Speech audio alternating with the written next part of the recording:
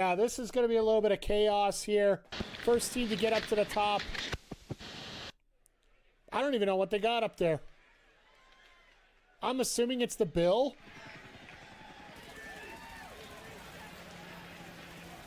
Oh. He's like, what the hell is that? Oh my God.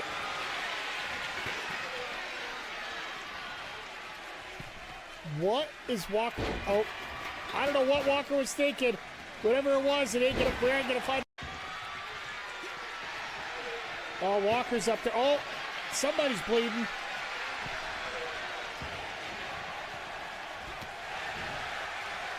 And Ross gets it. We just had, so far for the card, we've had Game Time Will Jackson defeat Aleister Black.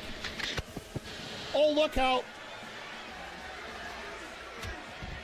Ophelia just said, nope, we ain't having this. This is how it started last time, too. Ophelia did not want to deal with, afraid to ask why this is at a Waffle House.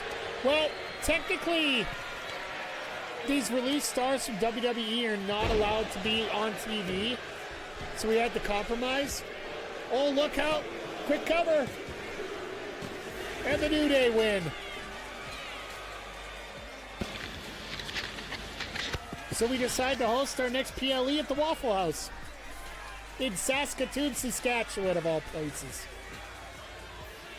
World title badge for, oh God, Tour of the Islands. I don't think Hoju's getting up. Let's get hooked up.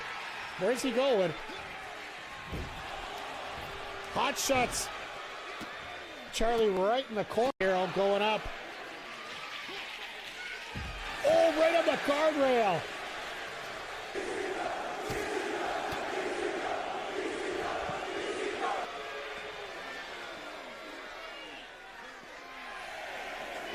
Count of 8. Are they going to get back in the ring in time? This here. The ref says equal rights, equal lefts. Exactly.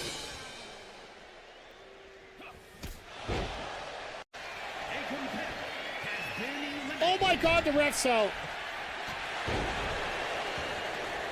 Now I gotta actually pay the winner. I was supposed to win so that, you know, I didn't have to pay anybody extra. Oh, look at that clothesline. Referee's had enough of this. Get it in the ring or we're not having this.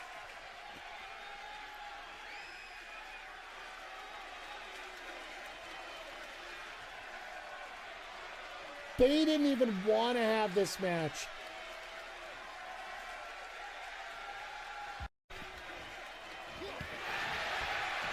Oh, he hit it out of nowhere. All right. And into this triangle. A little bit of a triangle choke with a few elbows to the back of the head. That might be enough. No, folks. Oh, here we go. Stunner. Down for the cover. And Will Jackson gets the...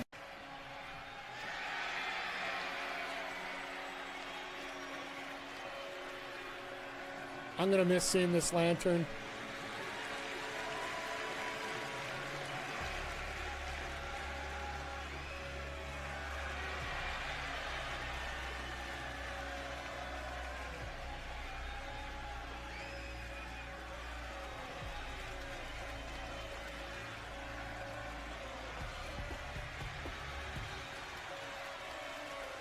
It's interesting how they...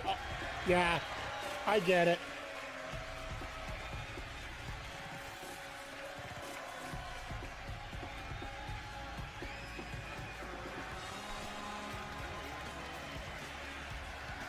It's cool that they let them come out like this, even though we're only using 3 of them.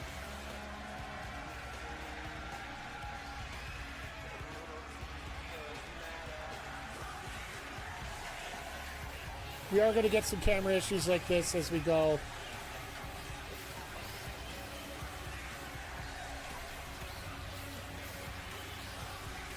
It's what happens when you use specialty buildings like this.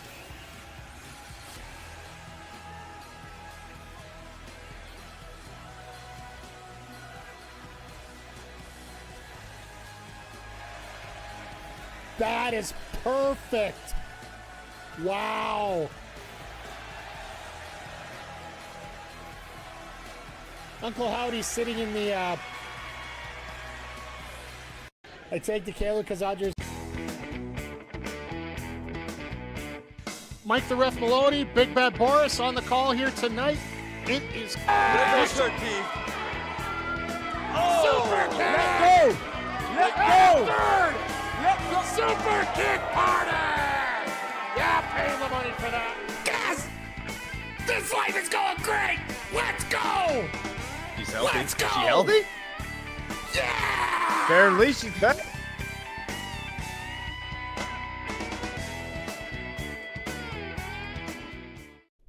Hey, yo, yo, yo, and away we go. Hello, everybody, and welcome to the Mike the Ref Twitch stream here. Welcome to the Double or Nothing Sidecast. Unfortunately, I'm not one of the experts on VPNs for people that have been popping in and asking.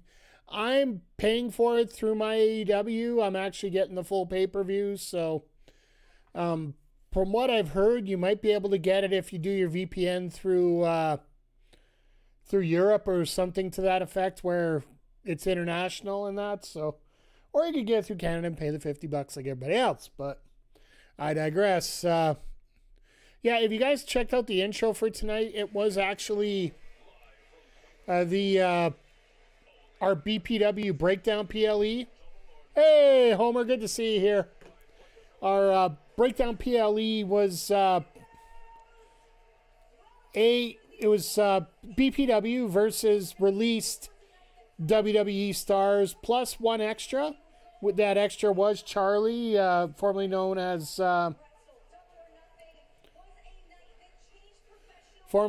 Dakota Kai. So, guess you'll be listening.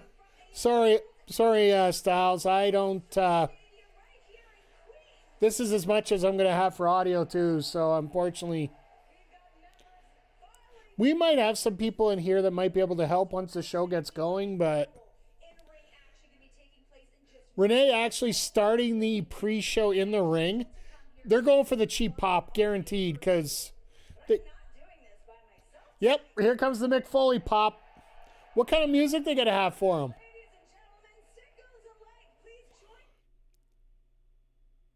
And a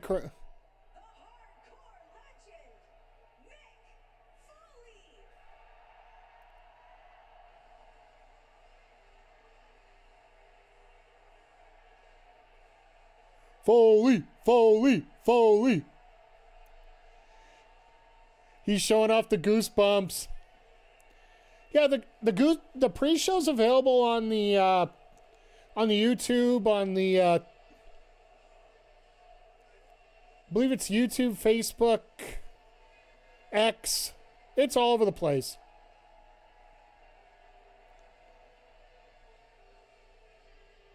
Amazon Prime Video as well. Hey, Noel's in the stands. I'll consider that a big win.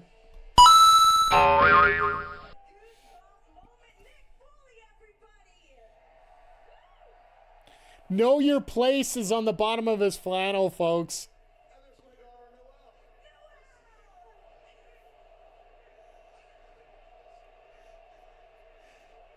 Oh, this is a great moment.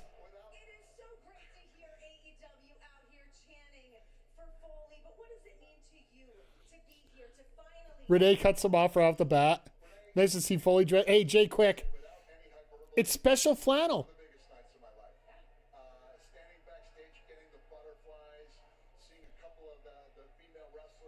Who's the person on the shirt, chat?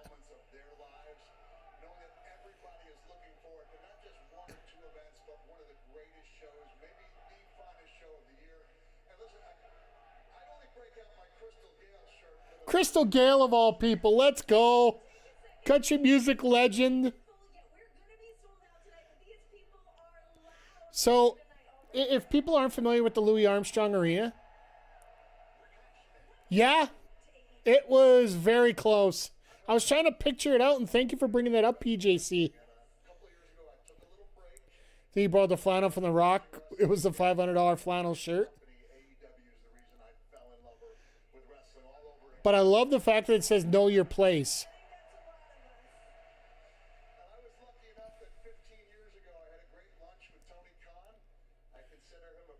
Hey, Brett, good to see you here. Good to see everybody here. This is one of the few pre-shows that everybody's filing in right off the bat for the buy-in. Usually I got to, get the socials out and beg and plead for people to show up.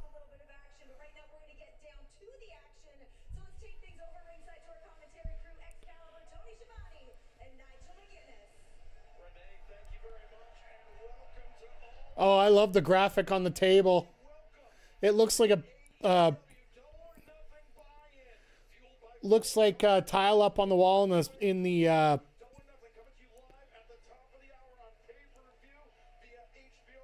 transit stations. Sorry.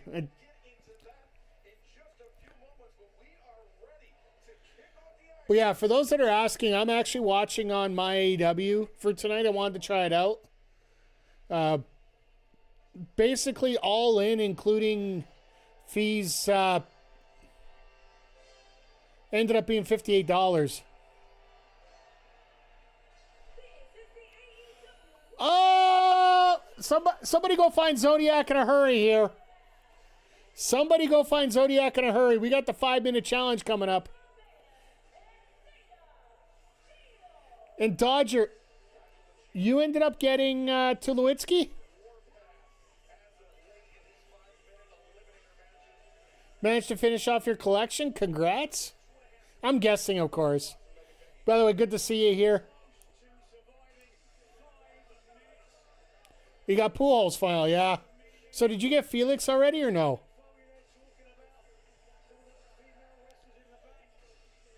Well, basically, if you didn't see what happened for this, the reason this match is happening... Oh. So, folks, just so you know... No, not yet. I'm grinding for him right now. Oh, that's fair.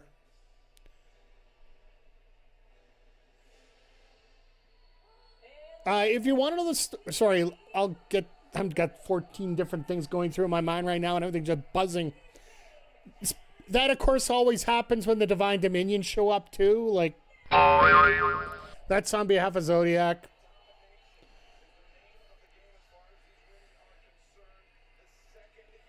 Bought your diamonds? Oh, I'm buying teams as I get rid of the diamonds. Like, once I collect the diamonds, I'm collecting the teams. So basically, once I got a diamond, I got enough to cover the teams for most of them now. So for this matchup here, the reason it's set up is after last Wednesday, the Divine Dominion said they wanted anybody to show up and challenge them. And Zeta said, well, I want to do it. And Viva, you want to be on a pay-per-view. So they decided to put this together. If I subscribe during an ad, will the ad stop immediately? I think you have to refresh for that to happen. I'm not 100% sure. I do believe if you refresh your screen, it will. Not.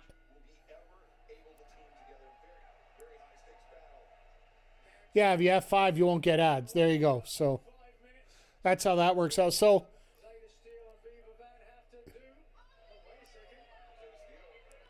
that's how it's. Okay, fair enough.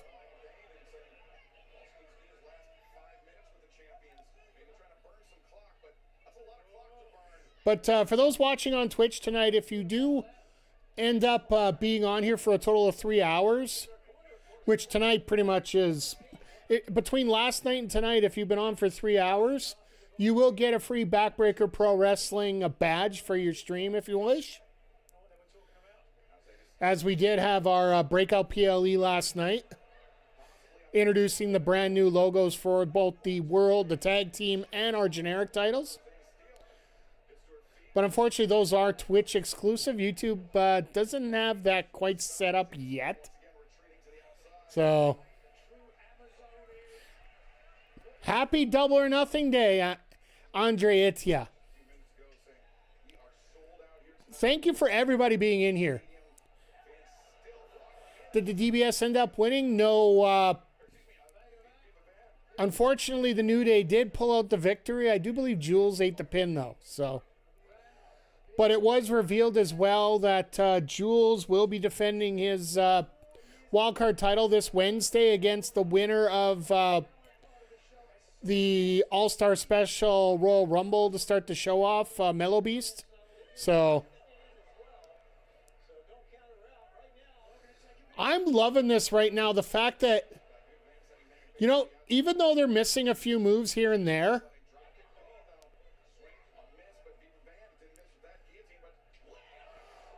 they still have, all they got to do is win 3 minutes here. They don't have to win the whole match. And that's the funny part. Lena's out here gloating after she hits that super kick. But it's like, hello, you got 2:45 left.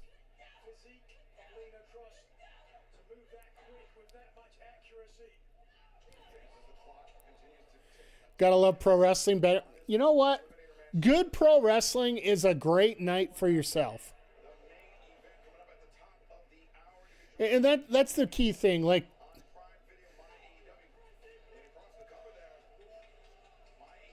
the key thing is you want to have a good pro wrestling show. Like, from all things that I've heard, last night was a very good wrestling show over for Saturday night's main event.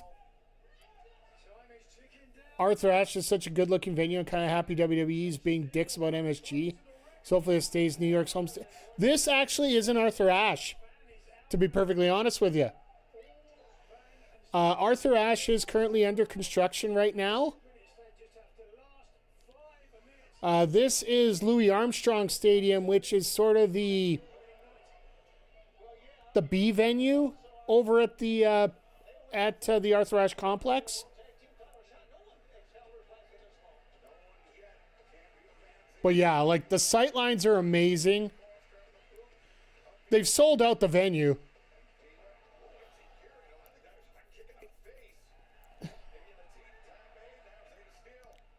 No, it absolutely does look cool. Like, some of the venues that have gone through AEW over the last while, we've had the Louis Armstrong Stadium. We've had the TCG for the indoor golf. GalaxyCon, they have run every year as well. The couple internships that they've had through Chicago as well as Arlington, especially Arlington. The Arlington one looks fucking amazing. Pardon my French. French, English, whatever it is. They got 40 seconds to finish this.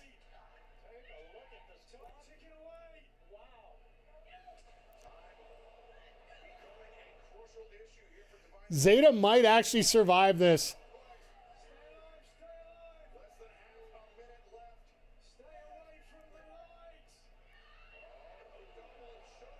Nope, we're done.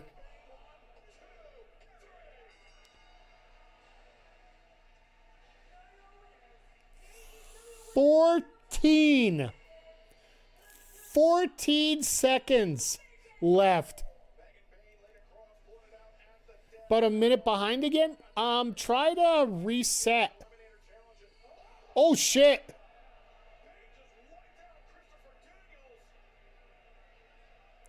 Well, Bane's pissed.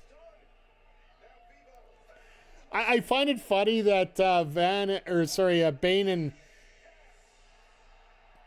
This is what I was waiting for. This is the fight I figured we would get eventually. Oh my God. Okay, Anna Jay is carrying wood with a shirt that says sex on it.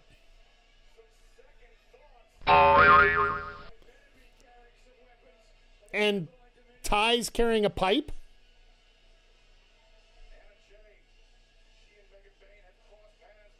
Let's just say this is going to be a fun match when these guys finally get together. Sorry, a lot of euphemisms there, but funnier than all hell, right?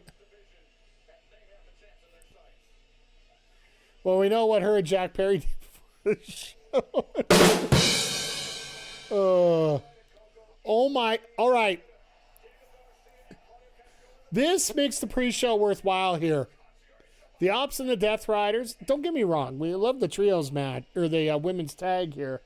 But this trios match right here, like, this will seriously bring people in.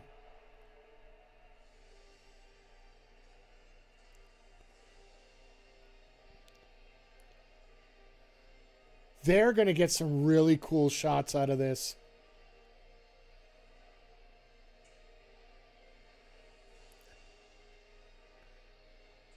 Claudio looks like he's just about to come out of a comic book to murder somebody. Garcia looks like he's come straight out of Philadelphia. Hey, how did they steal AWS's logo on the back of his jacket? Or on the back of his outfit?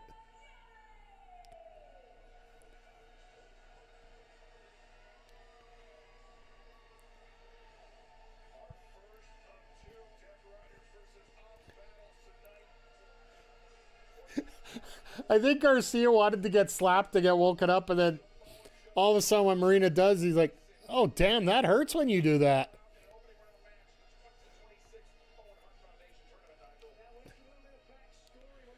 Oh, I cannot wait. Claudio and Brody.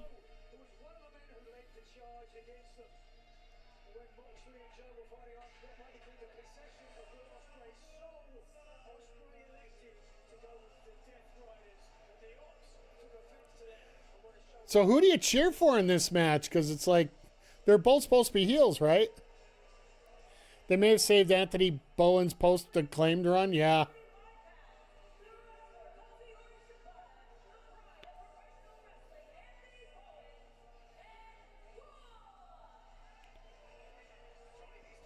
You notice they're not saying Hooks from New York just to try and save the pop.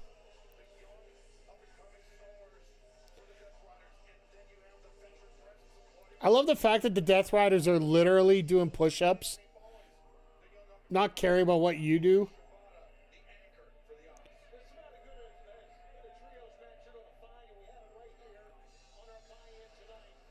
Like, think about this. This is literally the pre-show. Chat, let me know, which match are you looking forward to most on the main card tonight? Like, we still got like an 8. Hook is Taz's. Yeah, well, he looks like Taz's son, except I think Taz had a few more stakes pretty much at his age.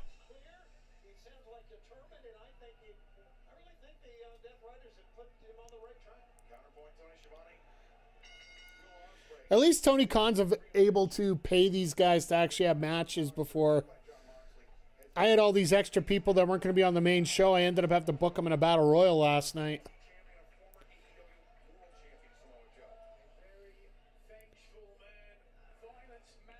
If I had the means to buy the show, Okada Takeshi is going to be the match of the year class contender. Yeah.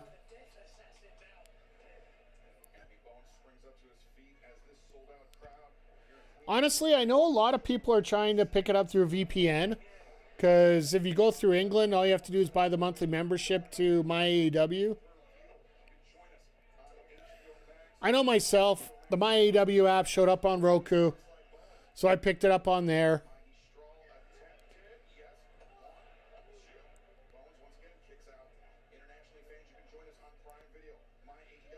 And of course, I don't want to say technically this is a tax write-off if we're talking about it on stream here, folks, but that's a small detail here about it. So,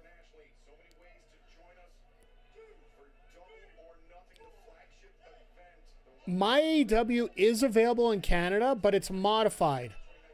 You get the free stuff. You get the, like for example, the 1PW promotion that was just put on there. There is some MLW stuff, I do believe, on there as well. You can pick up the pay-per-views for the pay-per-view cost. Essentially, it's a Triller replacement. and they're running it the same way Triller did. Because for international, it was Triller Plus, I do believe. There was an AEW Plus that you could get the pay-per-views on. But yeah, I'd say about 3 weeks ago, they announced that my AEW showed up on Roku TVs, and that's what I own, right? So I don't have to fool around with trying to get it on a monitor anywhere. It's just literally on my TV. So payments go through the same system as any other purchase I make on my TV. So it's sort of brainless on how I have to do it. And logging in today, literally all I had to do was hit one button, I was in. So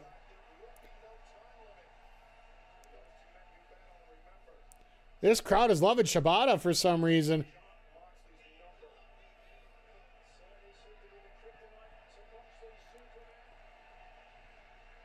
He wants Claudio.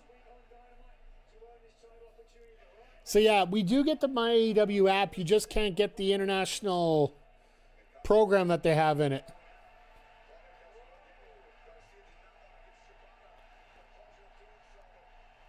Oh, this will be fun.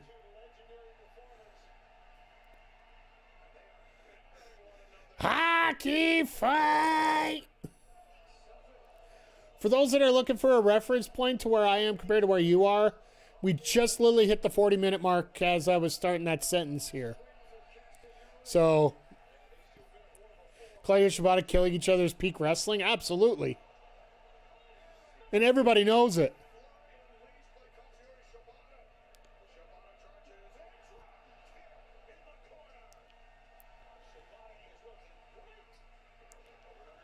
But yeah, with the implementation of AEW into so many sports right now, we have AEW getting into tennis tonight, of course. They were in golf. They're getting into baseball in the month of July, as they are running a mini card after a Twins game 3 weeks before SummerSlam comes into town.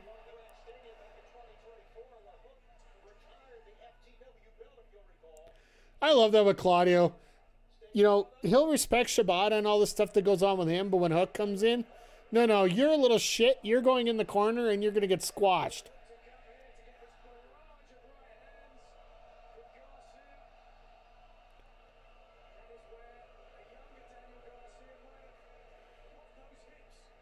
I'm surprised he doesn't pump the hips here, because this is the one place you can get a good pop for it.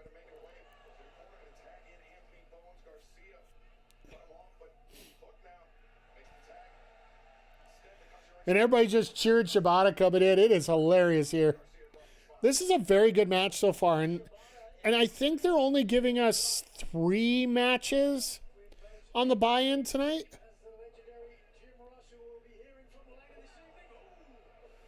JR's come. Oh my God, JR's coming out.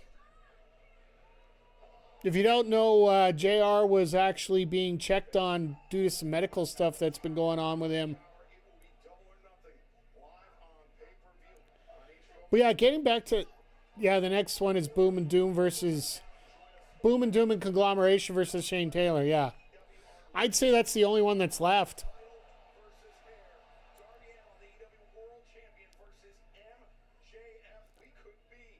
I'll be honest, I didn't keep track of the pre-show because I was too busy getting the main show. And yesterday I was too busy just trying to get everybody set up. I had to create 2 new characters for Breakdown.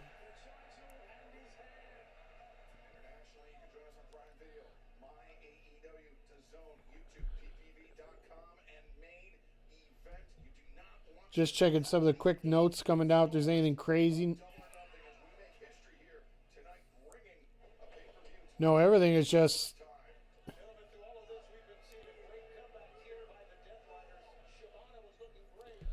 This has been turning into a great episode so far. Like, we all know we're in for the long haul. How much time left on the stream I'm watching? At let's see. I'll go right now. 36:45. So.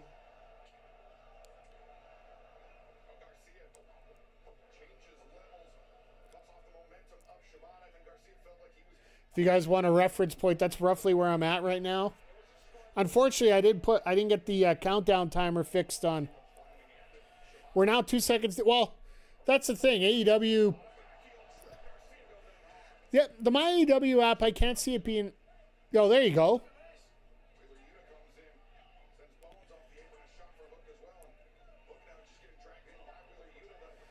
Yeah, I'll tell you right now, I have, other than the fact that there was one hiccup at the start, seems like YouTube's a fair bit ahead.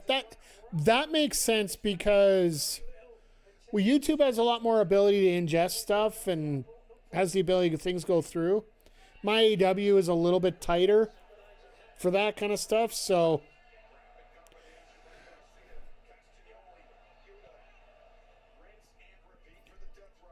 I just wanted to get away from doing Amazon after what happened last time, or happened during O'Reilly and O'Reilly and Allin in the I Quit match, where Amazon literally lost the feed on that match.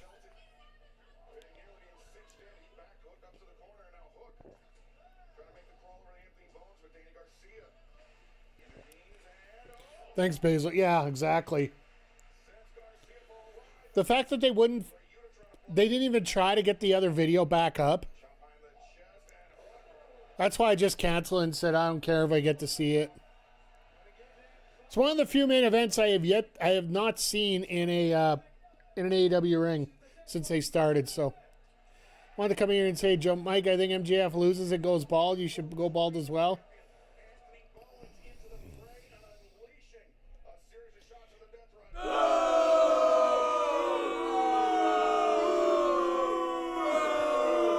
Good to see you too, Mr. McKernan. By the way, how was KCW today? I know you were in there earlier. I was in and out all over the place here. MJF and MTF in solidarity. There we go. That was a hard stomp right there.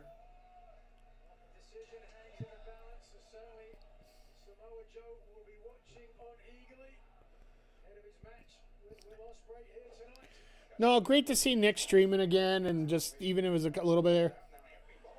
Thought I was gonna get the symbols, but I got booed. KCW was all right. Got whooped. I didn't see your match.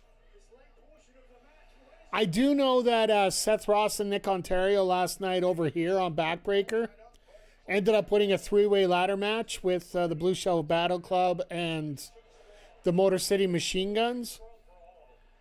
So they might have earned a return match for the tag titles.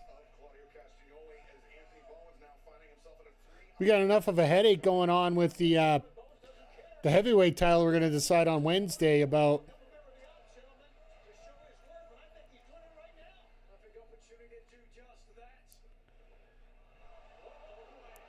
Jesus, Claudio just flapjacks Bowens, and then Yuta and Garcia end up being nothing but a bunch of... Good night. Yeah, Claudio is not fooling around right there.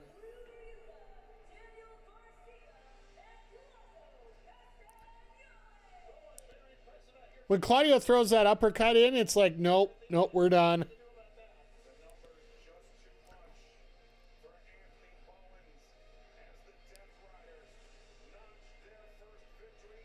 Looking to prove my hypothesis, my character somehow only does badly in KCW. Well, McKerndy, I try to save it for the most part for our viewers and regular viewers and subscribers. But I'm sure I can find a way to make an exception. We can talk later about it. We're going to have people coming in and out all the time. So, and with 2 shows going on, we're always busy. The pop tonight for Foley, folks. And the whole story behind it. Like, if you guys don't know the story behind what happened with Mick Foley, He literally went to WWE and said, "Do not even think about don't even think about trying to renew my contract. As soon as it's done, and I'm out of here. This promotion is disgusting for some of the things that they're supporting, and yeah, I'm done." I actually thought it was, people were saying it was done in June. No, it's fine, McKerndy. I'm not forcing anybody to sub whatsoever. And I don't want it to come across that way. Just having my regulars in here, that's the majority of who I have right now.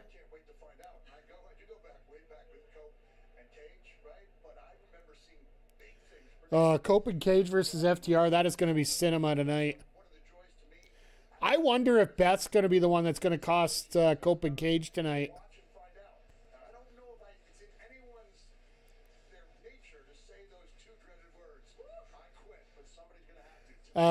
Foley should know a little bit about saying those two words, "I quit," if anybody has a memory. But yeah, and McGee, I will McGee, in regards to your comment about Mick Foley, and we'll just throw, Oh yeah! I will always vouch for having veterans come in with a lot of name stock in their being to be a part of something like an AEW to get a little bit more notoriety. As long as they're put in the right role, right? Like, as of right now, TK has said that it's just going to be a management role, right? Phoenix ending her husband's career and saying it's time to go and live your normal lives or something. That'd be. Well, the thing is, they're not ending their careers. They're ending the tag team in this one. This isn't a career match. This is a titles versus tag team match.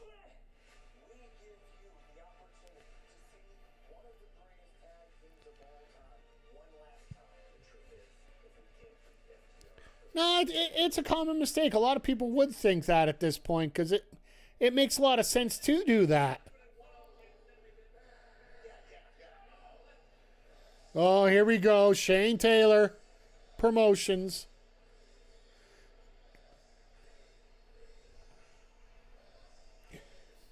Sucks that they don't have the trios titles anymore. Makes me almost think that they might win this one. They usually do the career, not the team. That's exactly the point.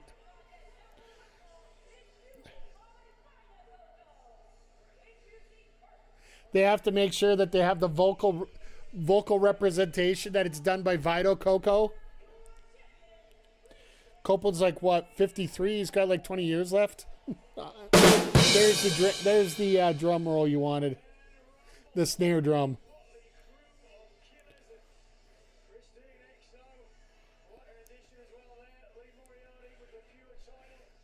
Of course, Nigel will be the one to bring up Christine XL right away, right? Listen, this pop for the conglomeration.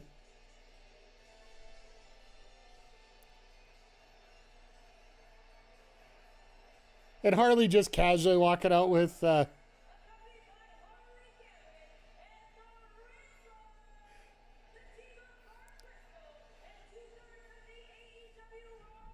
Harley and the Rizzler. What a combination together. Any word on Hologram? He should be getting close. But the problem is he got healed and then he got injured again.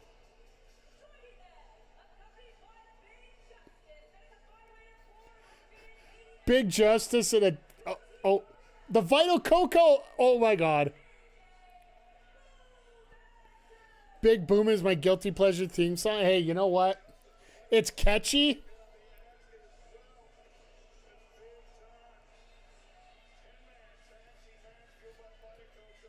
Roddy's not playing around waiting for any of the theatrics. He's just down to the ring already.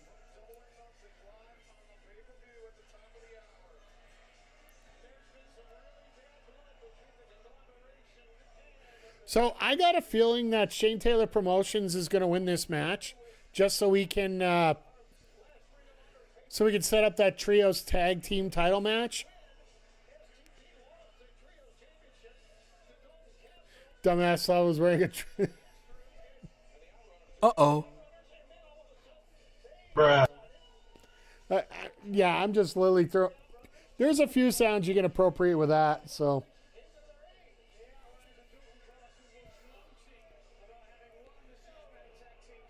But yeah, like tonight's going to be so much fun for all of us here, and I'm really glad that all of you are here for it. Roddy is one of those guys who's hilariously serious. Yeah, there's always got to be that straight man, right? Oh, here we go. The Coco ads.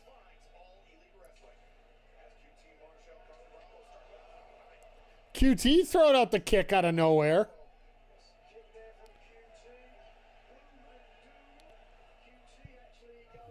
Andrew, how the heck you doing, Mr. Bucklocks?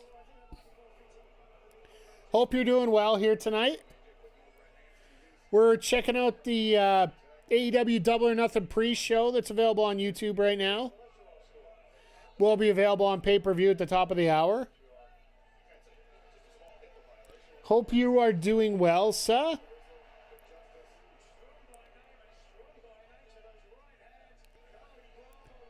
And everybody just beating up on Carly Bravo right now, and it's nobody's business. We haven't talked for a bit. I forgot to tell you, I moved to a new role at work tomorrow, and we'll be straight to... No! Where are we here? I want to make sure we get the upper one here.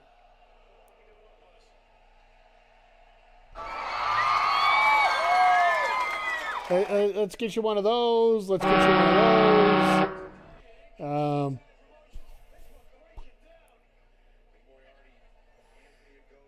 Yeah, congratulations on the new work. And yeah, just no, things have been going good. We've been plugging through some MLB The Show on the side on top of what we've been doing with the wrestling. Wrestling's been a lot of fun. Like last night, if anybody didn't see the card yesterday, we actually had our PLE for Backbreaker Pro Wrestling was located at the Waffle House in Saskatoon. So there were a few glitches as we went through, but it was still a lot of fun. Have these labeled, and you know exactly what buttons. Oh, they're all labeled. There's a few that are new that I haven't touched in a while. Yes, folks, I know that line's going to be used a lot, so.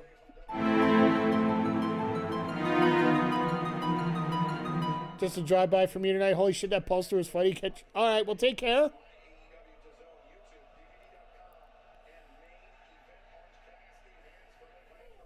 No, you take care, Andrew. Great to see you. Waffle House Wrestling Alliance sounds like a fun idea.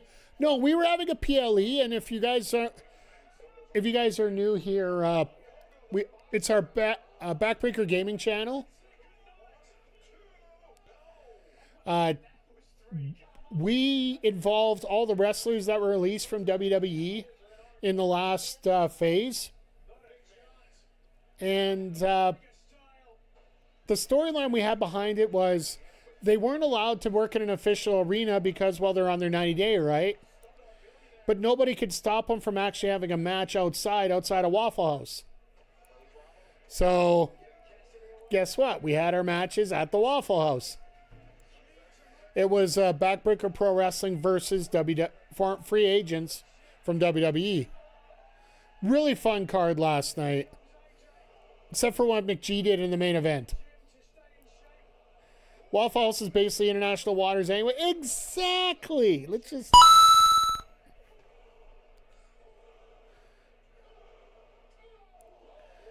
AJ versus Shane Taylor is not a fight I wanted to... What did you do? You know what you did. But if in case you have a short memory, we trusted you with the main event of a pay-per-view, and you decided to beat up Charlie, a.k.a. Dakota Kai, outside until a 9.5 count, and then just snuck back into the ring, so our main event ended in a count-out. Bruh.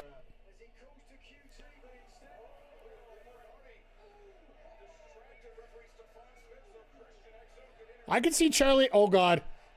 Wait. Look at the Rizzler and look at what his height is.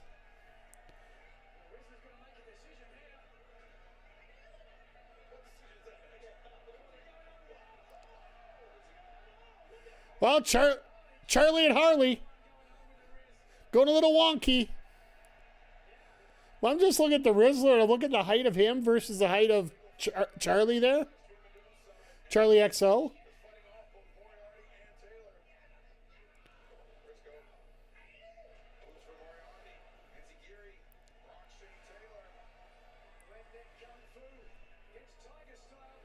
But yeah, McGee, I'll give you the credit. You got the win, but still. A DQ win, the main event of pay-per-view. What is this, the 1980s? That's what I actually told Zodiac when he was trying to explain to me about that. I'm like, yeah, that's pretty much the way most of the 80s went. If you guys want an example of that, check out WrestleMania 4. Or current WWE. Bruh. I don't think it's that bad, but I'm not going to argue with you.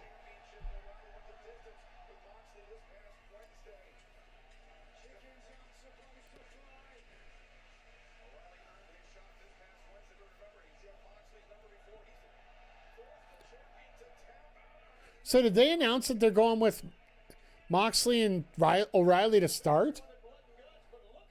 That might be a little bit of insanity. I don't know. I know it wasn't the main event, but how did Becky... I think Becky lost due to interference or something.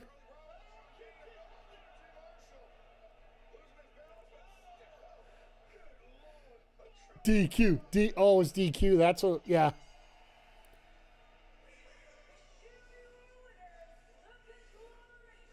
I hope QT's okay. Because I think he was supposed... the finisher for Boom and Doom is a combination powerbomb neck blockbuster off the top. Oh, shit.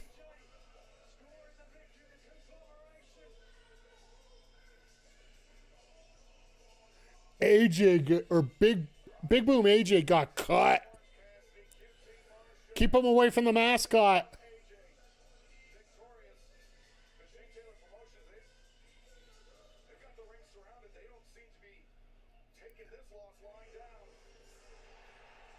Oh, and here comes Eddie. AJ is busted open. Right on the neck, too. And, of course, Kingston comes in. Looks like a complete tourist. What the hell has he got in his hand? It's a broomstick. A broomstick and a backpack.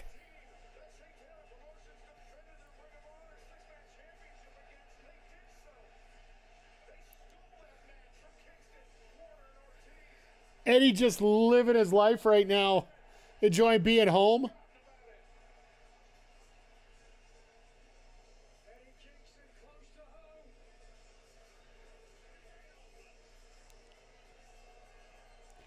There's Ortiz.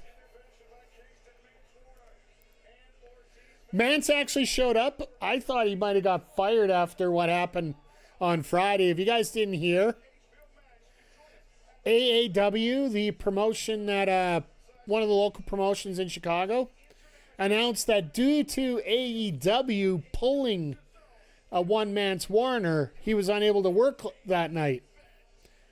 Well, Tony Khan, who is always on social media, turns around and says, "Actually, sir, this is the first I've heard of Mance working this, not being able to work this show, and first anybody from my office."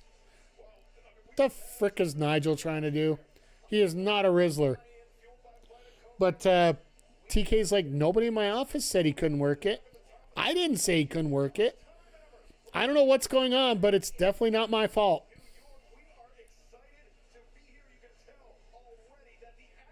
TK likes to call it the beast. Yeah, well, Mance had to come out and actually explain that he prepaid for his travel and everything and just didn't get to hear anything about it. So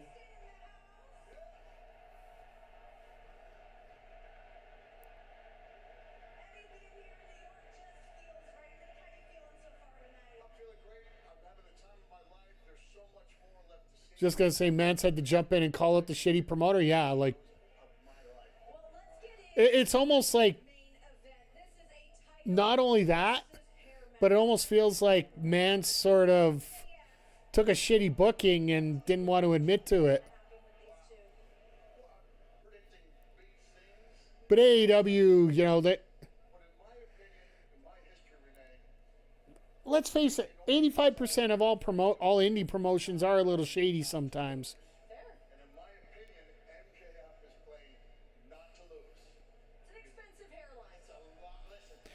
All right, folks, I gotta ask you, which one are we getting?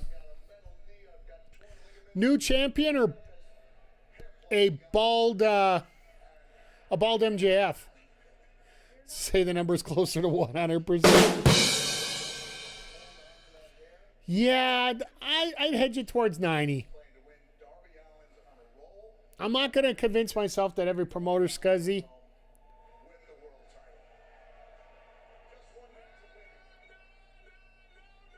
Oh my God, we're getting MJF and Mick Foley in the same ring. Are you kidding me? MJF and Mick Foley in the same ring.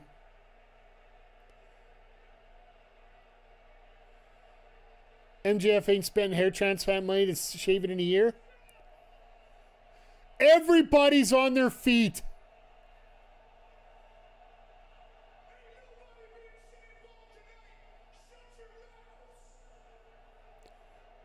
This is nuts.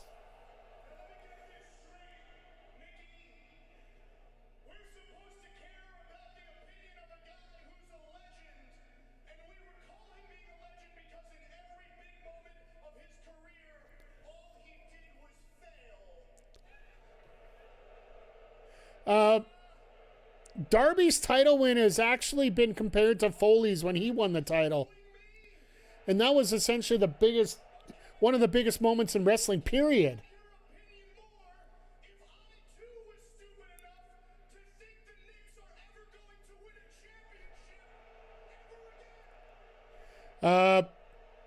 Max, the Knicks are pretty much rolling right now.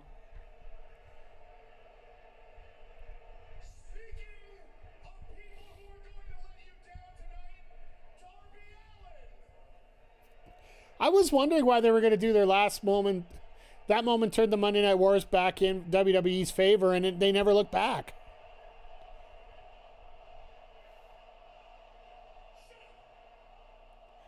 These fans are relentless, and I love every split second of it.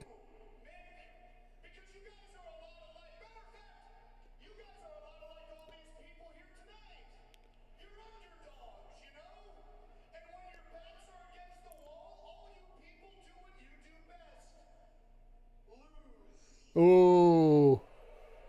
I wonder if they bring it up. Max, just for a moment, let me take this in. Because I never thought I'd have a feeling like this again in my life. So. Wow. Let's go, Foley. Let me thank you for giving that gift to me.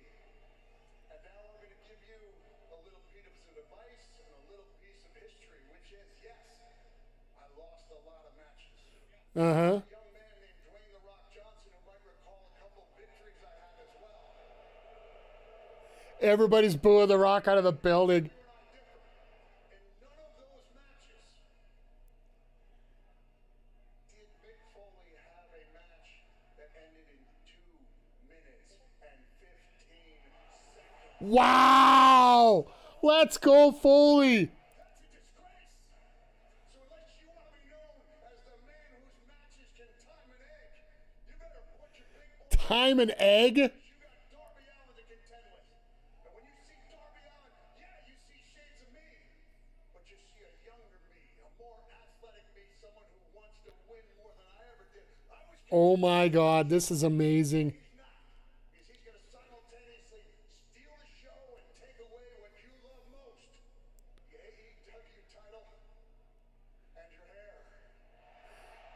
You're going bald, MJF.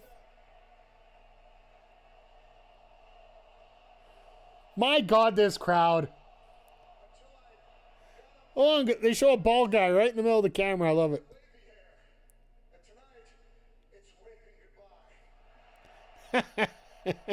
Oh my God, he's going to punch.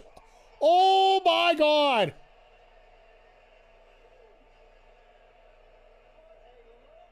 He nut punched Foley, of all things. Oh, and here comes Darby for the save.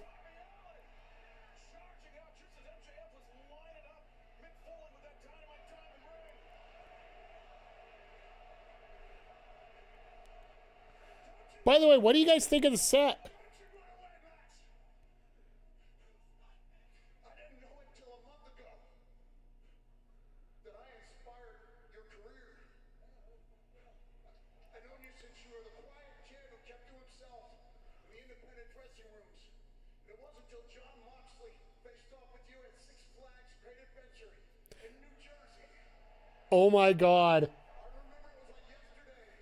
He said, Nick, if you can, stick around and watch this match because this kid can do anything. And I looked at him and repeated the word anything. And as I've watched you succeed in my own Just like how all the legends love Darby. myself succeeding. Because you were the weird kid who was never picked for stardom. You were the shy kid. People mistook shyness for I got a weird feeling of that as well. greatness does not come in one package. The one thing I was saying, McGee, about the fact that Darby could be winning. What movie is MJF scheduled to play next? Maybe they wanted a bald gimmick for. He doesn't like skull caps, so. Quote an old friend of mine, I'd like to conclude by saying, bye-bye.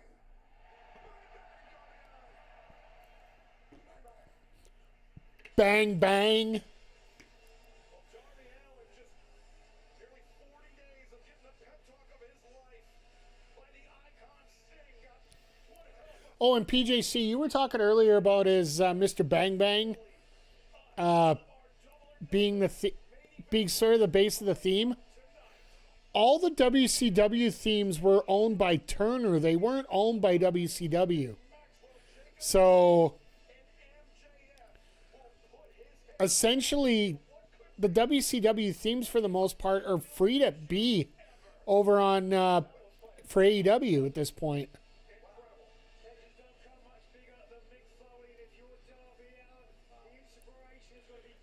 But yeah, tonight's going to be a hell of a fun show if you guys get an opportunity. I hope you guys have an opportunity to watch it all the way through. And once again, if you do watch on Twitch for 3 hours, you will be getting a special Backbreaker Pro Wrestling badge that you can show off to your friends as you travel around. Don't even have to sign up. Just literally it's there. If you sub to the channel, you do get a Backbreaker Pro World Champion badge. But yeah, tonight it's just going to be an absolute banger of a card. Do they do MJF Darby as the main, or do they do Stadium Stampede as the main? Traditionally, they do the Stadium Stampede as the final match. There might even be a possibility they could do it as the opening match tonight. You start the fight now, and then you break it into the show.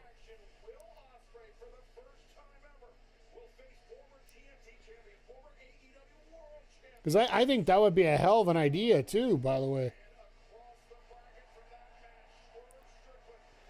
Swerve and Bandito is going to be a hell of a lot of fun, but Joe and Ospreay, like, that's going to feed families.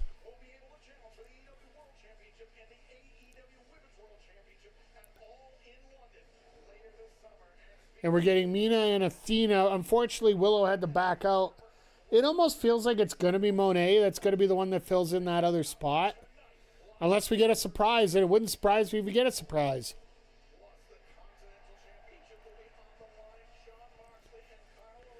The fact that they're talking about all the other matches first I wonder if we're going to get Okada Takeshi to open the show. There very well could be a possibility that could open it.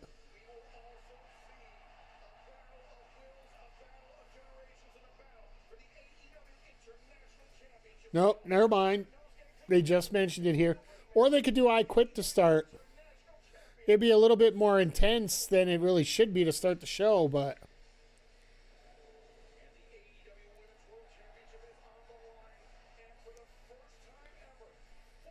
I love the light graphics for the show.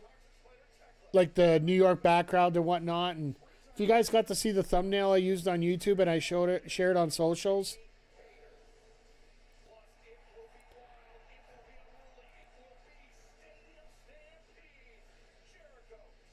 I honestly don't like to pick a whole lot of winners, but I just want to see good matches more than anything else.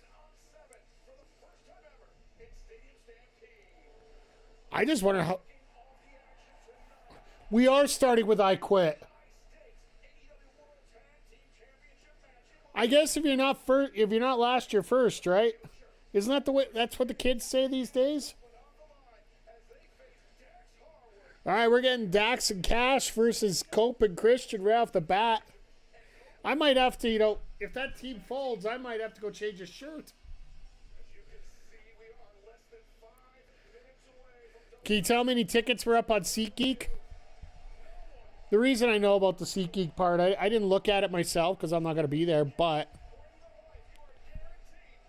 I think they say Skibbity 767 Ohio right brain rot. Just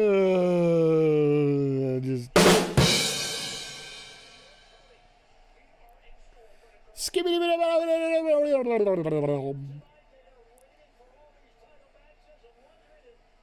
I don't know where I was gonna go with that, but just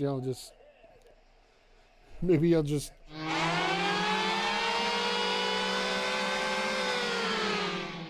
send off the nuke and just end it there at that point.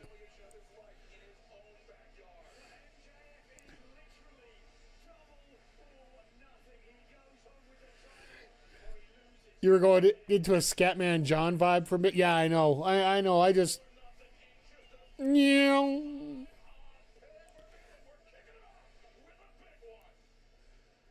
Yeah, but... They're running the cold open before the show. They're literally starting the wrestling at 6 o'clock even. They actually showed the cold open on the social medias earlier today. It's 3 minutes, and we're 3 minutes to the top of the hour.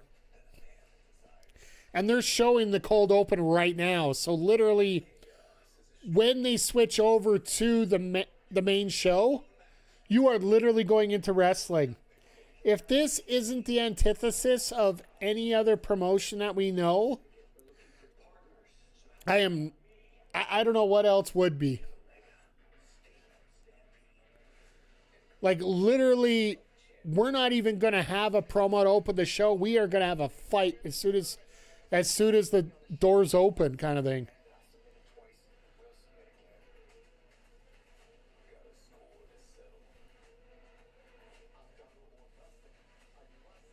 But you know what? If we're going to open with this match, why not? Let's get some gambling. We have some degenerate gamblers here.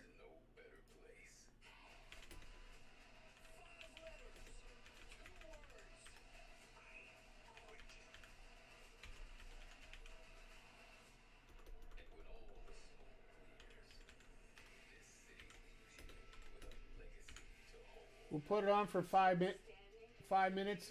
You know what? Everybody's coming in late. Give you guys 10 minutes here. You want to put up your channel points. We're going to get some gambling in. For everybody that's popping in late, welcome. Good to see everybody here tonight. We just watched a pre-show where we had MJF and Mick Foley just face off against each other in a promo battle, something I don't think we'd ever see. I got a feeling tonight's going to be very special, folks. I literally feel that tonight is going to be very, very special.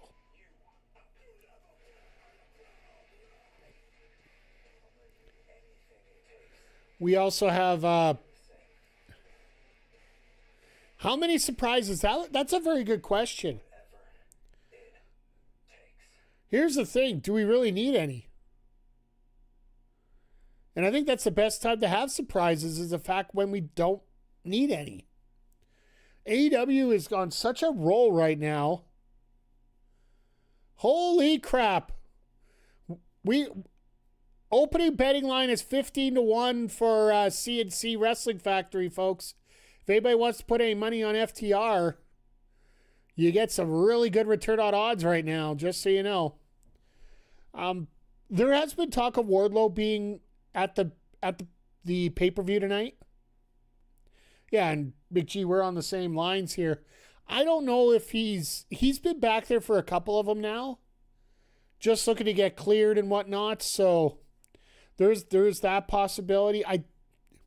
I think you start seeing a few surprises on the way to Wembley, because you got to think about this next month, in essence, outside of the Owen, is pretty much a blank space right now.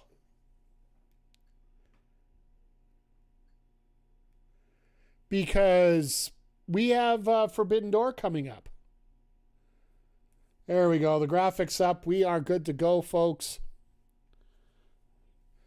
If you are watching this...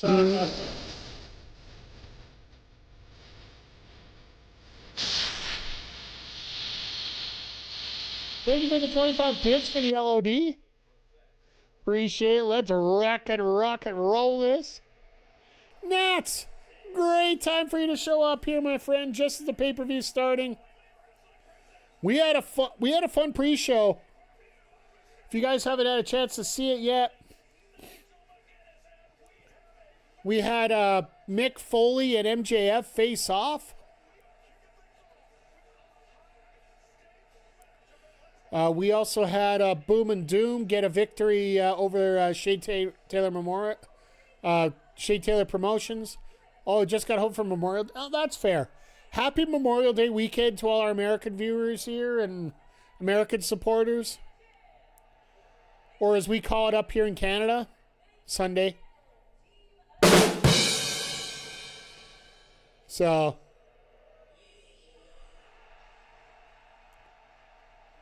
well, this is the way to start off a night.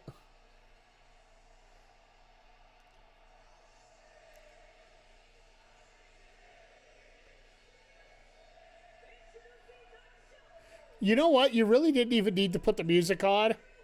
Just put that first little bit in there and then just let it run.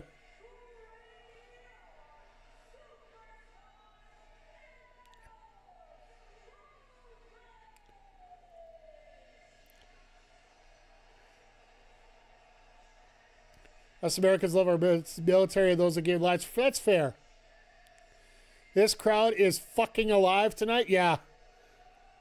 New York has always been a hotbed for wrestling.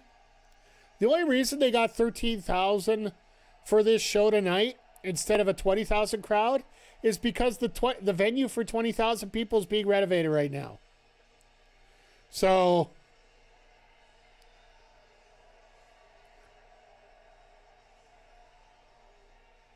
you want to start with violence, Tony? He's like, here. Fair enough. And once again, folks, we are about halfway through the betting time here. We did put a channel point bet up for CNC versus FTR if you want to gamble your money away here. Will they ever run MSG or Barclays? At this point, I don't think they're allowed to run either one due to exclusivity contracts. For fuck's sakes, these guys. Broken dream, and I leave it all behind. On this day, it's all to me. Everything has come to light. Not a chance to chase a dream. Not a chance to build, chance to feel alive.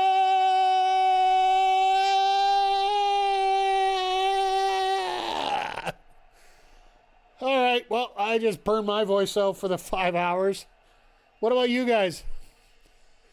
Been to Barclays that it's small. Yeah, I think Barclays only holds like what, 12,000 or something like that. I saw Lincoln Park there in 2015. Fair.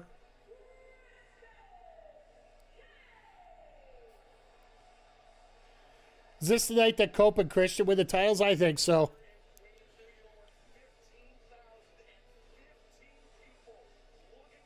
It makes me wonder what we're doing here going forward. Like, All In, there's like a million possibilities, right? We have to get that ladder match at All In. Absolutely. I'm still of the belief, personally, chat, that Revolution in Toronto will be at the Rogers Center, and that will be the retirement match for Cope. Told Nick about our tag team defeat. He's trying to stop it. Hey, did you tell him about your win last night? Because you can talk about the defeats all you want, but how about the victory? And we actually talked about it here earlier. FTR versus Young Bucks versus CNC versus New Day. God, my God. Do we see blood in this match? Bruh. I think that's almost a guarantee. Versus the Motor City Machine Guns. I don't know if you're going to go a 5-way on that. That's a little bit too crazy. My personal feelings, what I would love to see in that sense. Do you guys remember, I believe it was All In 2021, when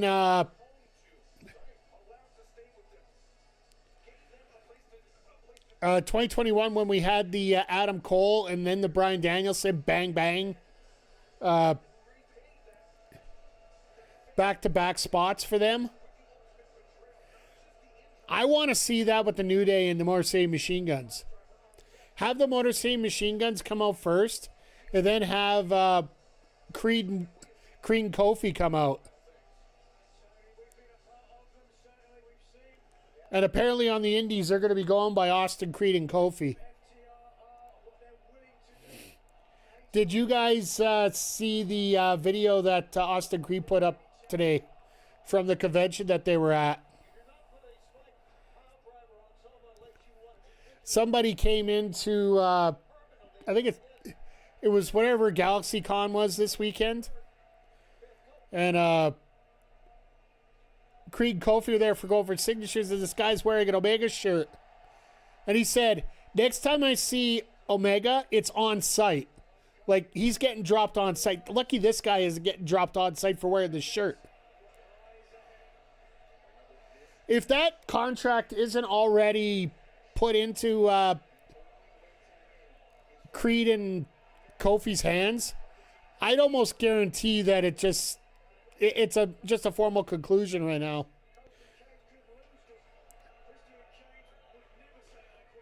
Technically, they can't sign until the end of July. Aren't Creed and Kenny IRL boys? Yeah, absolutely they are. They love of video games.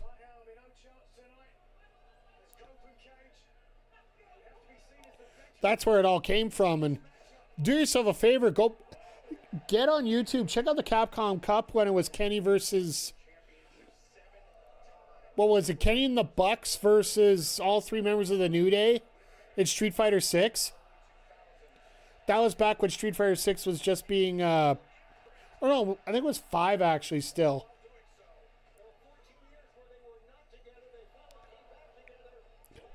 Maybe it was probably on the phone with Woods and Mincy. Absolutely.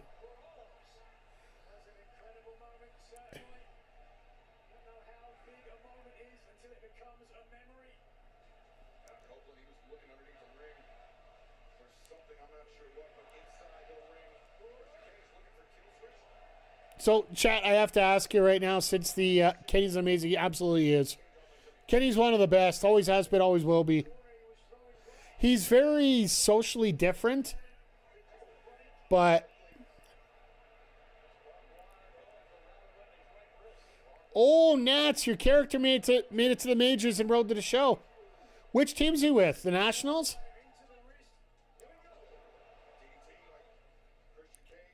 Oh, the Rangers. Well, I guess.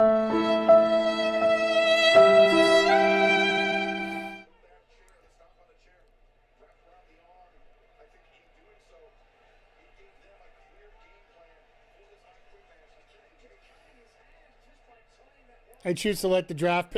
Fair enough. Oh, wow. All right. Well, we're going to get our first set of blood out of that.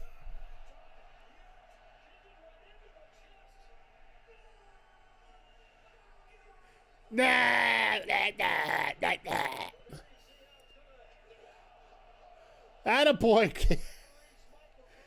Christian never ages. Well, when you get that old so quick, you got to take forever to catch up, right? Hey, Styles. Good to see you. Foley. Yeah. Foley had a hell of a segment with MJF there. And Darby, just giving that extra little balance and support there.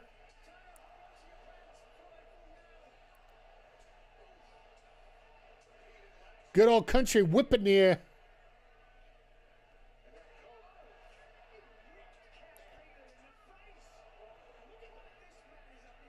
I hope everybody has a lot of friends at this show. I know personally there's a lot of streamers that are at the show as well. Like, a lot of people that normally would be streaming this show as a sidecast as well.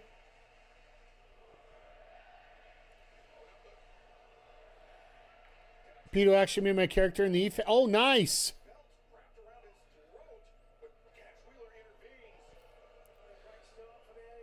No, I know Johnny and Marissa from Make Yourself Famous and Deporticus are there as well. And Tally, of course, with Deporticus.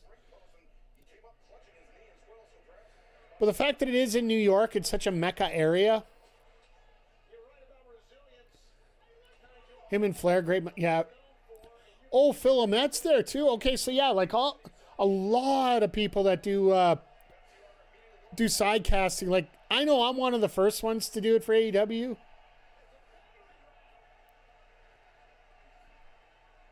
But yeah, I can't afford to travel all the way across the country for this, but I want to eventually, but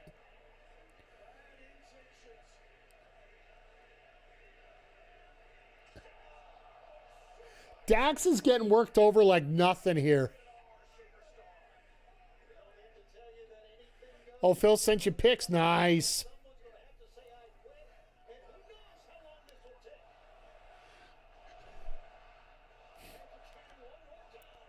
Fans are chanting one more time. I'd be chanting 6 more times. 6 more times.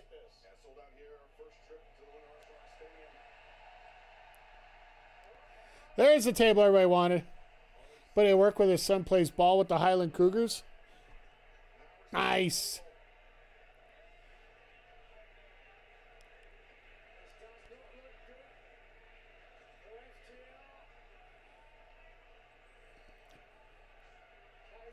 But no, yeah, talking about Christopher Daniels too, with how he got attacked by Megan Bain. I'm sure Zodiac would absolutely love that.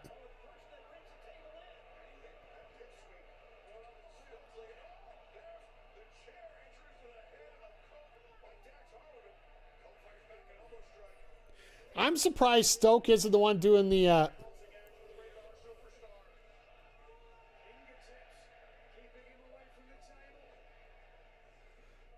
I see a shatter machine in the future.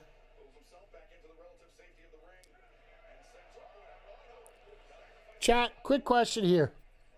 So the prediction's done. Everybody picked one side. Do we delete it and give the points back? Or do we make them risk all the points on some miracle that FTR wins? Don't delete? Alright. You're just going to get your points back if you win, so it's basically just let the points go to the vote. Okay, risk it. All right.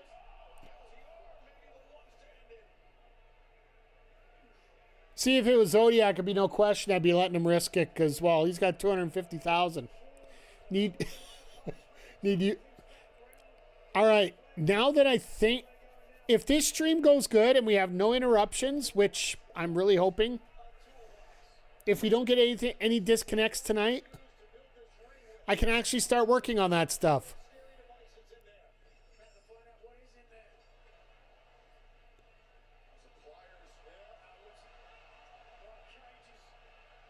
So you have chosen death. See, there you go. Oh my God, he's got his nose.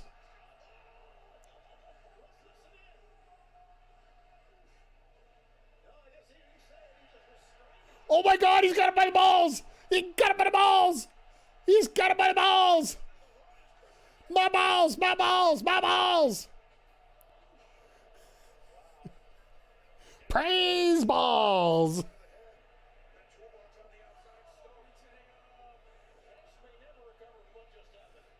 My balls from the Ajax. My hole.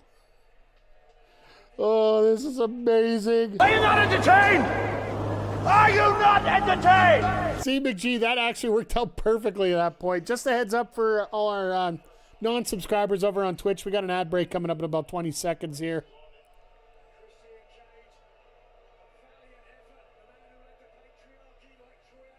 Can you not hear that, Styles?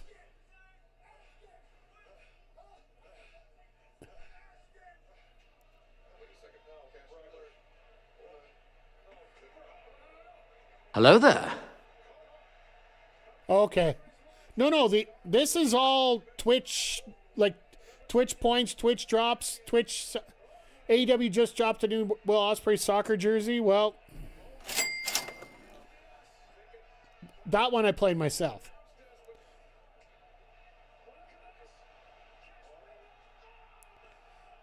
Spike Piledriver on the announce table.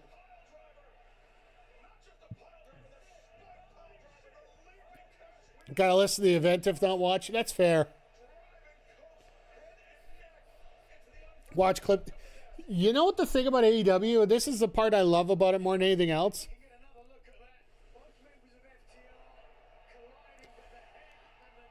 Everybody says, oh, well, just watch the clips of AEW. You can't. You can't with an AEW show. It is literally just go, go, go, go. And every moment during especially during a pay-per-view, it almost feels like there are very few moments. Oh God, cinder block.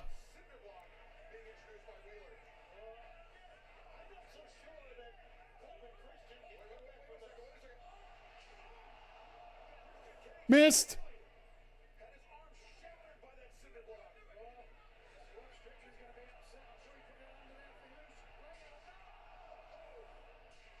Wait a second, that's literally not doing anything.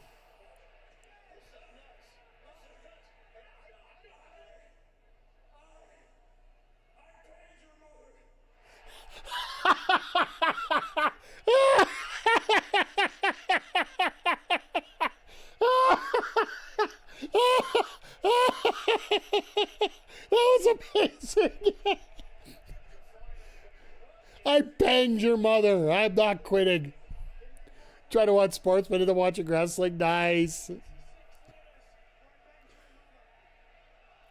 I don't know where those sites are where you can pick it up there, Styles. If I did, I'd... Like, I know Vic knows, HPC Bad Guys knows, but other than that, I haven't heard much. He was in quickly on Wednesday, but I haven't... Oh, God. You're not supposed to take the ring apart in the opening matchup. It's supposed to be at the end.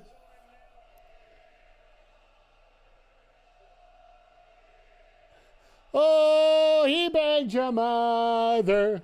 Oh, he banged your mother.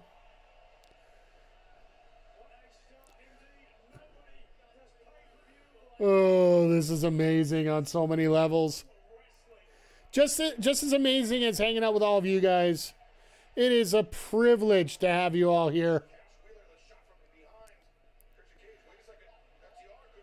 We're going for another Spike Piledriver.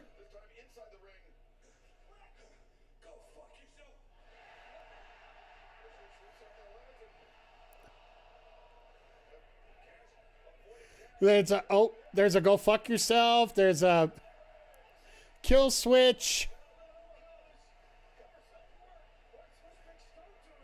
What the hell is Stoke doing now?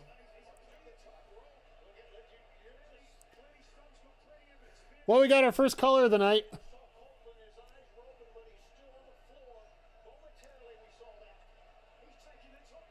Why are you taking the top rope off? Just so you can climb through the ropes? Ha!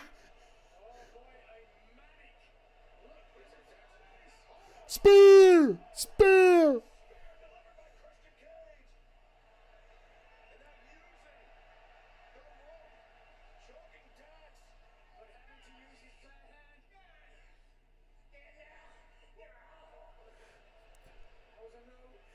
Chris takes one bump, yeah.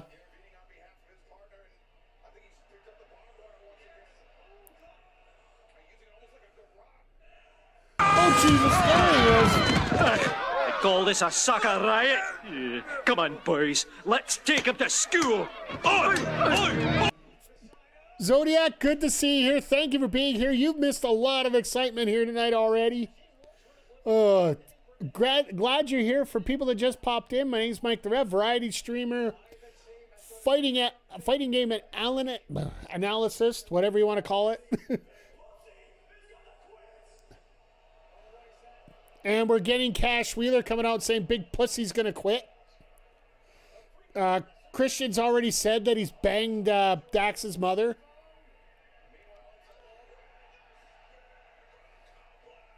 Mr. Iceman, good to see you here. What'd you miss? The Divine Dominion were out already. Beat Viva Van and Zeta Steel in 4 minutes and 50 seconds. And then got... then they got interrupted by Tay J, with Anna J wearing a sex shirt or carrying a piece of wood.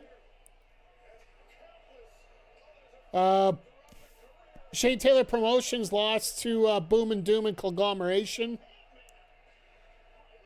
Death Riders beat the Ops. Foley had an epic little promo session with MJF. And we are in the middle of an I Quit match here with CNC Wrestling Factory and FTR.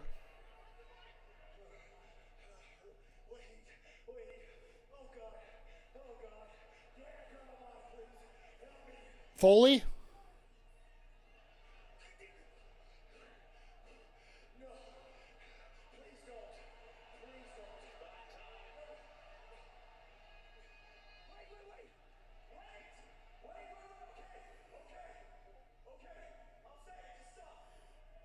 Rumor talked about ECT. It's true, yeah. Stoke with the watch. Shatter Machine.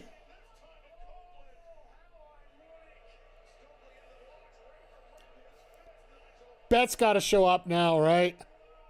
Mox is a megastar. Let's go! She is returned! And Stoke is dead!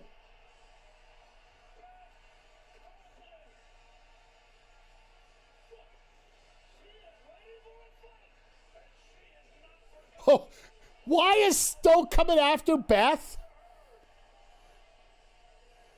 Stoke's got a death wish.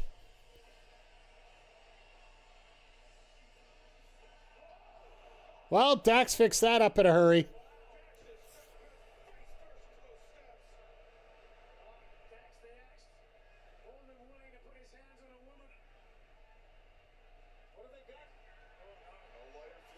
Oh my God, we got fire coming. We got fire coming. Dax knocked out Beth into the steps right now. We're going to get burning tables already. We're in the opening damn match of the card, folks. Yeah, for those that, like I said, those that showed up. Zodiac, Chris, thank you for the raid. I appreciate you. Hope Final Fantasy IV went well today.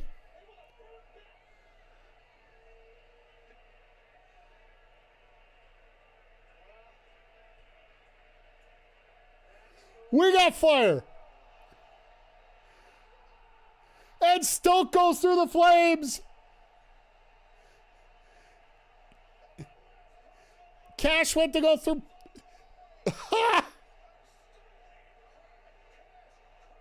Screwed up really bad in that playthrough. It's only a screw up if you can't correct it. And you can always correct it due to a restart, right? Oh, by the way, I am falling behind on that one. You deserve it. Oh, that's amazing.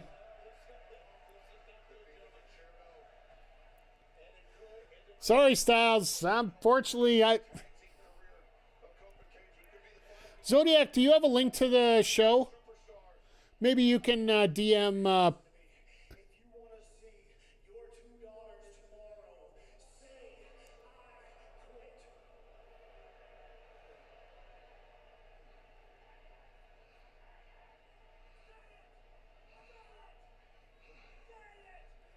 Need a VPN? Can I be blunt? By the time you pay for the VPN, pay for the service, it almost feels like it's the exact same. Oh! Christian was going for the spear, got caught with a low blow. Cope with a power driver. That's why I don't worry about it. That's why I pay for it. Fuck it. Oh my God, Canadian. Sharpshooter!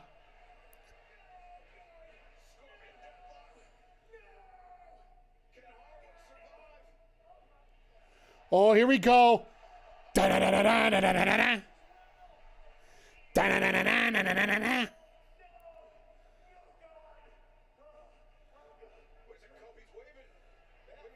Wants the barbed wire. Oh my God!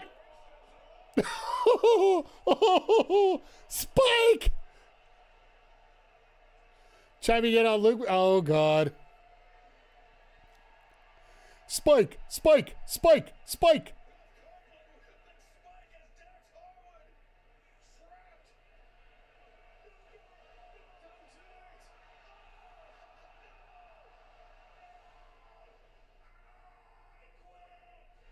There it is. There we go. It only took what? It only took 4 on 3. Is that the way it works? All right, for those people that had their points floating off in the breeze. Oh boy, the spiky.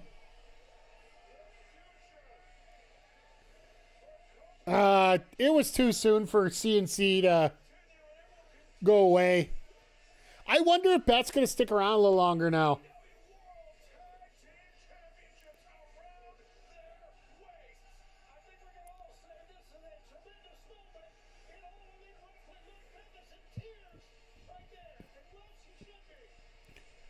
Beth just loves being a part of this moment. They're back on top. Well, except for Beth, because we know who's in charge there.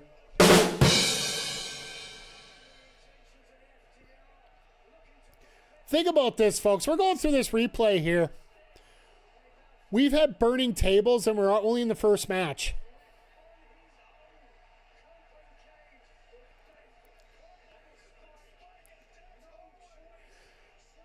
Like, burning tables, we've had spike bats.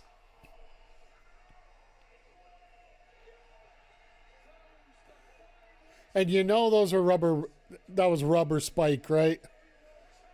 Or else Dax would literally be...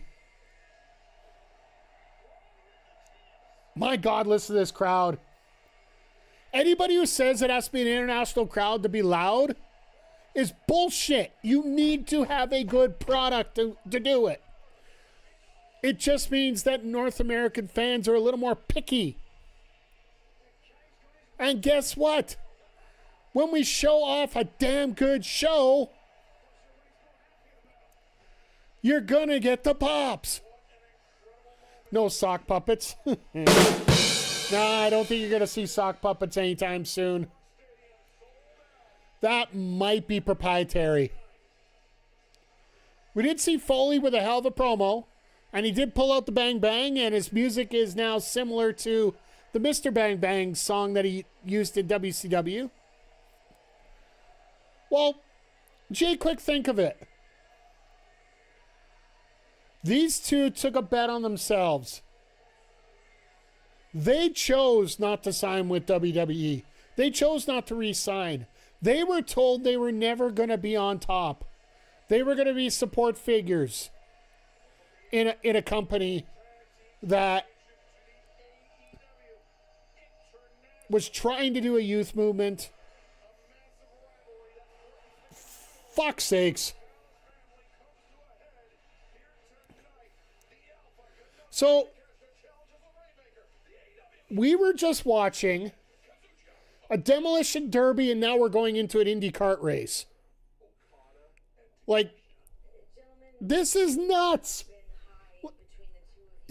But watching these two go at, we are definitely putting a prediction up, because this one's going to be... This one is not as... This one is not as black and white as we could think. I expect this to be a little bit of a mix here, so... Prediction is up, folks. Feel free to check it out.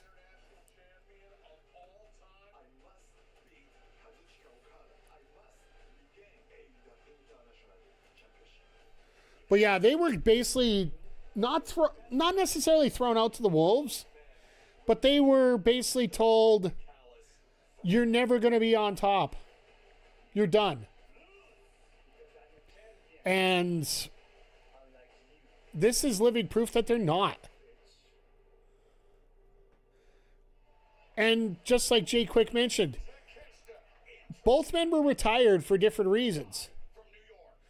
Oh my God, we got the betting going hot and heavy right now. It's 50-50.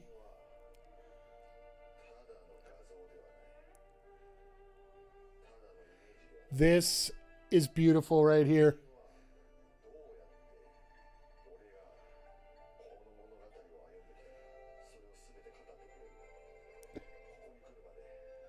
You know what I wish, chat? If there was any way to do it, if they could find some way to get Forza to sponsor this matchup, because Forza 6, if you're not familiar, it does take place in Japan. And it literally just got released. Folks, the points are flying back and forth both ways, so if you win, you're going to be making points. So feel free to throw in there. We still got lots of time yet. Think Takeshita wins this? I honestly feel this is about as close to a pick'em as you can get in this on this show.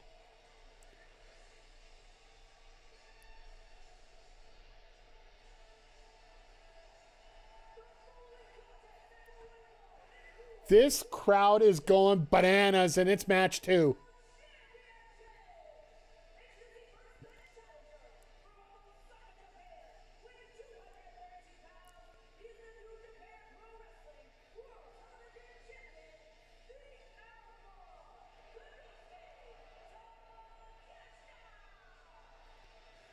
This is amazing. I love this.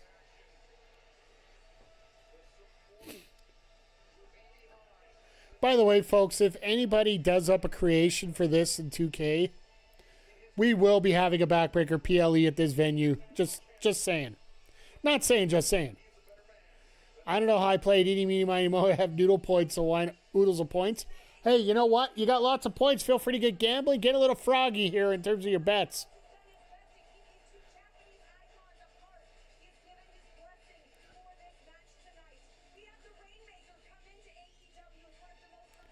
Now, I hope that Okada is back into good shape tonight, because he did have to take some time off and go back to Japan. I think it's going to be more personal than anything.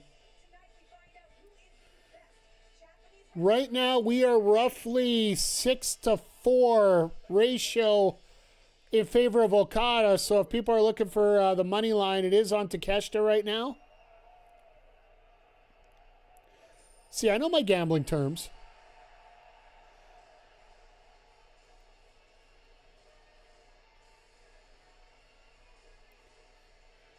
Like, this is an insane crowd, folks.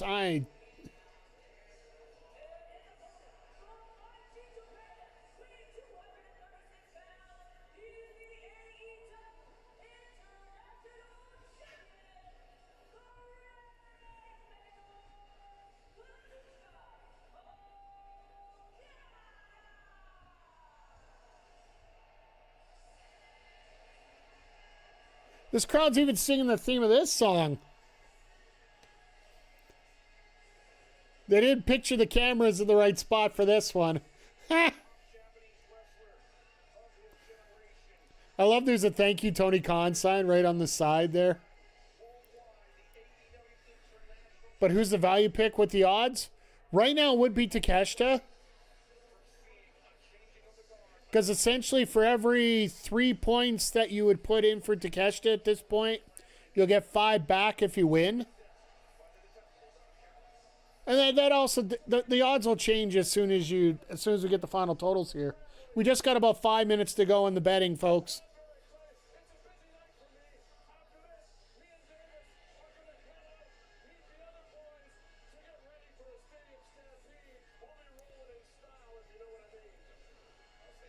I don't know what he means by rolling in style. Oh, God, Rick Knox is in there. We got problems already. But, folks, we are half an hour in for that one big match. This one's probably going to get about 20 minutes.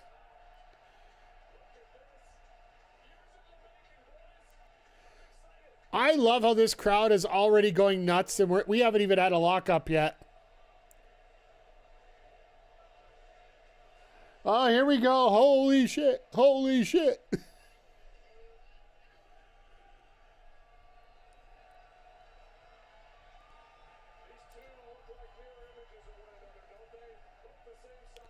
No, they look like the present and future of pro wrestling.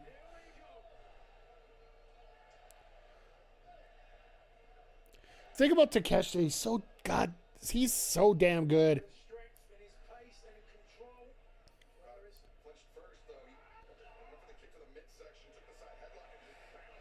And Takesha's like, nope, we ain't doing that. Ooh.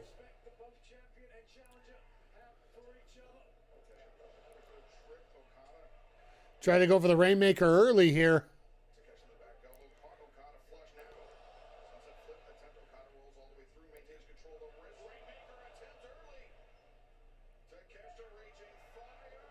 Okay. We got our early spot of everybody trying to hit their finishers, which is absolutely awesome.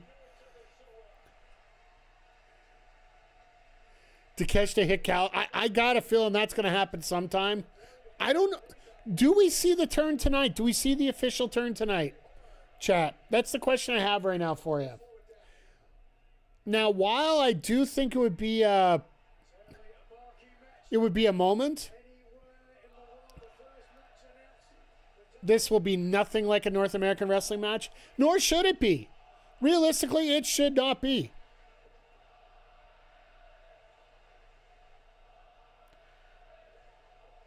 The only thing North American about it is the fans yelling at Don Callis right now.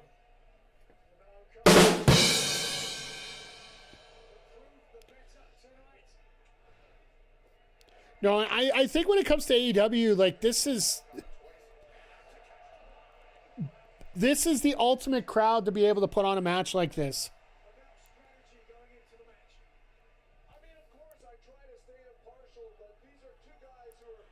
Let's be a 20-star match. All right, folks, I want to know this right now. What do you think is going to be Meltzer's rating on this match? We'll ask you now, and then we'll ask you after the match here, but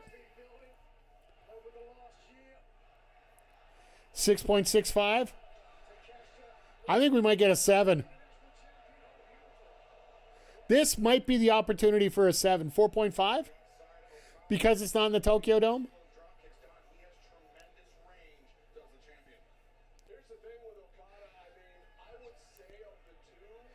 Like this quietly, like, and you say 9? Yeah, I wouldn't blame you, Jay Quick. Just a heads up for Twitch folks here. We are going to have an ad break in 2.5 minutes if you're not subbed. Just a reminder, if you do sub or you gift a sub, you gain a new badge, the Backbreaker Pro Wrestling World Champion badge. And if you're on here for about 3 hours, which if you're just in for today would be till about 10 p.m. Eastern, you will get a Backbreaker Pro Wrestling badge for your name there. So that's hilarious. That guy in the front row. Why? Why?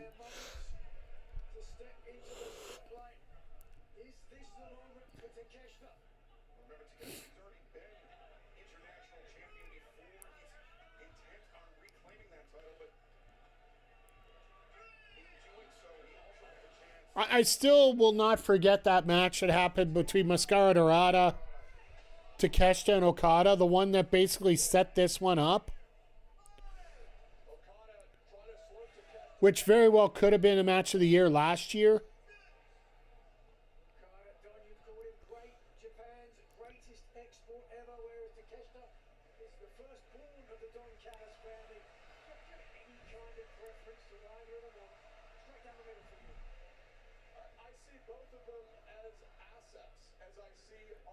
The crowd's chanting, they're cheering, they're screaming. I love every second of this. This is amazing. All right, predictions are in. It is 62% for Okada, 38% for Takeshita. So somebody's walking away with channel points out of this. So good luck to both sides.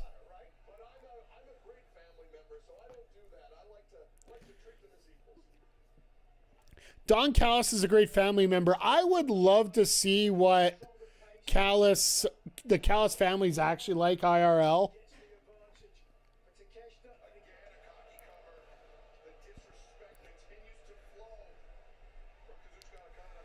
And Okada's just like, yeah, this guy's got nothing on me here.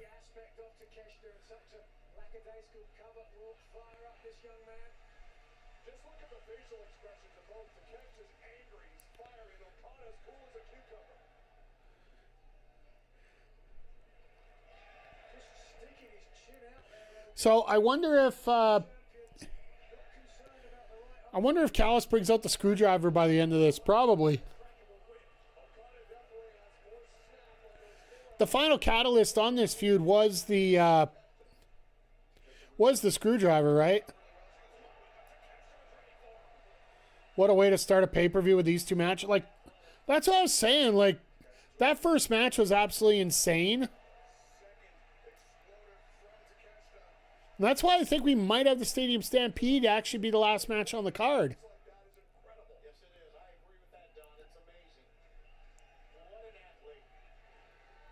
You know what?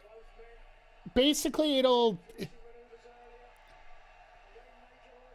what match ends up being the last one will tell a lot about what the result's going to be. Don't see a bad match on this show. No, Stadium Stampede can be a very hit and miss. A lot of people just remember last year's and just the out-of-body experience that a lot of people had for it, with the utter chaos that nobody expected.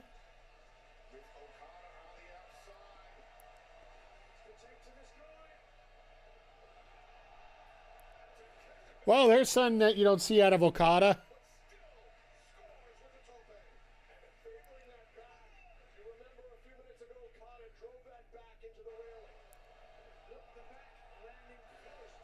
No, I think it's more that he got a wedgie and he's trying to loosen it up. That's all.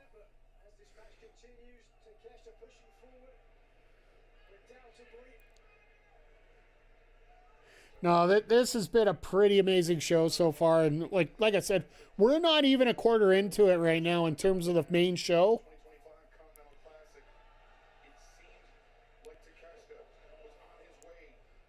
We know that it's going to slow down a little bit sometime during this show. We just don't know where.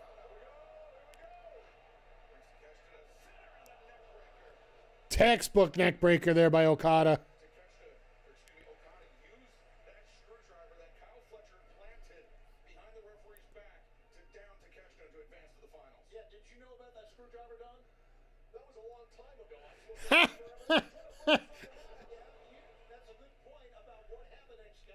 Double or Nothing is the biggest show on paper yearly that All In. Here's the thing. Double or Nothing in many senses.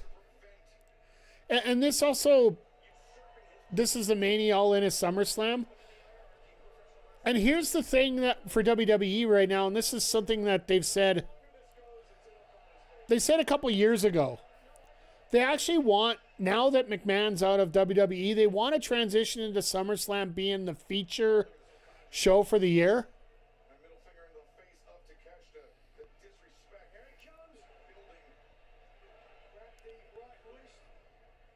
So I'd agree with you too on that. So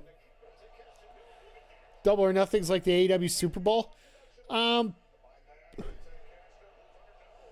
would say more that All In's more the Super Bowl because there's more pomp and circumstance around All In. And it's a lot bigger venue all the time. Like, remember, All In, like the venue, even though it may not get, oh God, Takeshita's loading up right now. Mania should always be the premier show. It's such a dumb mindset. Well, besides All In 18. All In is featured to be the main show because that's the one they want to show where they can fit 50,000 people into a venue and show that they bring in a lot of extra viewers that normally wouldn't watch a show. Double or Nothing is the show where essentially the best matches of the year are on. And it's a very personal for a lot of people in AEW, merely for the fact that Double or Nothing is, like, let's, canonically, in terms of actual timeline, Double or Nothing is the actual official first ever AEW pay-per-view. It's not All In. Double or Nothing 2019 was the first official show.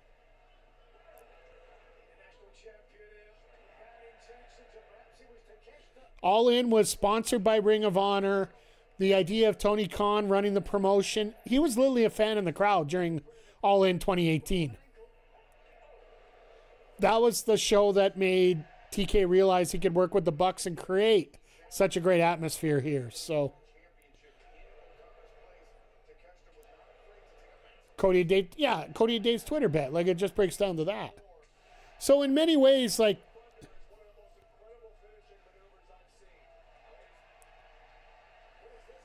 here's another example. I'll throw TNA at you. Slammiversary may be TNA's, like, Bound for Glory is TNA's number one show. It's their WrestleMania per se.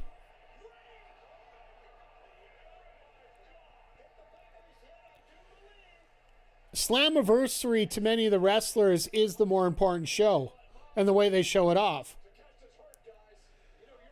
And that's essentially what we got here. Okada's going to actually have to try and drag Takeshita back in the ring.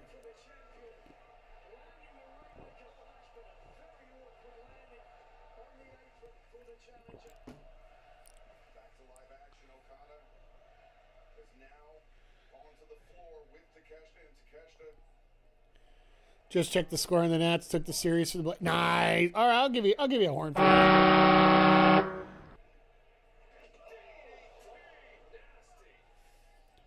So Double or Nothing is their anniversary paper. That's essentially what it is for AEW. Like what? This is their seventh year. This is their seventh. 7 years. I do believe this is their 8th Double or Nothing.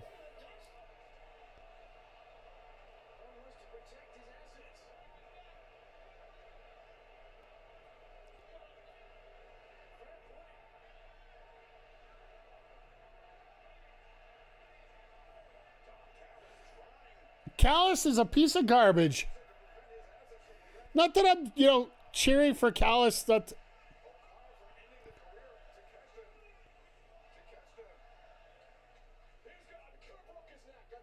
No. The actual official first show sponsored by AEW was Double or Nothing, which was earlier. The launch of Dynamite was in October. It basically comes down to the fact that TK paid for Double or Nothing 2019.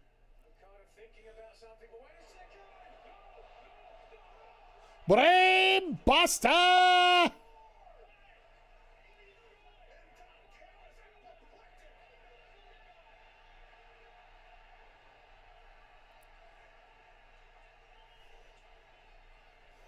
Takesha's like, screw this, I want to win. Oh, by the way, Zodiac, we're watching on the My AEW app. Here in Canada, we are able to get that for pay-per-view specifically. What a boot. I'm glad that you're ahead. How's My AEW? It's run perfectly. There was one quick glitch 5 seconds into it during the pre-show. But other than that, I have had no problems whatsoever.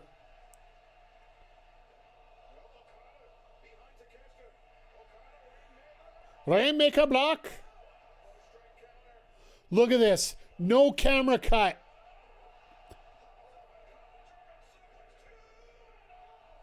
You're at HBO Max?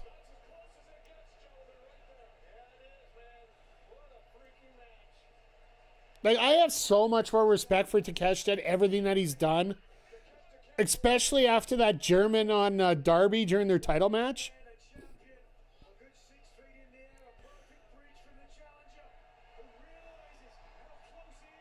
Here we go. Here comes the knee.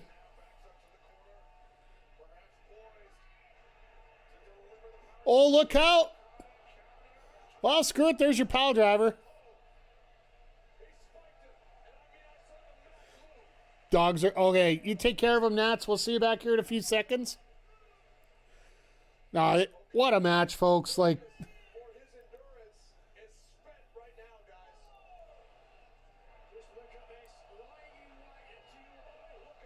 Now, here's a question for you, Chad. I want to ask you while we got a quick split second here. Do you guys want to see anybody specific coming out here? Why are fireworks happening? Well, apparently Nats, where he was at, they were having Memorial Day ceremonies today. Yes, I do find the ironicism of fireworks on a day named Memorial Day.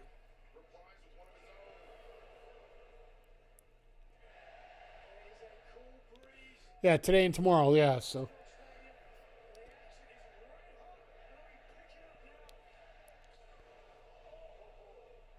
Man, these guys are cracking each other.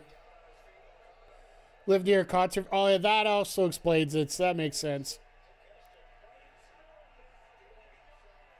One more for the good guys. WWE at AEW, thank you for the follow. Welcome to the Players Pit. Enjoy the company, enjoy the food. Watch out for the punch. We think it's spiked. We still can't get the typo back. And fantastic name. Great to see you here. Thank you for being here. Oh, God. Blue Thunder bomb out of nowhere. Power slam out of nowhere.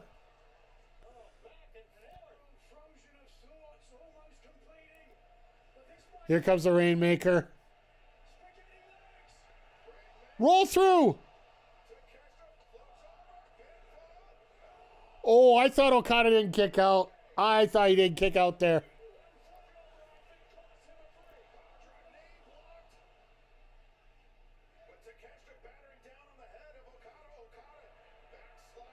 Backslide counter.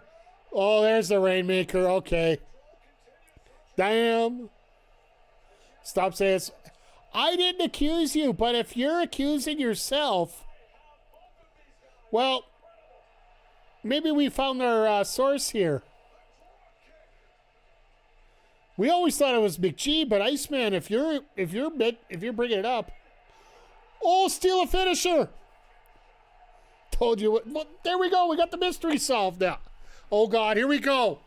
Let's go. What a counter. To hell with your counter. Kick out at 1. God damn, what a match.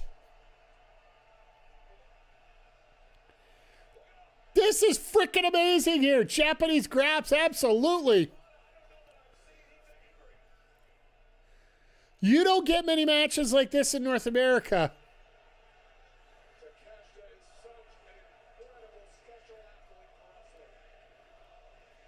They don't know to go, holy shit, or both these guys. They don't know which one to go with here. Potato-based water, baby and cheesecake and nut. Oh, there you. Oh my God, Okada over-rotated. Wow!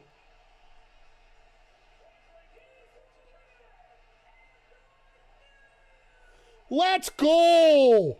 Oh, wrong one. There we go.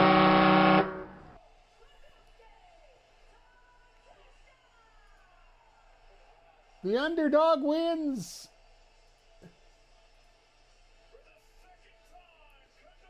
Takeshita wins. Here's some of the no. I'll go. Uh-oh. No, I'll do this one better. You idiot! There you go. Are you not entertained? Are you not entertained? If you are not entertained after watching this, hot damn, are you? If you don't like a match like this, you do not like wrestling. I'm sorry. The future AEW World Champion wins.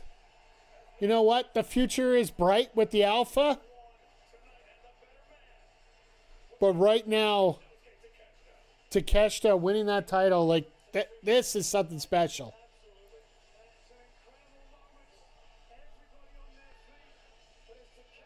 Simply put, what a match. What's next for Okada? Time off. You know what? Tonight is not a night where you think about it a whole lot. I do think that... Here's a thought that I have. And this way to not irritate because I'm being a curmudgeon. Fair enough.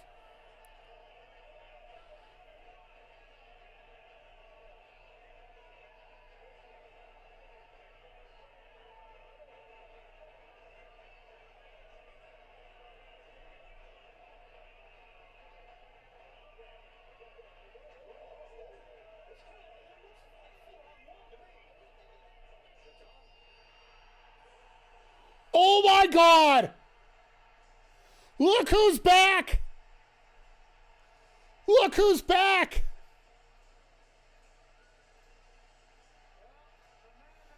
And Okada's lies might be, but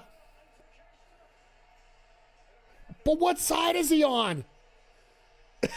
Michi and I get exactly the same time. The future AEW World Champ. Oh my God, we got 2 future World Champions.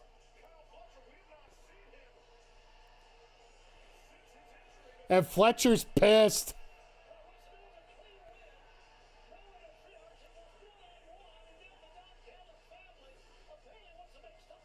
Folks, if you're wondering what's coming up next,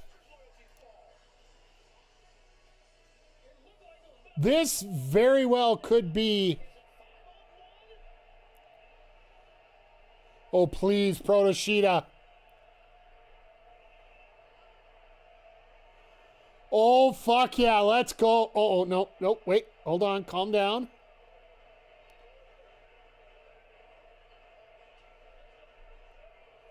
If Fletcher turns around, pops Takeshita in the face, that might be where we go here. We might get the turn, we might not.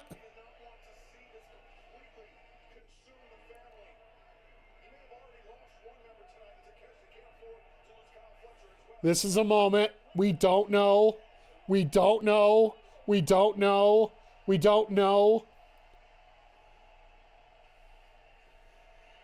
There it is. Oh, wait. Nope. I'm still not trusting it. Give it a sec.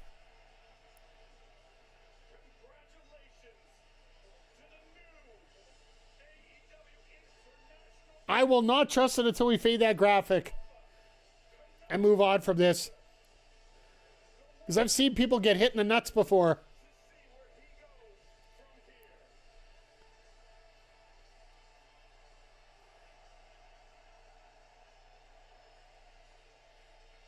Told ya!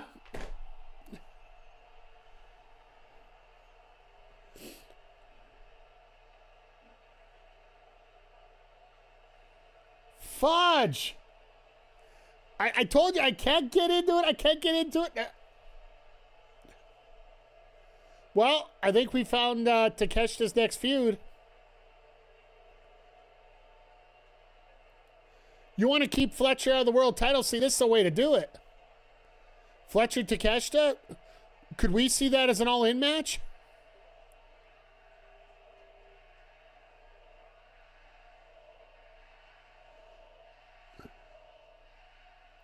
Fletcher's just soaking it up right now.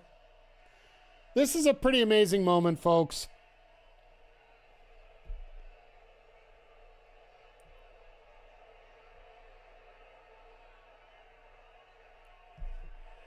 Maybe a redemption match in July. Well, we got Forbidden Door coming up in July, so. Hey, because I love them both? Yeah. Oh, look out. In the loafers. Not in the loafers. Brain Buster!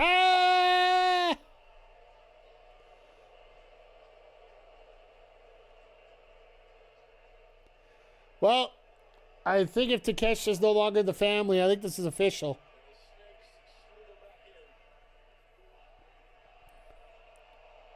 Oh.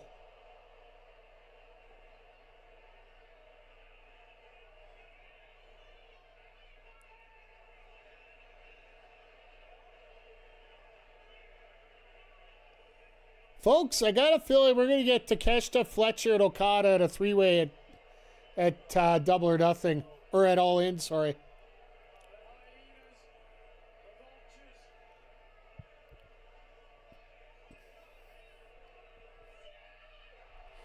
And I was told AEW doesn't tell stories. This is...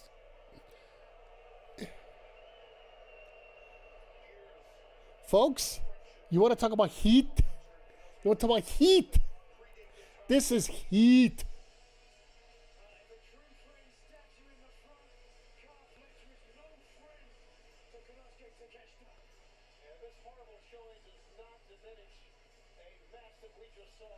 An absolute classic match with a ultimate turn at the end. I think this one definitely does get like the 6-7 stars. I'm glad Kyle's the heel because Takeshita fits the face. For everything that Takeshita's gone through and whatnot, he does feel like the face. And you know what? This actually works out rather well. You get the opportunity for Fletcher to Takeshita to feud. And there could be a possibility that Okada goes after the world title. Because I'm still saying that there might be a way to shift Omega back up into that scene. I'm still going for Omega and Omega Ospreay for main event of All In.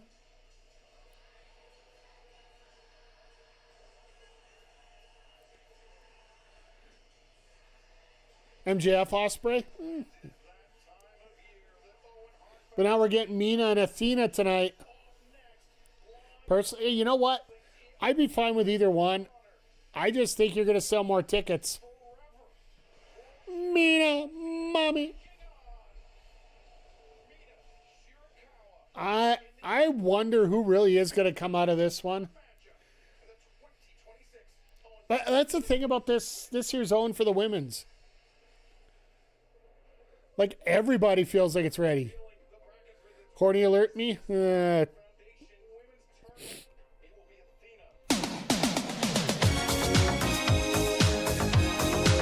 Oh, wait, wrong button, right?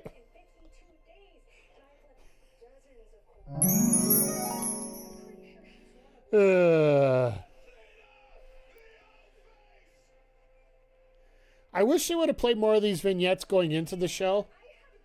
With try to give, like, people that actually watch know who Athena is, but for people that don't know, that I'd like them to get more of an opportunity to see what's going on.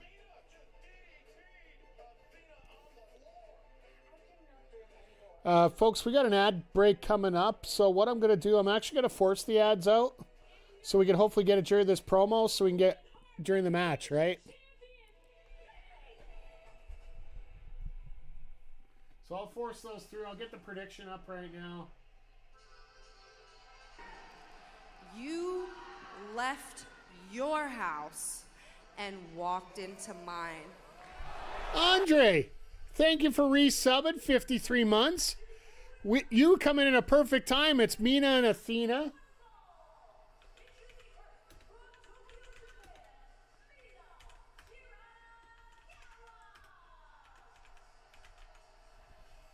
I just want to get this up for the degenerate gamblers of the group here. Predictions are up. Thank you for the resub, dude. I appreciate you. For your resub. You do get a free badge, Backbreaker Pro Wrestling World Champion. Now you get to feel what the logo looks like as part of your badge for your channel. So, but yeah, predictions are up on the channel, folks. Feel free to bet your channel points. I know you got a few degenerate gamblers in here, so. Right now it's split 50-50. Now it's got up. Oh, God, here we go. Everybody's throwing in right now. What do you think of the show so far? Oh, Andre, here's the question we had. What's Meltzer going to give that Okada-Takeshita match? We were getting anywhere between 4.5 and 9. I think with the post-match angle, you're well, 5. All right, now we got 5. 18.5. There we go. I wish there was just like a, how do I put, what's the, fuck the polite way, a splooge emoji for Meltzer, because that's probably what he was going to give for that match. The only thing that holds up is the fact that it doesn't have Omega in it. 2.5. On a scale of 0 to 1, maybe. I could.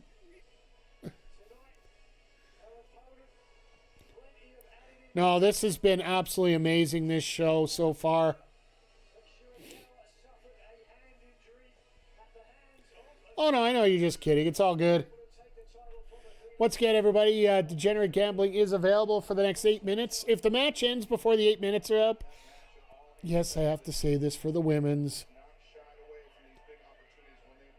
If the match ends before the predictions are up, I'll stop it immediately and we'll pay it out. Just so cheaters who are ahead can't profit off of it.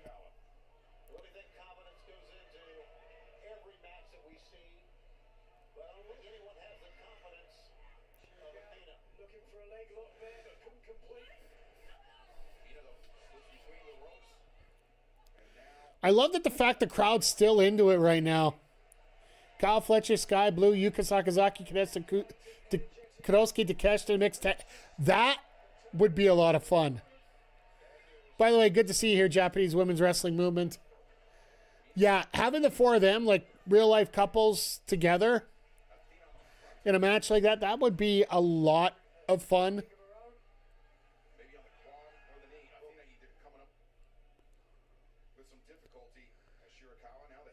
But now with this one here, like, well, Athena just killed Mina, and it's about to kill her again. Jesus!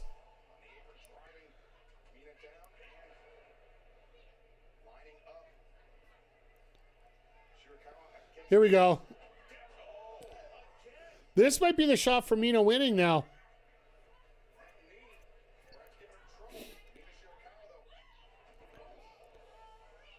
Because also remember, on this half of the draw, we do have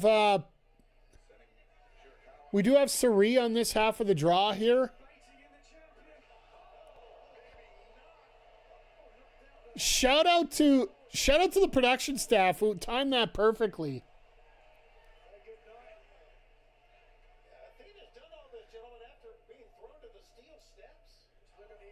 Yep, it was just a split second after, so you know it's not legit.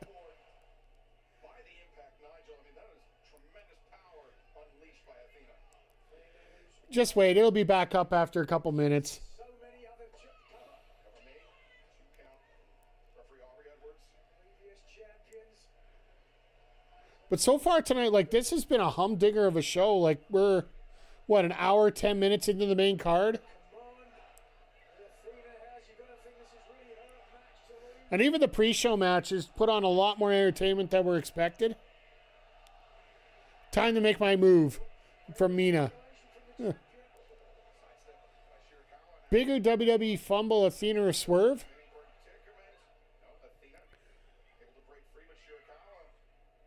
I think they were both huge fumbles.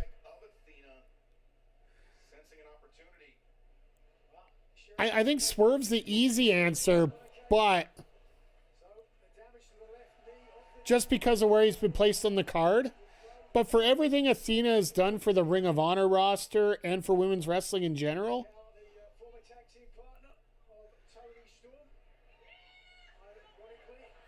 I think at the time where they were lacking a lot of depth in the women's division, I think Athena probably was the bigger fumble. Because it's not just about the value of the talent, because both of them are incredible talents. It's what did you have on your roster at the time when you let them go?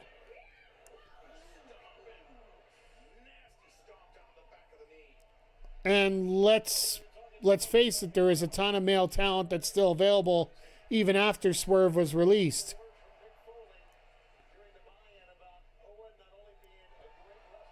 Not saying Athena wasn't, like, the rest of the women's roster wasn't great, but they could have used Athena more than the men's roster could have used Swerve. Even though I felt that both of them should have been used a lot better than they were.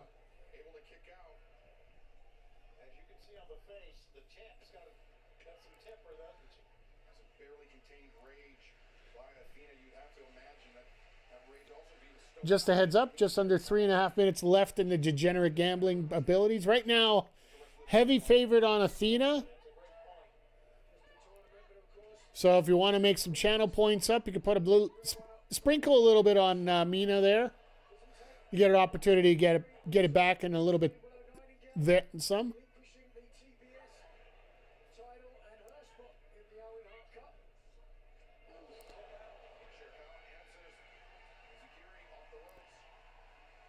It was interesting that the BetAG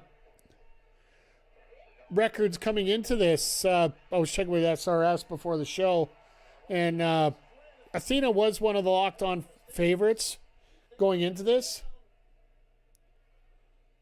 I'd argue Athena. Ember Moon was never used right. Swerve, I could never see really being able to find saying that, and that's where we're going. Like,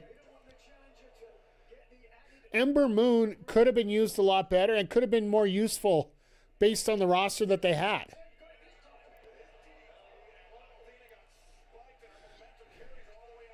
And well, Hit Row, I know he doesn't like talking about it a lot, but you know when Top Dollar decided to argue with a top rope for a top rope for a dive? Unfortunately, that's sort of, you know, that was the Mr. Burns can't eat the three-eyed fish moment for them.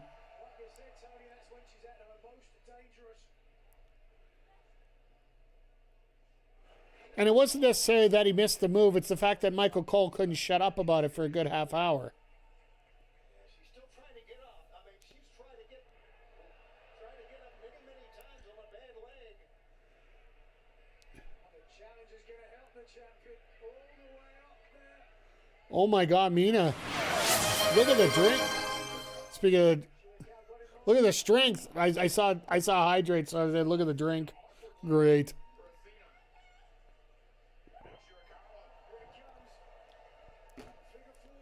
Mina's finisher is the figure four, so it makes sense.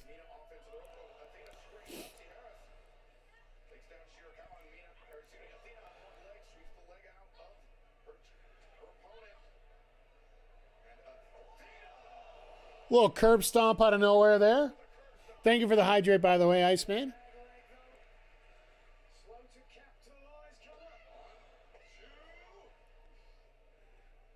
Thing is, if her knee can't go, is she going to be able to hit that, hit the Eclipse? Or the old face, as she calls it.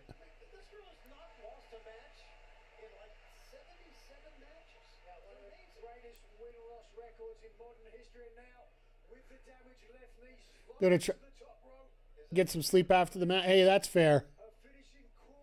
It's been a day. You know what? A lot of us have had a lot of crazy... Blocked!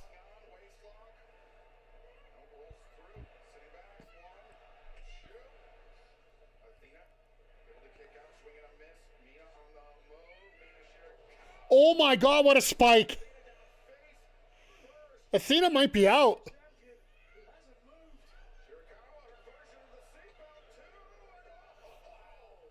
Wow. That might be a legit... Wow. That is... Either that's a hell of a lot of selling out of Athena, or she is absolutely out of it. That's what I was wondering, Zodiac. Like, holy crap. I honestly think Athena might be one of the best sellers in wrestling, period.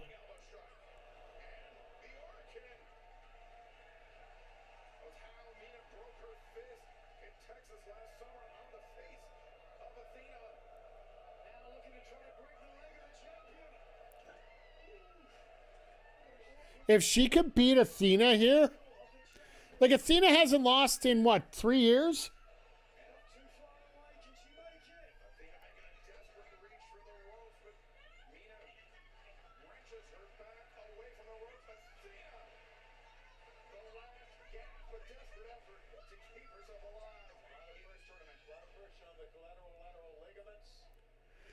Mina was going to hold it for all 5 there.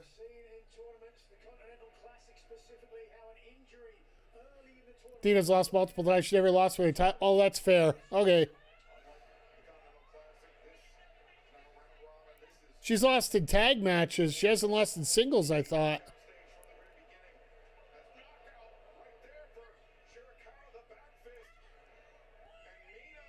Go for the Mina driver. Oh, my God. Nope, block. She lost the turn. That's fair. Well, she lost to Mercedes last year, yeah. Damn! That was a spike.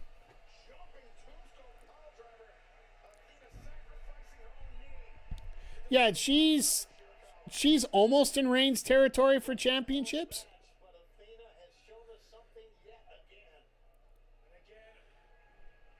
Nah, she's going to hit this. Yeah, we're done.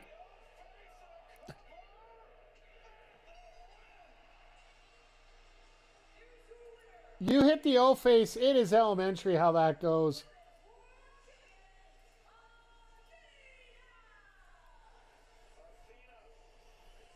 All right, we will distribute the 30 points amongst the 3 winners.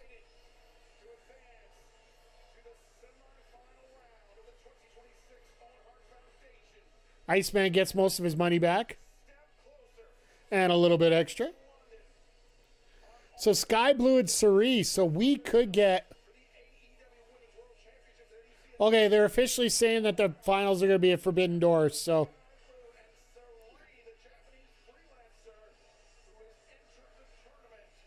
I wonder if that...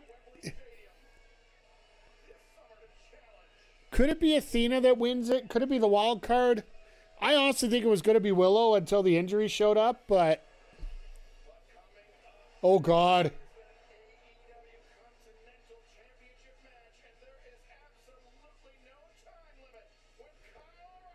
This match is going to be brutal, I do believe is the term they use.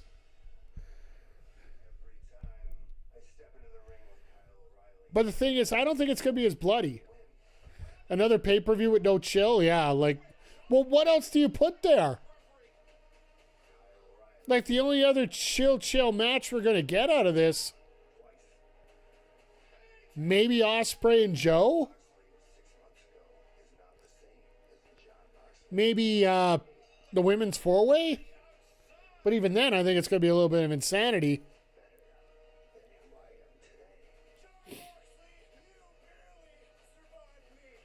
Just waiting for the finals to go through here for the last prediction. Then I'll throw this one in.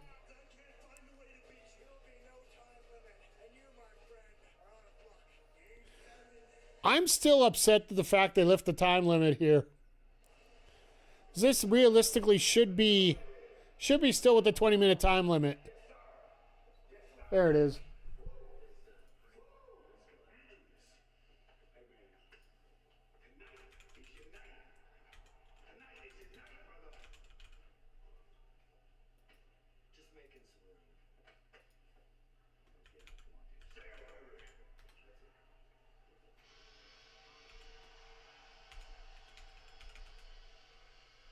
Alrighty, let's fire this up here. Predictions on the board, kids.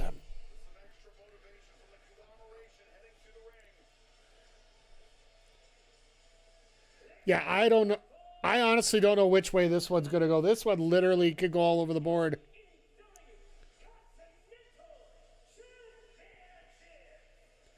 Somebody invested in an 8K camera.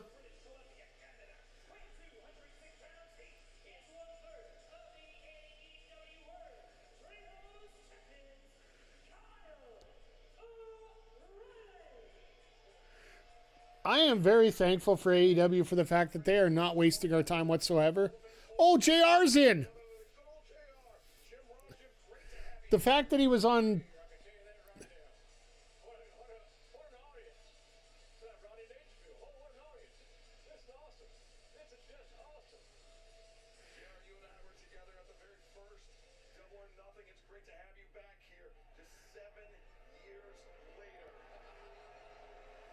As much as I want Kyle to win 2 title changes.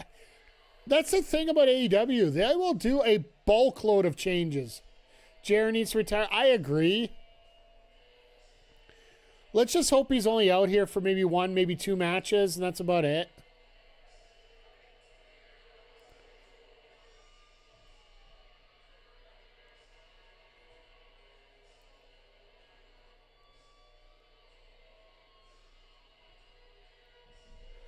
Moxley's ready to go.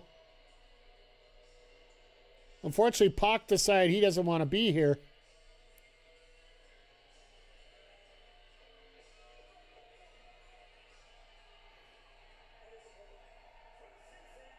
This is a beautiful venue, by the way.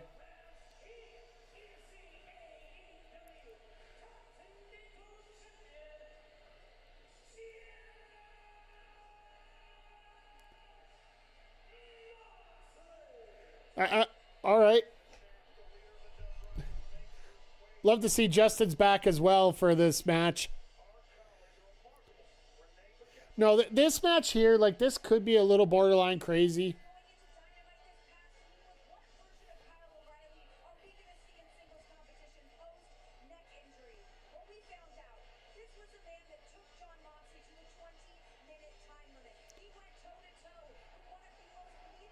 I absolutely love the time limit stipulation for the Eliminator matches, because it makes a lot of sense why that happens, right?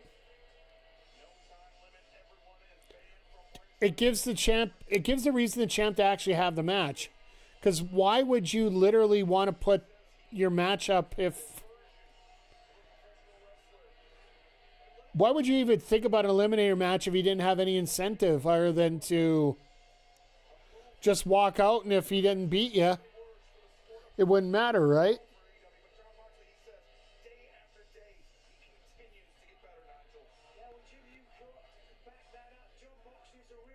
But Moxley at pay-per-view, outside of one in the last 7 years,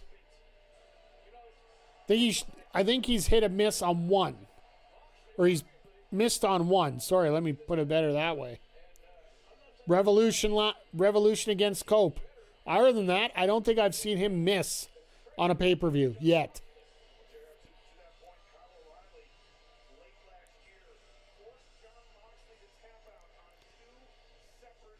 it's so funny. Like a week ago, we were trying to figure out in a heel match who was going to be who's going to be the face.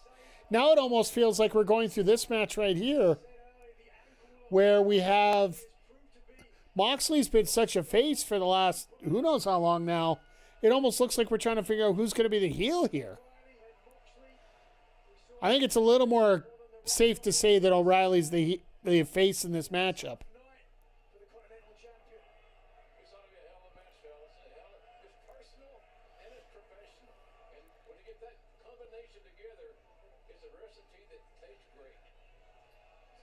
It's aggressive tea that tastes great.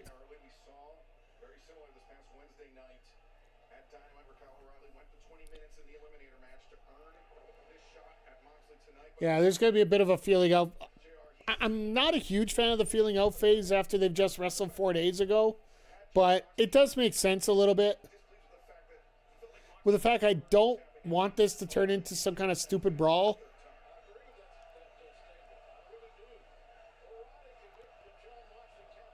Yeah, this crowd's 50-50.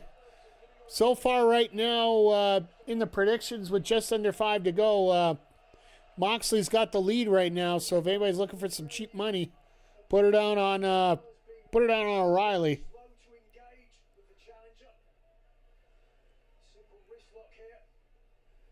A little bit of a mix there right now. Still Moxley being a heavy favorite here, so just a heads up for y'all.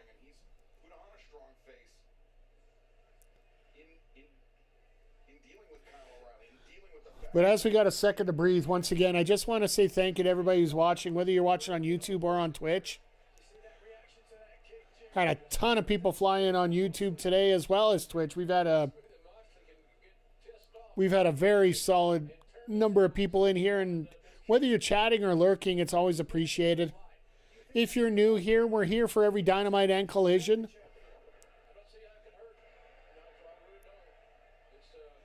We also have our very special promotion, Backbreaker Pro Wrestling, which we run after both those shows.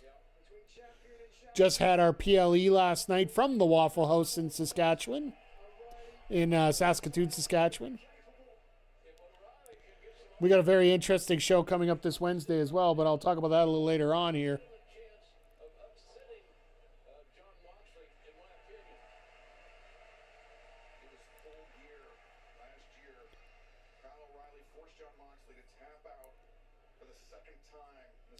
But I could see JR coming out to do a match with Moxley involved, because Moxley does like to tell that story, and it's a rather easy match for JR to call, even if he is working with a guy like Excalibur that will hold the action for the most part.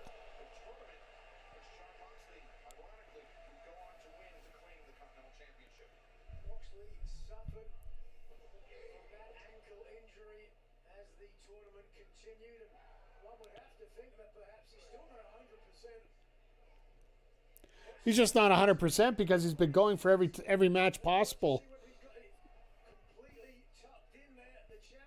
Like, I think in the last... Like, ever since the creation of Collision, I think... I'll get to your question in a sec, Nats. I think Moxley's maybe missed 2 shows. Like, him and Danielson used to be the two that were absolutely all tight in there together. Did Taz quit? No. There was a report. They actually asked during the Double or Nothing media availability on Thursday in regards to Bryan Danielson and Taz and what their availability is and if they're still doing it. The thing they found is the travel for both Taz and Danielson has been very taxing on both of them. So they may not work every week. And I could see Taz trying to not work tonight, trying to take the focus away from the wrestling, because a lot of people will focus on Taz, like Taz and Hook being from the Red Hook District of New York, as they say.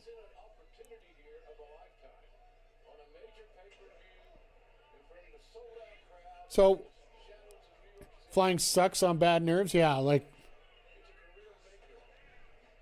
And that's the same thing. Like both Danielson and Taz are running into that. So that's why Nigel's working right now. We might see Taz later on. We might see Danielson later on. We'll never know. The one thing I enjoy is the fact that we do have so many commentators in AEW and ROH that we can use for that.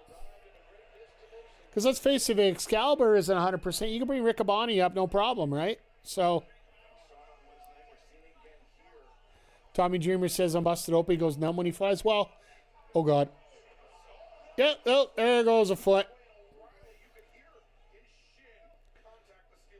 Well, I wouldn't go that far, Excalibur. We saw his toe hit it.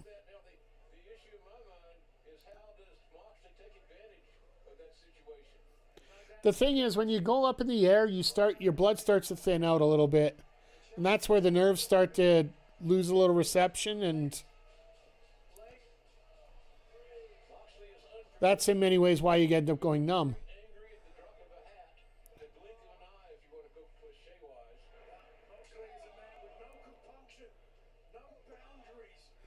Of course Vegas is going to come back. The bad guys have to win.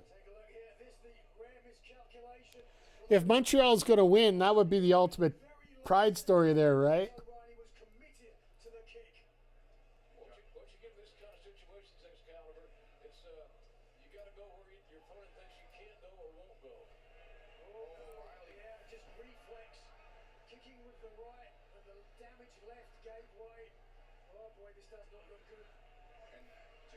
Moxley's looking like, no, we're gonna, I'm gonna rip your leg apart now.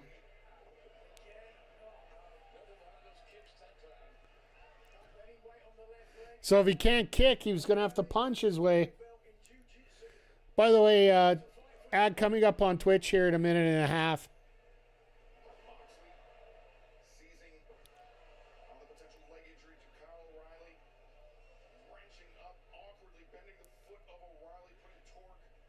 You know, in many ways, it almost feels better, the fact that Moxley's working over the knee like that.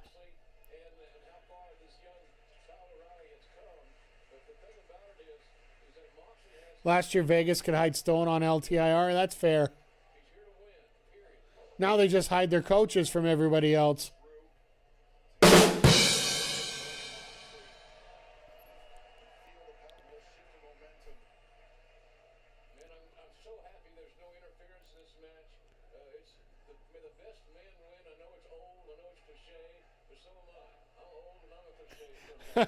I love the fact that JR is very self-deprecating at this point.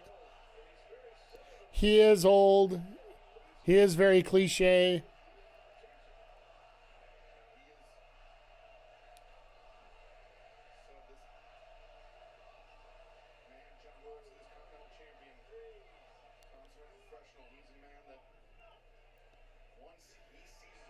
Moxley just hanging cool right now. Now,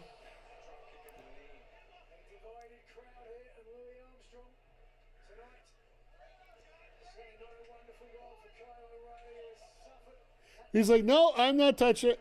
With the new rules, you have to declare if your player might make the playoffs or not for cap reasons. If they might play, they count. Well, you have to declare your 23-man roster, right? Basically, you have to follow the same rules that you did during the season in the playoffs. And to me, it's very smart, and it's something that should have been done a while ago.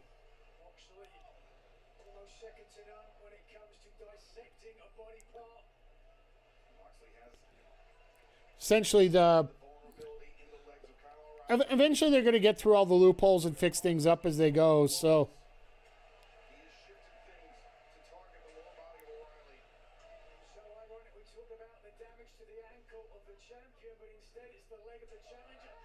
Oh, the most vicious move in AEW. The back rake. Oh, he's biting the eye.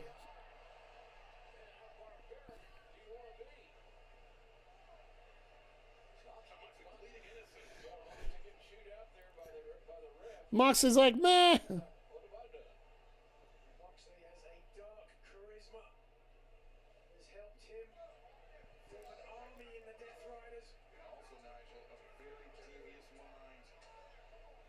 O'Reilly turning into a tenderizer here. Well, that's one way you get a shot in. Use your good leg for one big kick. Get you a little bit of separation, a little bit of time here, but...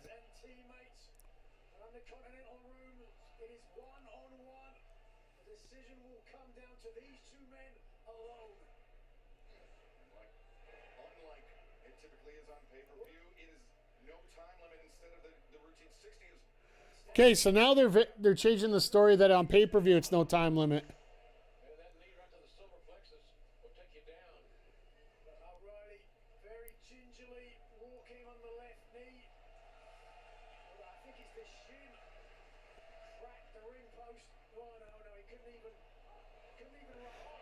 And he took his eye off the prize for a minute there, and he cost him.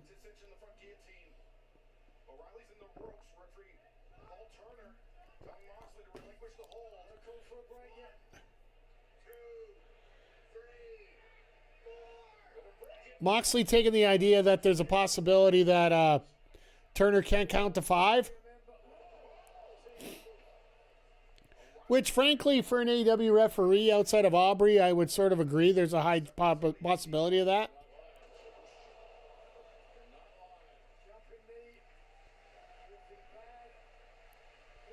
Using the bad knee as a weapon.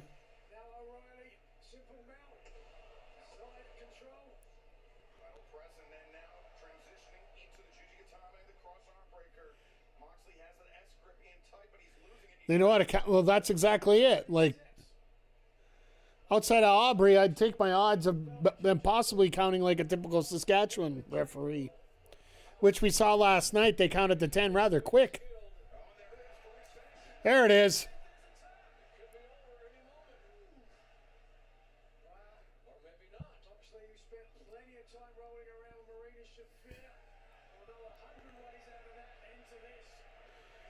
Nigel's got to be careful on how he phrases that. That phrasing isn't the best in the world there. Rolling around with Marina Shafir, Roddy might get a little upset.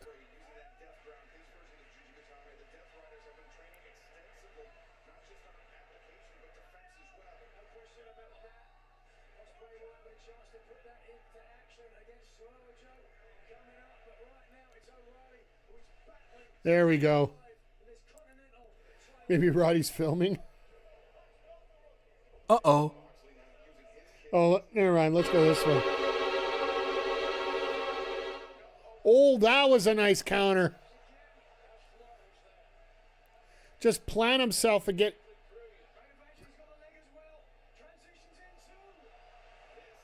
the ankle lock.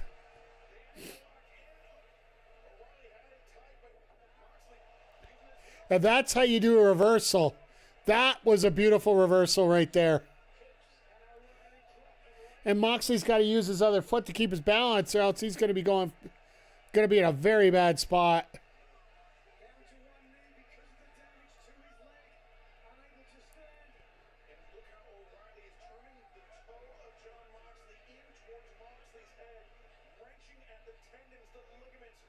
So that's not just wrecking the ankle, it's wrecking the whole foot. Beautiful.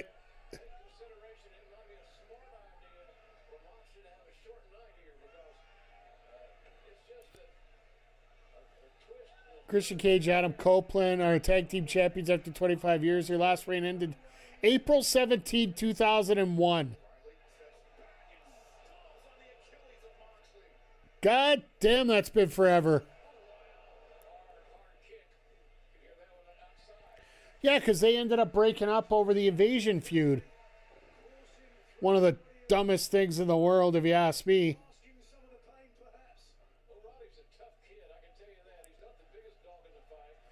No, they stuck around for a while, right? Christian didn't leave for TNA till what, 2006? Like, TNA literally didn't start till 2002. And Christian wasn't there for the Asylum years.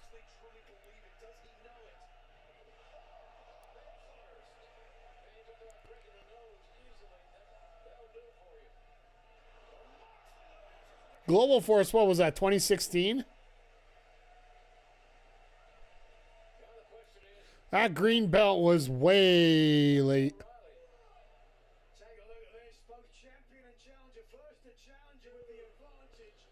Which ended up being like the owners besides Jarrett were one of those get rich quick gold schemes. God, that brings back some bad memories.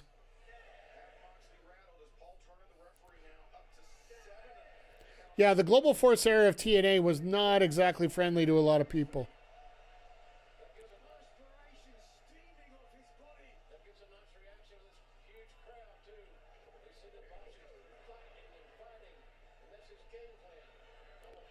As a kid, I thought Dixie Carr and EC3 were related. I honestly thought so too, in a way. Which, if you follow independent wrestling, it actually makes a lot of sense. I know one of our local promotions here in town, they got their promotion because mommy gave son a wad of cash to get a wrestling ring and get things set up here. Which I'm sure is probably the same story you're going to hear from a lot of promotions across the country. Hell, even all over North America. I know if Andre's in the chat, he can verify that for me. He's... And that promotion, what? I think they just celebrated 23 years or something to that effect. Not all of it's been good. Trust me.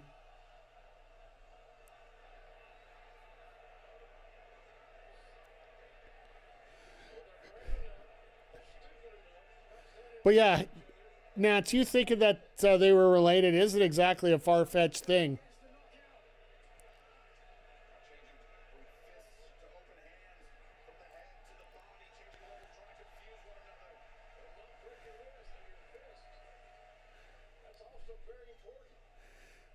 Mox says, all right, kid, let's take this home.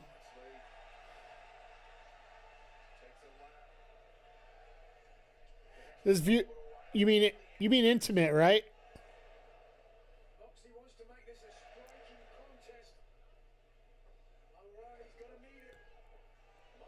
Okay, yeah, that's what I thought. No, this venue, as long as you have the crowd to go with it, is absolutely perfect.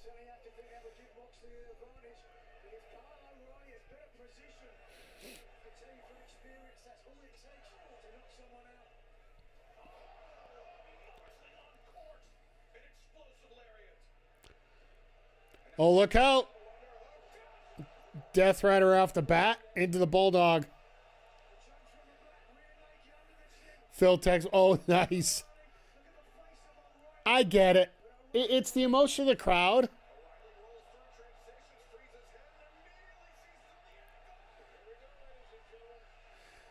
This, like I said, Moxley turned to O'Reilly and said, let's go home. Very nice counter out of that. And speaking of nice counters, we got both these guys.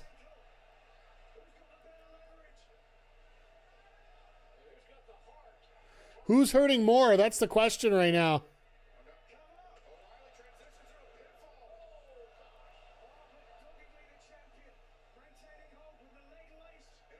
Mox and O'Reilly, pros pro, absolutely.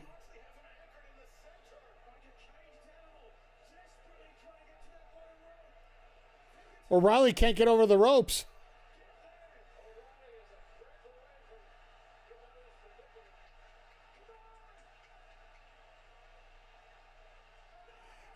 And there's the tap out.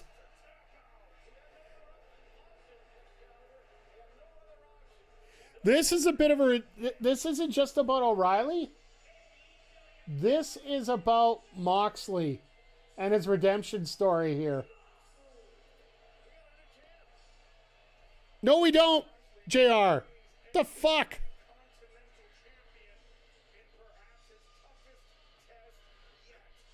Oh, JR. You senile old fool. Absolutely a fantastic match. Told a hell of a story. And showed a lot of respect for both guys here.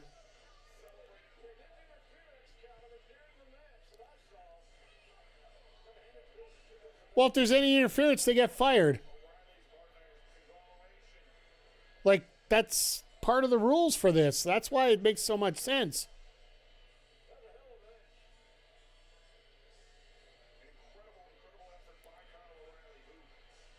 So far as Fletcher to catch. Yeah?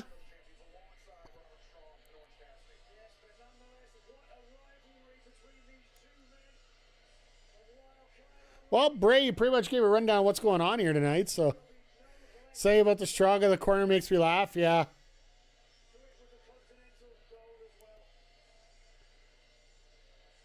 I think Moxley just wants to shake a hand or respect.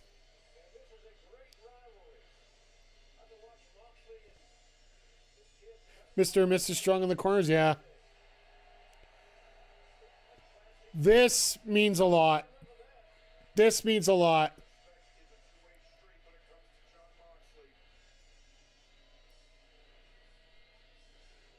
Moxley's about defending the title.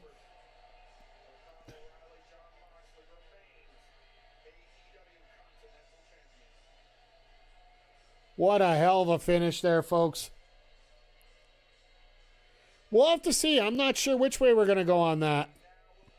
Could go either way here. But chat, I don't know if we're going to get Willie or we're going to get Bandito at this point. Oh, we are getting Willie. I'm going to throw the prediction up. And then I got to run. I got to go unload a reload here. So.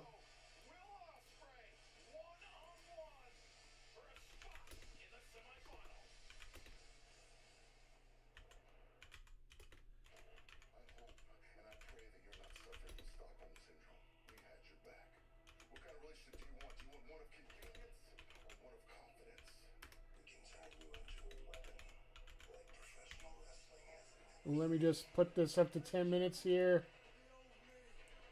All right, I'm going to leave the active screen on. I'm going to throw 3 minutes ads up just so we can get them cleaned up, but I'll try and leave the audio on for you guys.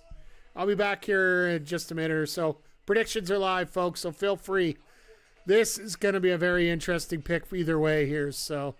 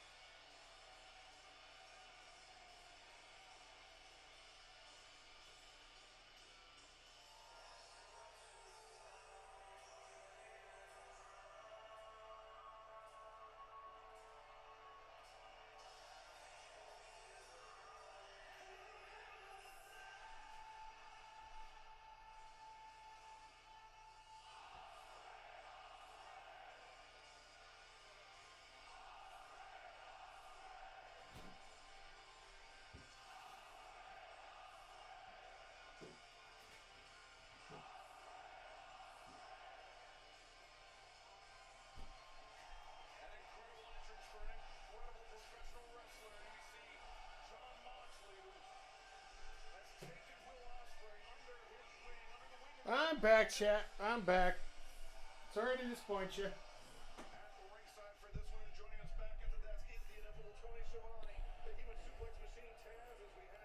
After this, on the road this summer, we're more on the road to Forbidden Door there, Bray.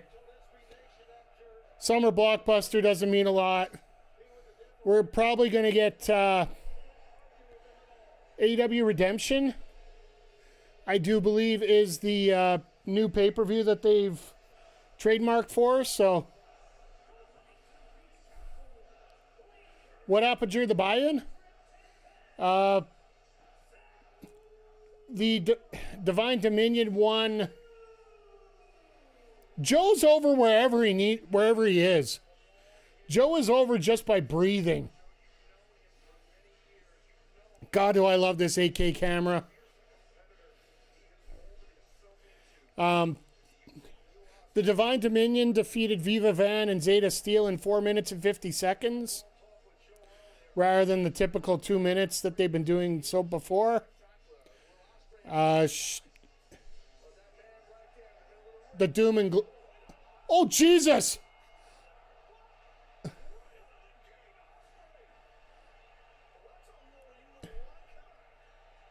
Ospreay don't give two shits. Let's go. That is new. Yeah, Taz is here. Well, there you go. Like I said, they're going to be rotating through, right?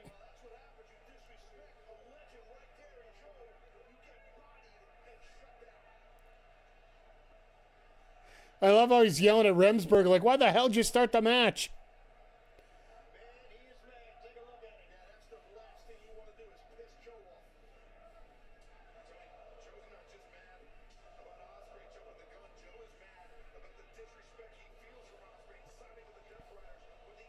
I love Joe there. The way that he was flailing his arms when he jumped over, people forget. People forget that drop down it's supposed to be a move that people are supposed to actually literally. Joe, where's the miss?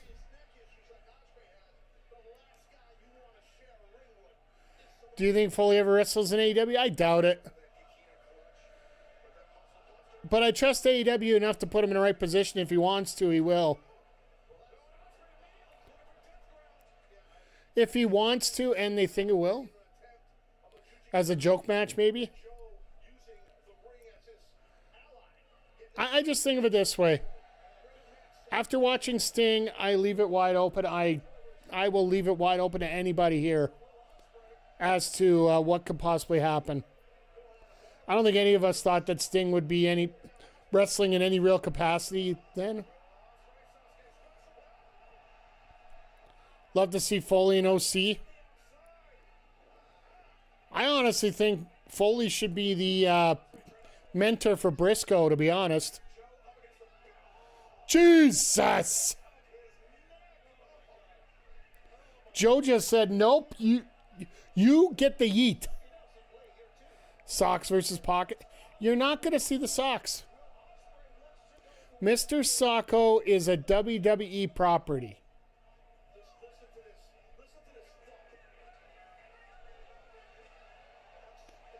So, and the reason I say that is because it is a merch property. He will sell socks privately. I have one of his signed socks here.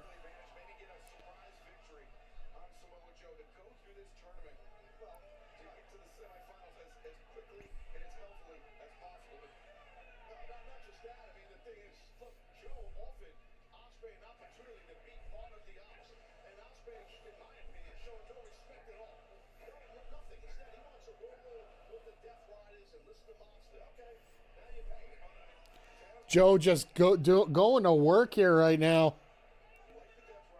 But no, earlier on the pre-show, Bray, once again, just to quickly run through it, we had the Shane Taylor Promotions go down to the conglomerations and the Boom and Doom tag team. And then the Death Riders defeated the Ops in six-man tag. Yeah, Bray, are you going to Philly then?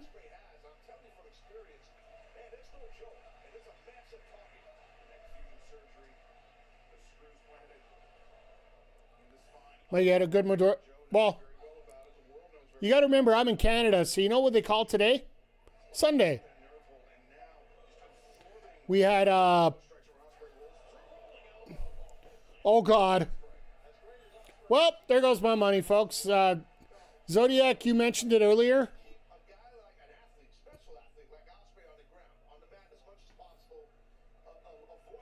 Yeah, Canada's long weekend, known as Victoria Day, was last weekend. So, and for me, the work I do, I work in retail, so weekends are sort of a anomaly in certain ways. Just a heads up, 2 minutes left in the predictions here, and there's heavy money on Will Ospreay, so if you...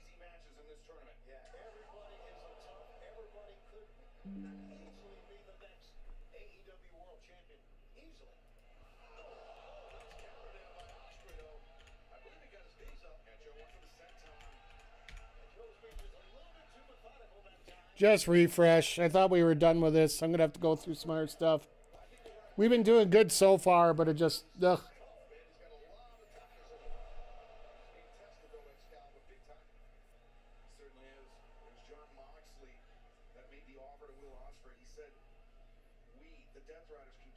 Now, I remember it stays in November to cover...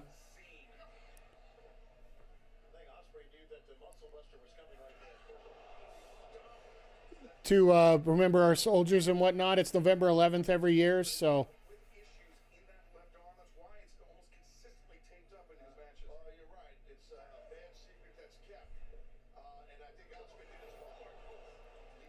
Ospreay playing the story here. I love this here right now.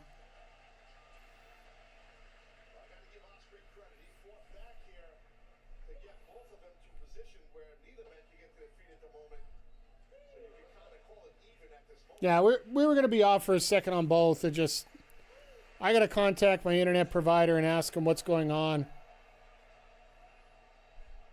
Because I've actually even noticed as I've been watching, I've been randomly cutting out.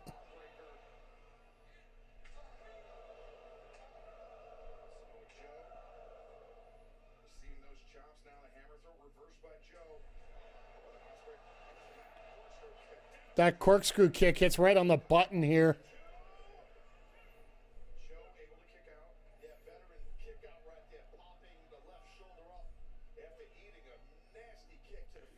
Yeah, you would say that would be a very good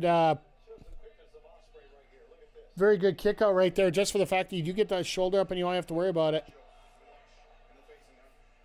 Consensus online. Well, they can have the friggin' all the consensus they want.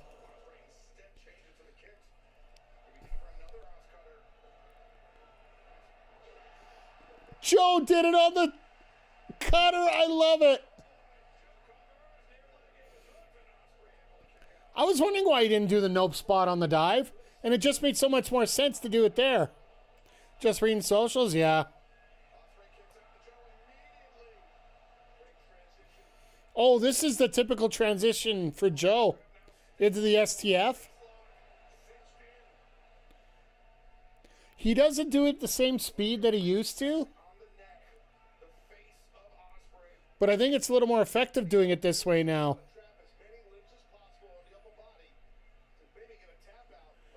Well, Willie's overall style has been a little slower since he's come back. Like even against Blake Christian there, he was having a bit of a... His pace was a lot slower. And then this week against Shibata, he was a little slower. It is a very... It helps be a little bit more, like a little bit more demanding as he goes through, but...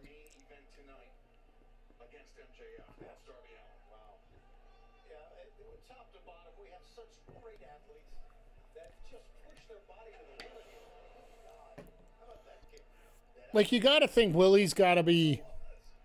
Like, the extra pressure Willie has in his mind right now, that there's a potential that he could main event a pay-per-view at Wembley, and this might be his last chance based on the fact that his body is starting to show that it's giving out.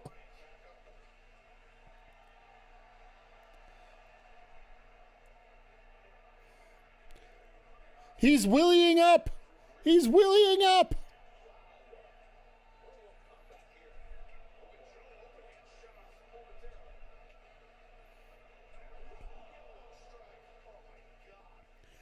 Joe just said, no, we ain't playing this game.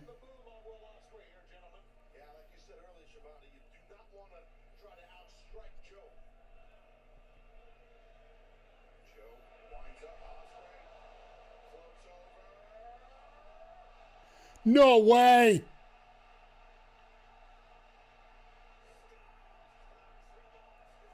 Holy crap. Joe's eaten that before. We know this from the feud that he actually had with the AJ Styles, but it has been forever.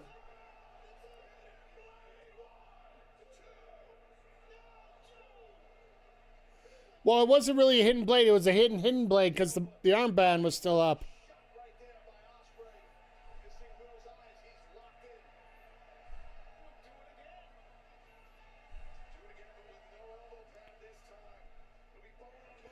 Beautiful counter.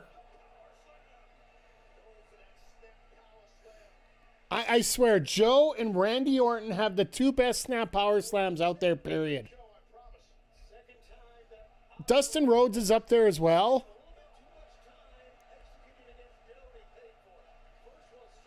Joe knows how to tell so many stories so well. It's absolutely amazing how things are going with him.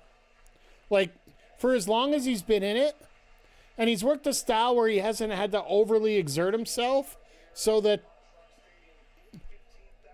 like, don't get me wrong, he knows how to go. Nikki Blackheart has a great one as well. I'll check out NXT for that. I forget what his new name is. What her new name is, sorry.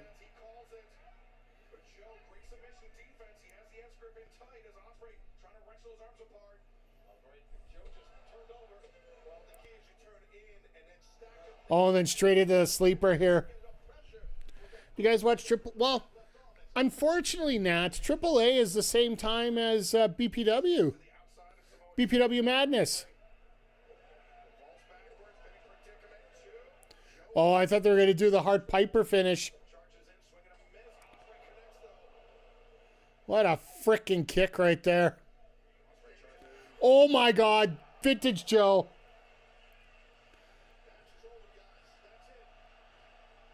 It's free and archived. Yeah, it's fair. I just normally don't have time to watch. I'll probably watch next week's because let's see how they finish off everything.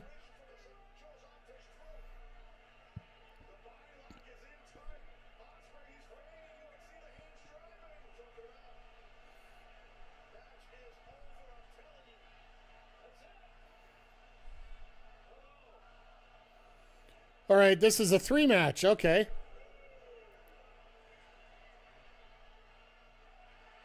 Ha! Joe can blame Remsburg. Joe can blame Remsburg on that one.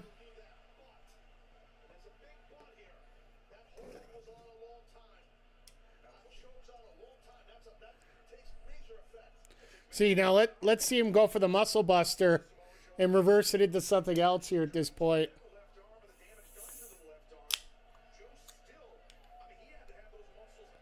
And folks, for the record, we are officially at the halfway point of this pay-per-view.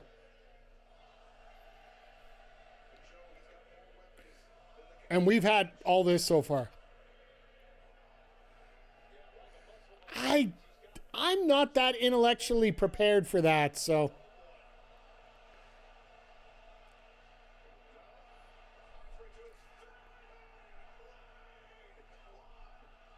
Joe kicks out at one on the hidden blade.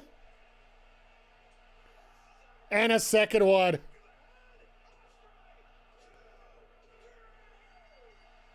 God damn.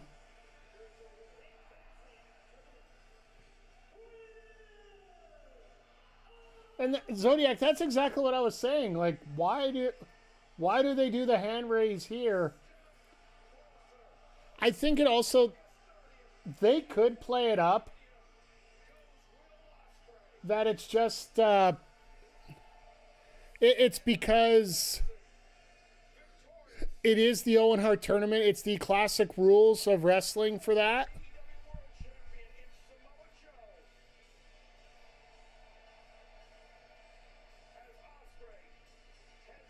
I think Remsburg just told Ospreay, you got 1 minute.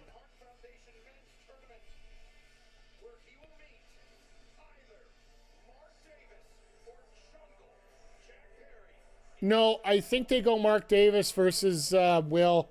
Brings back that story about how Will got...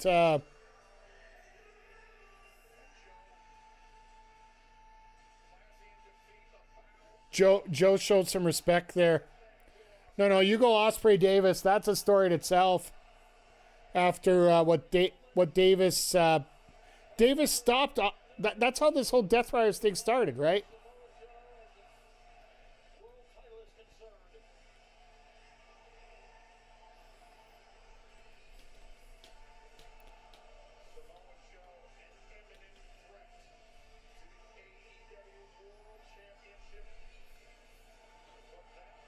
Well, no, that's how Davis got the title shot against Perry, is by stopping Will Ospreay on an episode of Dynamite. And that's when they captured, the Death Riders captured Ospreay and sent him to the back.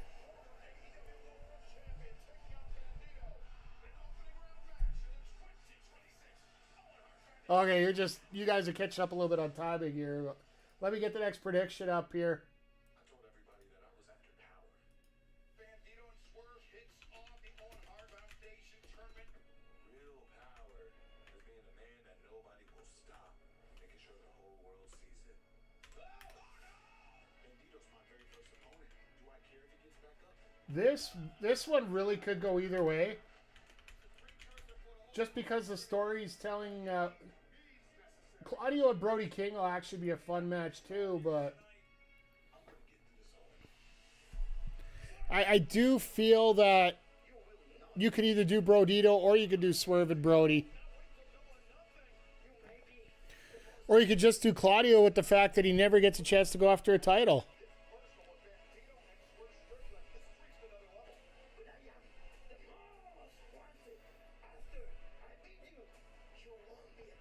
So yeah, we literally could go either way for both. But it's just going to be a plain old fun match regardless here. And once again, everybody, thank you for being here. I appreciate you. And right now we have a ton of points on Bandito here. So if you're looking to get in on the betting, Swerve's actually the betting pick. So, they were talking about this in an interview. A lot of people were asking about why Swerve doesn't use the new music, use his old music.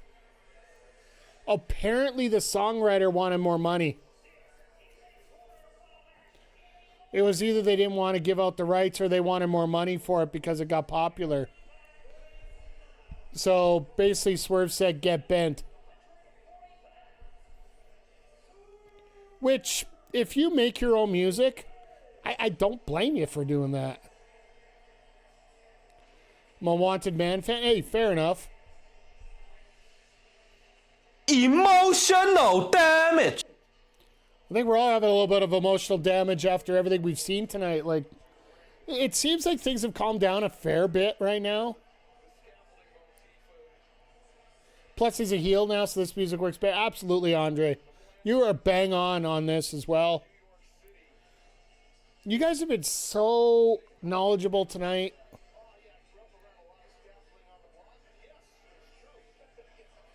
So knowledgeable, so chatty tonight. It has been a pleasure to be here with all of you tonight. Spurs up 29. Well, yeah. Oh, 20. Basically, if I'm the Spurs, I just want to get out as fast. Reminds you of a Michael Jackson jacket.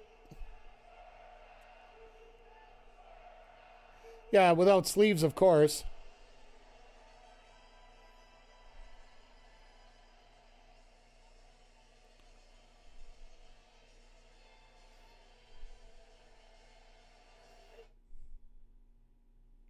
First time the Signal decided to not like us here, so.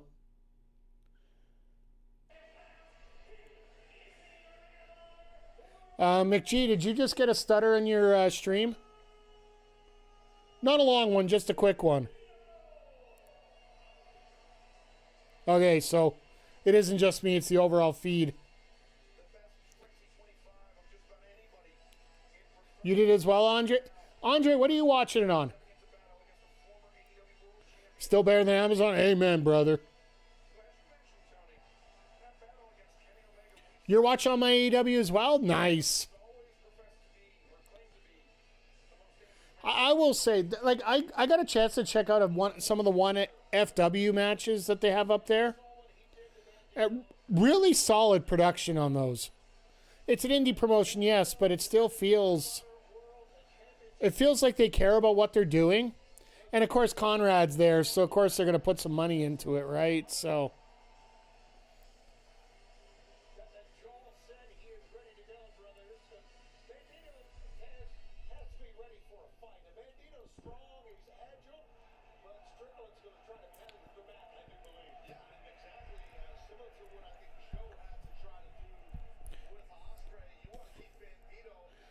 Swerve's like, nah, I'm not going to attack like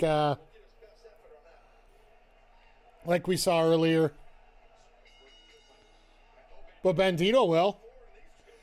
I like this. And this is something we've talked about with, I know Chris Parrish and I for years have had this discussion. When you have a feud the way that Swerve and Bandito do, you're not going to start that with lockup.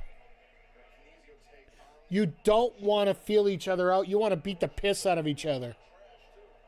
Want this to be a 2-minute squash for Swerve?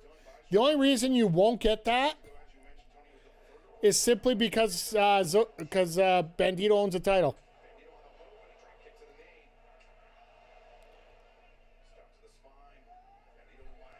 Bandito is the world champion for your second promotion.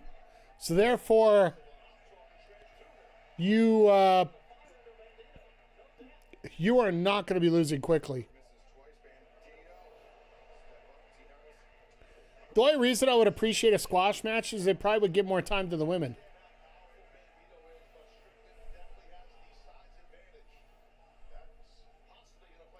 Oh, and Andre, I wanted to ask, did you already order the Ospreay jersey that they showed during the match?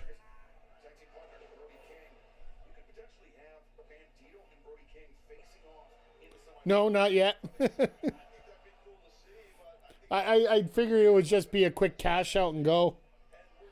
And just a heads up, folks, 4 minutes left in the betting here. May have to wait on Orient. That's fair. That's fair. Heavy favorite on Bandito right now if anybody wants to get any last minute bets in. So...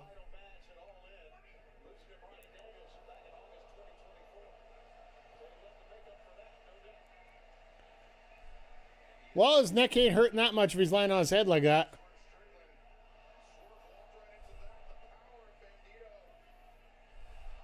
One-handed. And literally dumps Swerve to the outside. Jesus. It almost takes out a cameraman at the same time. Just saw a Nottingham Forest FC polo and scarf. Nice.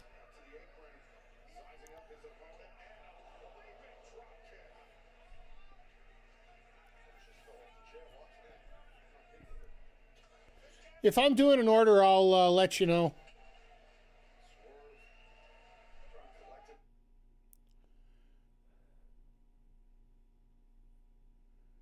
Oh, we got storms. If you guys didn't know, there are storms in the New York area right now, so there is potential for the feed to go out a little bit.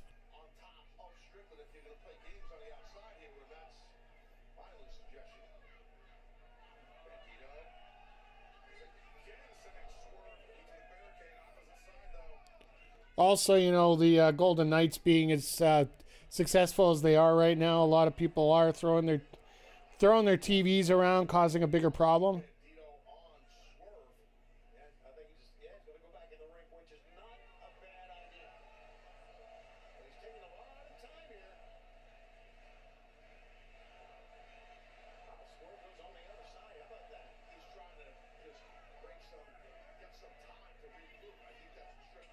Oh, goody. Matt Hardy's trying to promote himself for one more match. Thanks, Nats, for saying that. I will repost that out. Was when Swerve was AEW World Champion, and he had to face the winner of the 2024 Owen Hart Foundation Tournament, the American Dragon Danielson, in a match with No, Matt Hardy's trying to push for it. Matt Hardy will not come back to AEW anytime soon. I honestly feel that he is, in a way, a bit of a Nixon Newell situation for how things were handled with his concussion. And not necessarily for him, but more so Rebby. And Bandito hit his head, as you can see, holding the back of his head. Taz, as we've seen Weren't you here, Bray? his evolution throughout his AEW career. Oh, I thought you were watching the show. No, Ospreay won. Can still fly, still tremendously agile, but favors the brute force, whereas Bandito is, flying as his domain. But yeah, Bandito is actually showing himself up pretty good here. I do expect Swerve to win. I think it's going to be a Swerve Ospreay final. Goes back to Forbidden Door. Back when Swerve was the champ, before Danielson got the title off Swerve. This will be a bit of a receipt for Swerve for Ospreay putting Swerve over.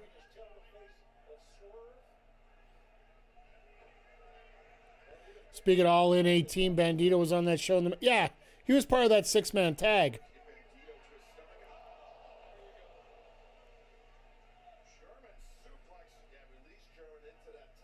All right, so it's 94-6 for Bandito in this one. It doesn't tell me exactly who did. We'll know when the results come out. Oh, Nats, you did. Okay. Yeah, I forgot you are a big Bandito guy, so that makes sense.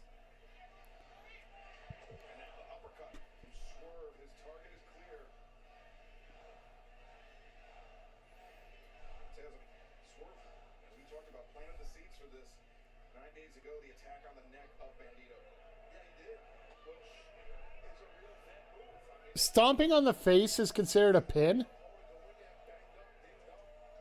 Don't have the points to bet, seriously. Just means you got to pop in the chat here. and folks, have you guys been getting your badges? Did you guys get your badges already? Those that were here at the start of the stream. Just a reminder, if you are here on Twitch for 3 hours between yesterday BPW and today, you get yourself a free badge for your channel with the BPW logo on it. Badges, like, you know, the thing that's in front of your name on. Don't know how to change them? Click on them. When you're about to type on it, just click on it. It'll give you an option of all the ones you have available. So you could do channel specific, or you could do universal.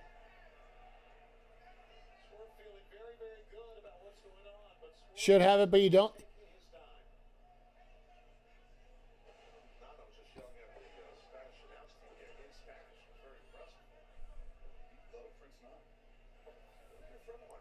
So I'm just looking over this real quick. Yeah, as soon as you hit chat ident.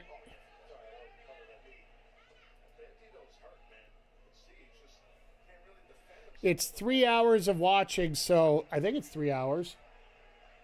I have to look here.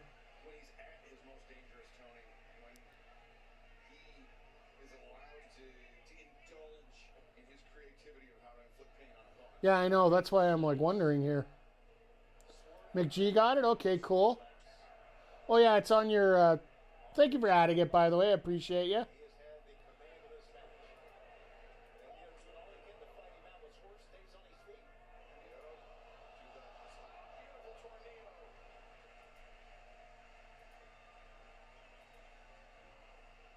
Yeah, it's still showing here, so...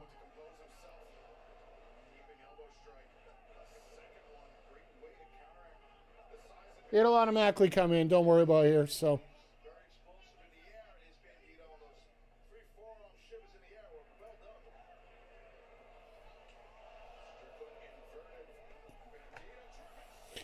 So they still need another 1 hour and 12 minutes. Yeah, I believe it's 3 hours total.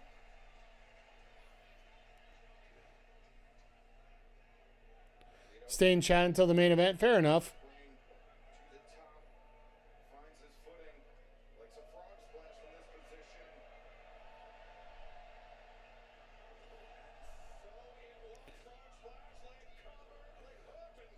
Bandito's really looking like he's getting a shot at winning this. There is a decent possibility that it happens, so.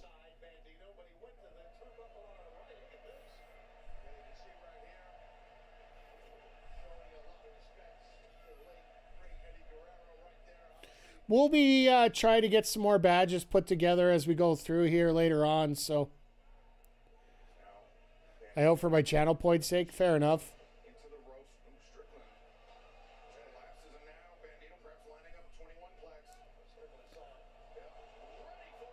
Swerve just instantly turns into that face buster. You can tell this crowd's trying to use this match as a bit of a breather here. Like, they're not out of it. No, it's not just HPO, Nats. It's been, like, you had 3 stutters in this one, right? It's the entire feed. It doesn't matter which production you're in. They're having storms in New York City, like, I know Mamdani mentioned that there might be a possibility of flooding, so. Mamdani is the mayor of New York City, for those that aren't familiar. So, it appears that it's a complete signal issue. It's not just a provider issue, depending on what you're watching.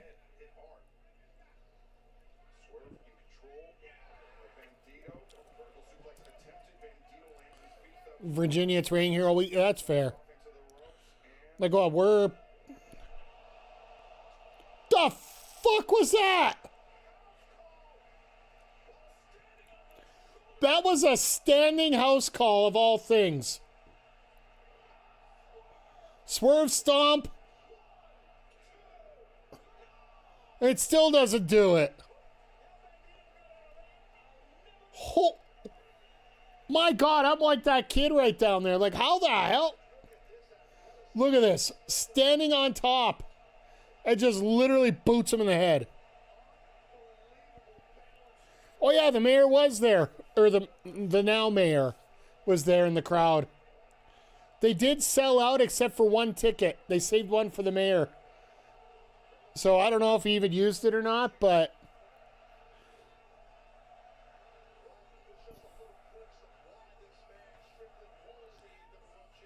You did a less nice version of Lizzie. No, Lizzie's is with the knee.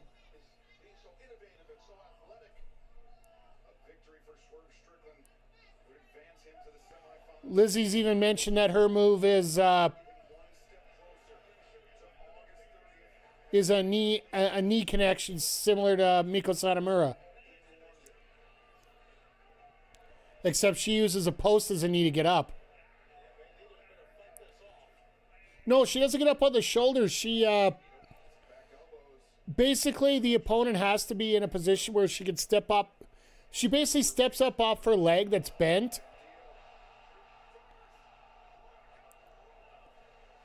Sorry, excuse me.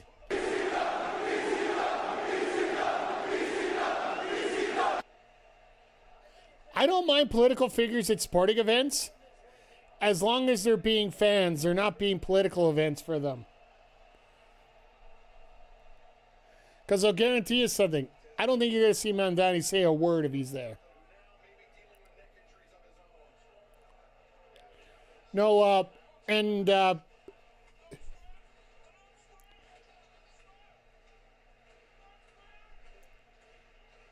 basically it's a pump up running knee off the, if you jump off somebody's thigh up in the air.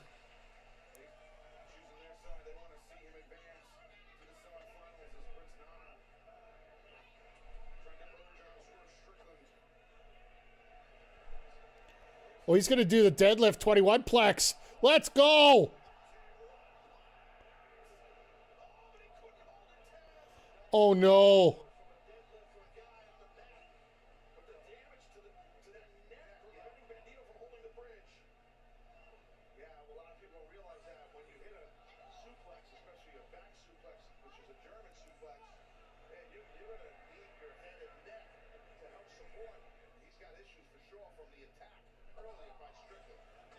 Yes, this is storytelling up the wazoo here.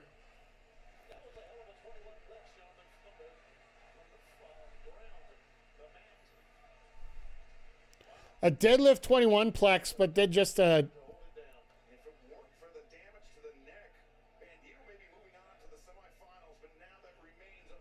There ain't going to be much going on now.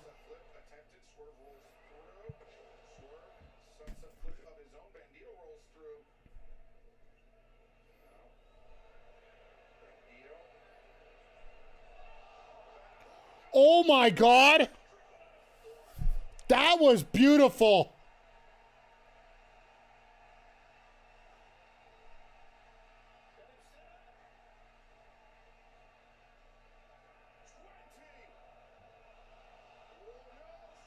Oh no!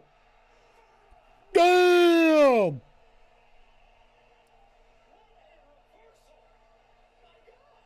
Damn, that was awesome.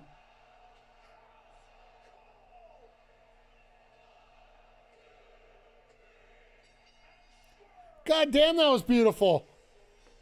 Yeah, I know. Unfortunately, the points go there, Nats. I do appreciate you. I do appreciate you supporting your guy. But yep, nope, that's... Zodiac getting more points is sort of sacrilegious when you have that many points already. And you got a shit ton of points out of that. There you go. You should get some off Zodiac. I don't know how you can donate him, but... No, I think we're going to get... We could do Swerve and Claudio. I wouldn't hurt my feelings, but I just think Brody just makes a smart bet. See, Nats, when you bet with your heart, that's what happens. I approve of this points redistribution to my point impoverished self. I can just picture you doing that right now.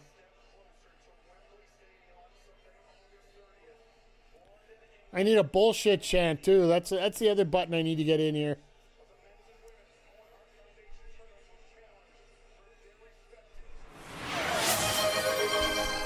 Thank you for the stretch, my friend. I already, did an unload and reload, and of course I got my Osprey jersey on.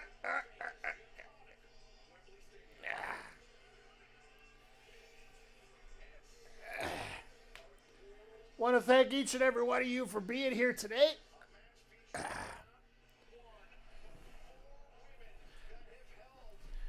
They're not my points. They're our points. I just hold them. Yeah, all right. I appreciate the technicality there. Let's get the next prediction up here. At least we got a four-way here for this.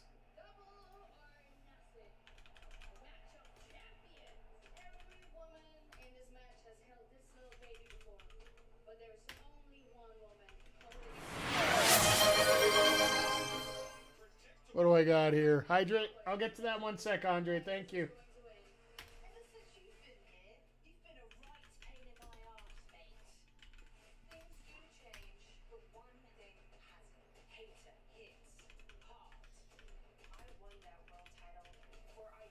This one takes a little longer when there's that many people involved.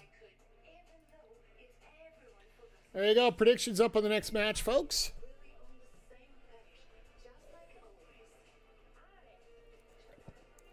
Convert over to Coke for the rest of the night here, folks. I got a couple beers, but I want to save those for late. Well, I don't know what I'm saving them for, to be honest.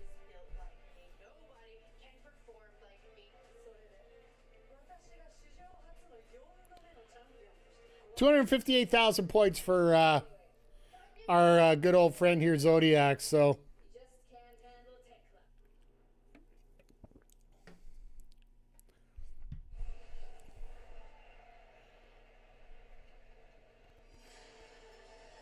Struggling, yeah, I get it. This is weird. Why would you let the champion come out first? Mike P. Plaster.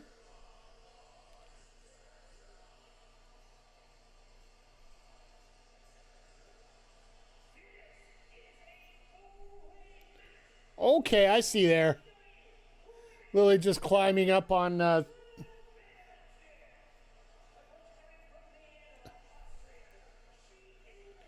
I still say she has one of the funniest moments in AEW when she was doing that promo with Alex Windsor.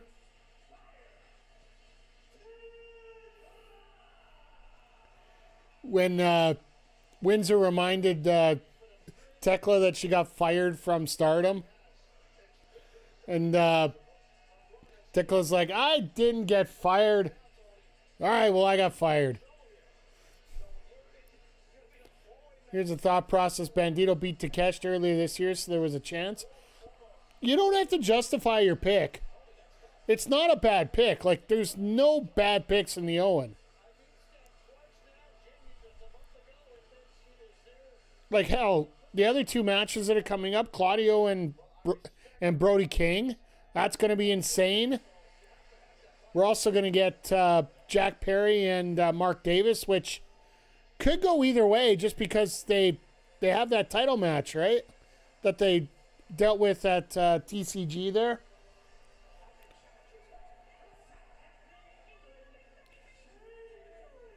Oh, these prediction bets are going flying in right now. Heavy favorite is Tekla right now, but there's money going in on Hayter as well as Sheeta. Not much on Statlander though.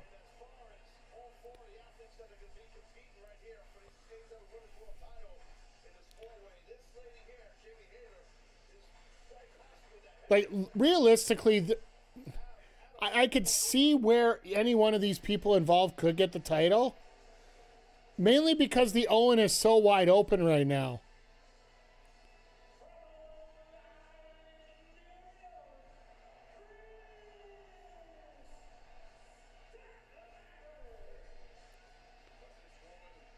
So, chat, what else do we have? It is a bit of a homecoming for Stat, yes.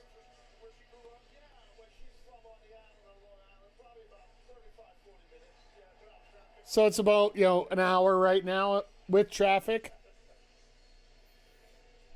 Chat, what do we got left tonight now?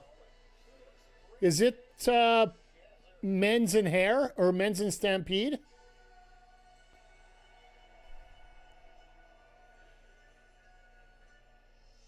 Bet on Hayter as I wanted to go into All In as champion.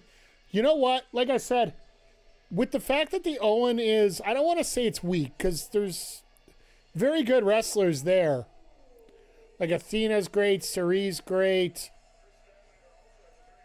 Alex Windsor's got a shot now that it could be anybody for the wild card, really. You got Persephone that's going to be in it. And folks, I do have the time booked off. So. Men's World of Stampede, it's all is left after. Yeah, so I got a weird feeling that we're going to get the... we will get the men's title first. Because the other part of it is... will Bolzero return? It all depends, right? Main gets 30, Stampede gets 30. Yeah, I think the Stampede's the way you're going to end the show. I got a feeling that the title versus hair will be the semi-main. Because with the amount of insanity that could potentially come out of that Stadium Stampede match like we saw last year with Anarchy in the arena...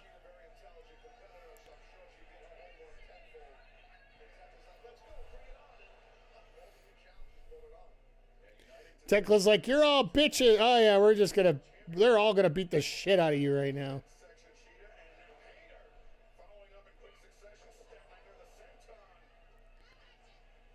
No way MJF is your ace. He's main. We'll see. But also, the fact that they probably wants to send everybody home happy.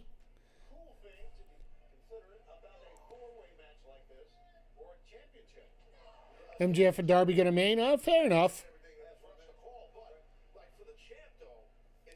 We'll see here. Like I said, the placement of the last two matches is going to really determine who's going to win the matchup too, right? Like, at least that's what I think at this point.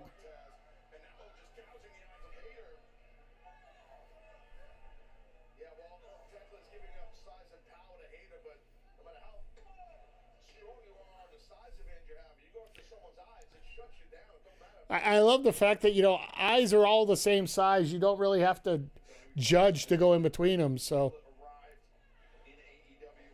MJF Darby's a blow-off. Yeah, I'll have to say we'll have to see, but I just got a funny feeling that MJF Darby's going to semi-main. You don't shave head into a gimmick match, huh?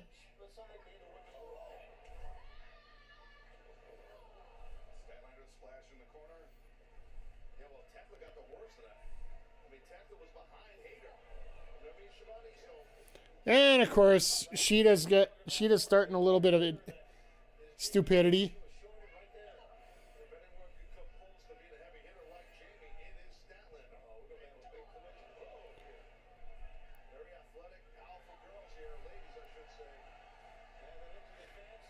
This match, I want to get more of this match, one-on-one. Statlander and Hayter, give them half an hour and just let them go.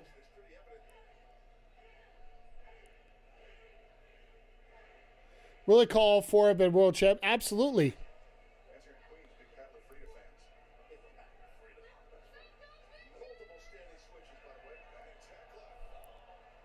Is there a difference between Stadium Stampede and Anarchy in the Arena?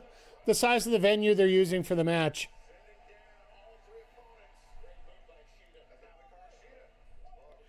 The Anarchy in the Arena is literally in an arena. We're in Louis Armstrong Stadium, so it will be a Stadium Stampede.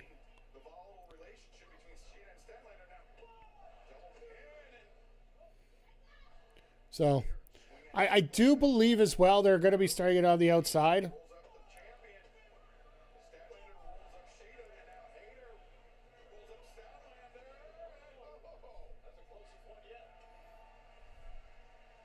Some interesting views here, like camera cuts and such. Well, this honestly, just a heads up, we do have 1 minute left in the betting, folks, if you want to get in on it. Heavy favorite is Tekla right now for points-wise. But literally there is points all over the place.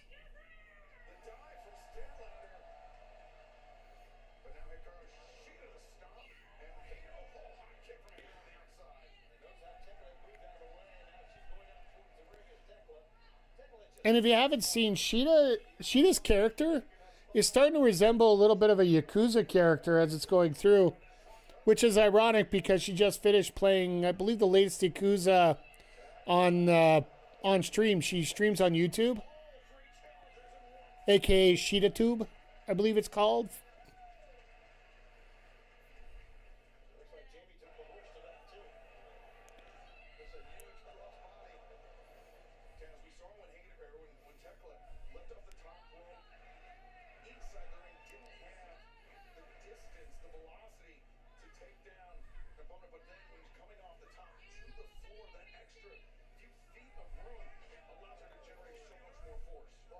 Sheeta versus Asuka is a class. That's fair. All right, points are blocked in here, so we'll see how things go here at the end.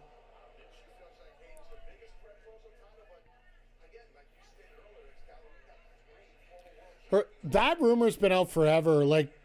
I know Sheeta was staying at Omega's in Florida while getting the visa stuff straightened out while she was in America, but no, it was Sheeta. It wasn't Rio.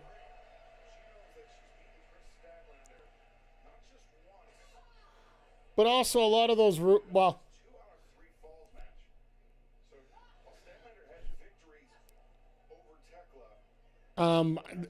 there's always a lot of rumors with the Japanese women because what the? I call this a soccer riot. Come on, boys. Let's take him to school. Oi! Oi! Oi! Oi! Jules, what the heck you doing here, sir? Good to see you. Welcome everybody to the stream. If you're not familiar, my name is Mike the Ref, a variety streamer and all-around great guy and such. And just so you know, the collaborate thing, it's when you're online, sir. Just so you know, Jules. We'll talk about that. We could actually do that coming forward. So, for those that aren't familiar, I am Mike the Ref. I'm a variety streamer. A lot of focus on wrestling, sports games, some story games we do as well. We're going to be starting with some of that right now. And one of our focuses here is the Backbreaker Pro Wrestling, which Jules is our wild card champion, which he will be defending this Wednesday on BPW Evolution after AEW Dynamite against Mellow Beast. So, yeah, we do a lot of, like I said, do a lot of variety streaming, and I am part of the same YouTube channel of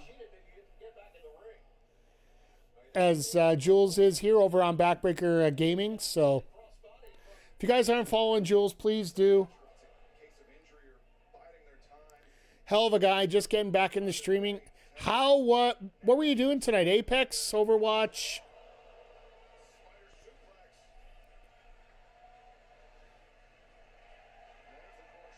Want me to reset up my well, I'll remind you to do it right now then. Overwatch Stadium Cup. Okay, fair enough.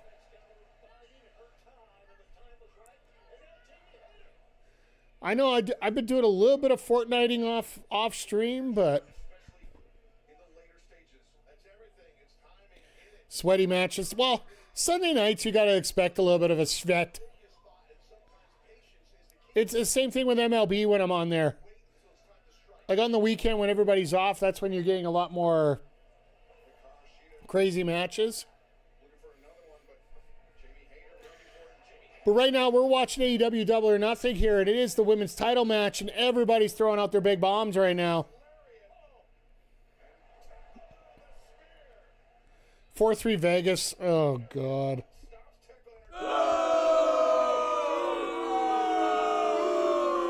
Backdrop drivers for both Stat and Sheeta. So far tonight, if you haven't, more like Vegas, let's go with that. We'll go with there. I agree with you, sir.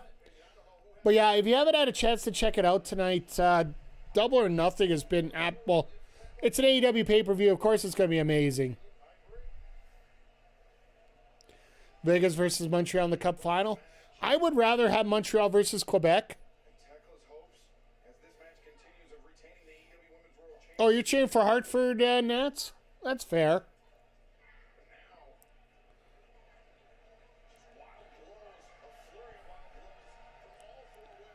I think you're more of an Assassin's Creed guy when it comes to games, right, Andre?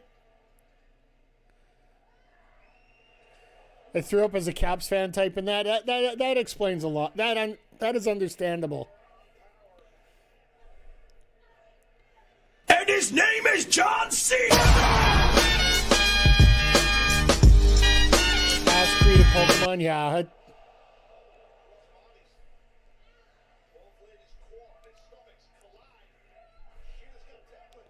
I know I've been looking into possibly getting into Assassin's Creed. I want to find the right time for it. Oh, reversal of the Falcon Arrow and just a 2. Damn.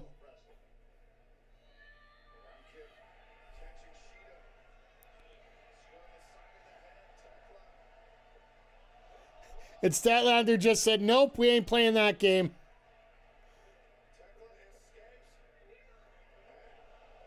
Nice exploder. And Hater just said, nope, with a boot. Just played mainline games, played ZA. Nice. But yeah, overall tonight, like, we've had amazing things show up here. Oh, their friends deserve to have some. That's fair.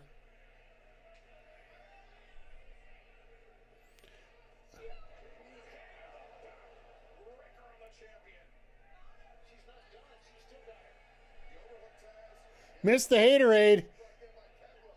Looks like she's going to get... Oh, God. Here we go. Black Widow.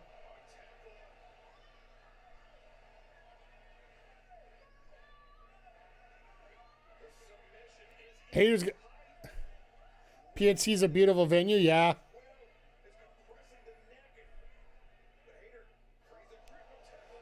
That's how you break out of that. No, tonight so far we've had... Oh, my God. Hater's going to win this. No, Sheeta stealing it. Been there a few times. Nice.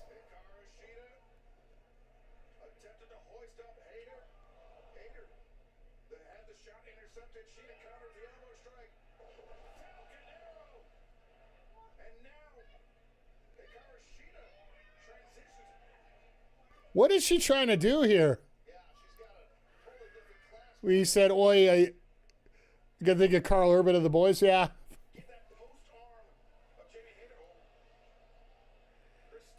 We're all adults, I'll give you that. Seems like PNC only gives her name to great venues. PNC Park in Pittsburgh is one of the favorite ballparks. Yeah. It's one of my favorite parks, except when I have to play in it.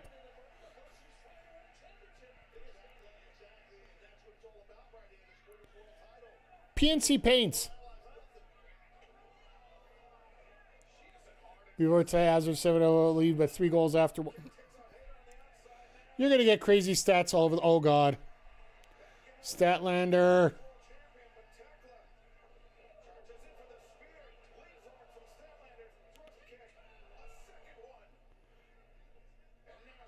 Please tell me Stat wins it back at home.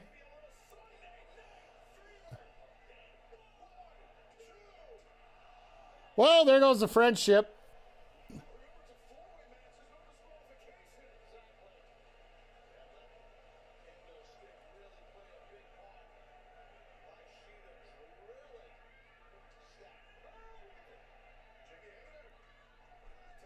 And Tekla's going to take advantage of the kendo stick shot.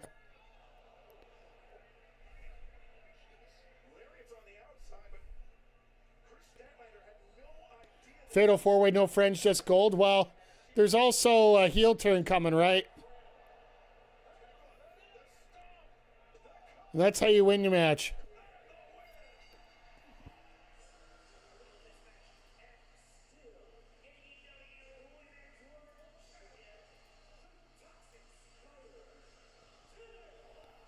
Hell of a match. I hate the fact that Statlander gets pinned again. But who do you get? Who do you pin in this? Like, as you go through, how you're over Tekla? I think you keep Tekla there until Wembley. It all depends on who's going to win the Owen. Because really, right now, we don't know where. Wanted to bet on Tekla, but she already had heavy points. That's fair.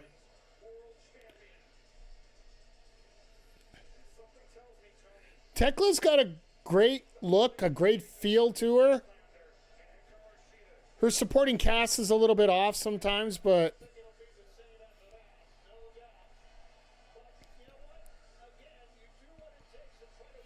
it'll be interesting to see who her opponent's going to be in Wembley. Who's going to be her opponent at Forbidden Door? Because she's facing people that have fired her, right? Wrestling-wise, I agree, but her promos are all the same, calling every woman on the roster stupid bitches. Well, it's not like she's wrong. Julia Hart face terms, fair. Then when she eventually loses, she looks stupid for losing. Oh, that's the exact promo she'll throw out. I lost to a stupid bitch. I cannot believe I lost to just such a stupid bitch. Just a heads up, we are getting a raid coming up momentarily. There we go. Yep. I will fully understand being wrong here. that they're doing the Stadium Stampede first.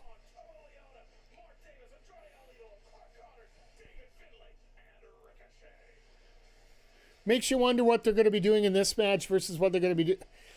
Also, the other part... Oh.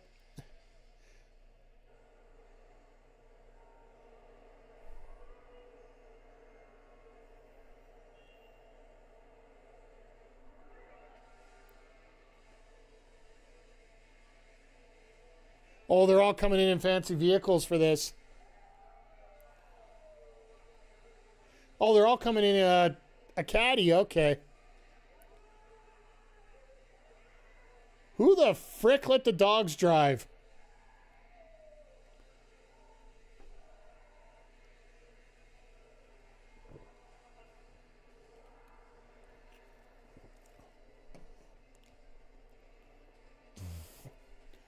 The hell?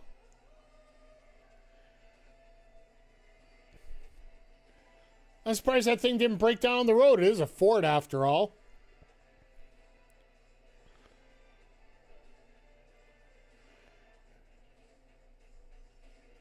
Who let the dogs drive? Who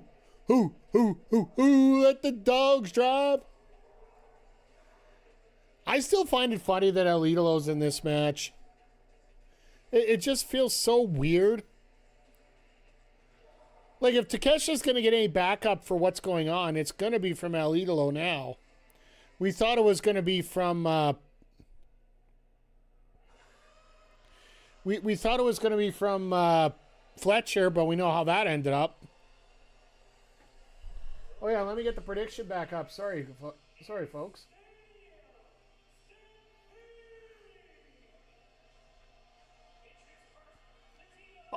Justin, why are you not throwing out the line?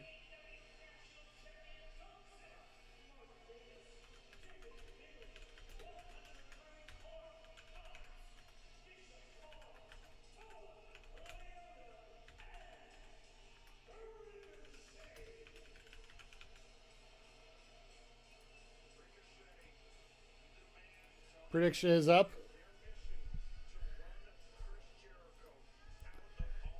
Yeah, this is going to be carnage. For the record, Justin Roberts is supposed to say shit's about to go down. It's a one day a year that he has to swear on the mic.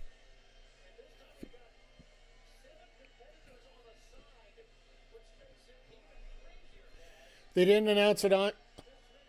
Yeah, I don't know.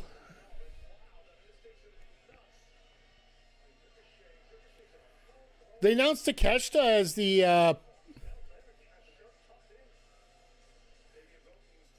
he's wearing... Well, that's also... It also plays in the storyline of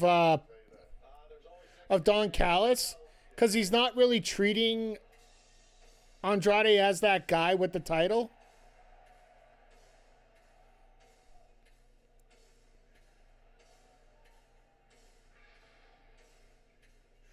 Oh, God, this is hilarious. I love this. Let's go.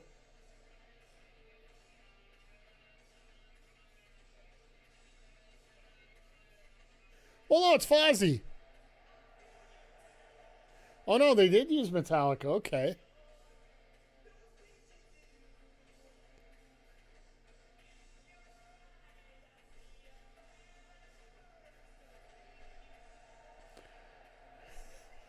Oh, this is hilarious. I love every second of the goofiness of it.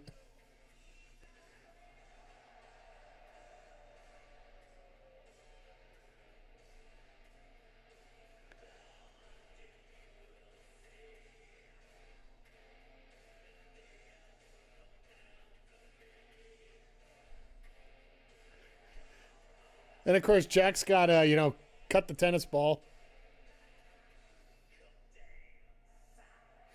Oh, Mega with a stogie. Let's go.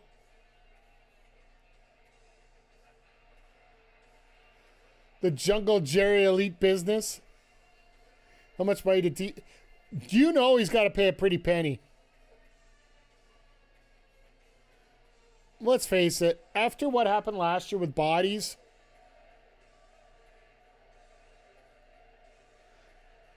Omega kept the tennis ball.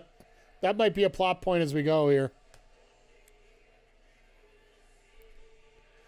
I love this vignette, by the way.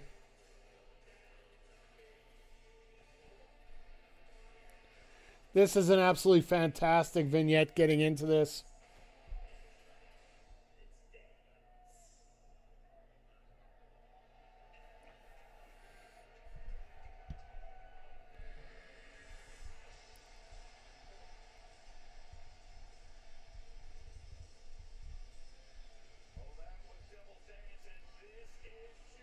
Rotating Trons.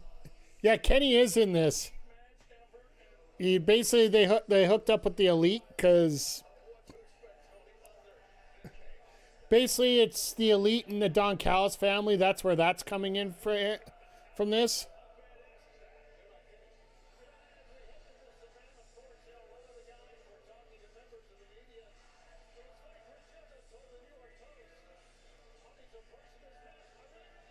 They're all coming down in suits. This is, in the words of Simon Miller, goofy wrestling for life, I think, is going to apply here. Forgot the Elite was back together with well, Kenny's only been in a couple matches, right? So.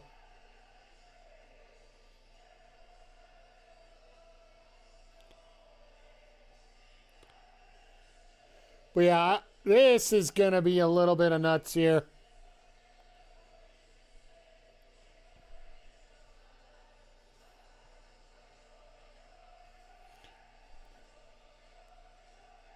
And Ricochet's like, damn, I need this crowd to sing like that for my music.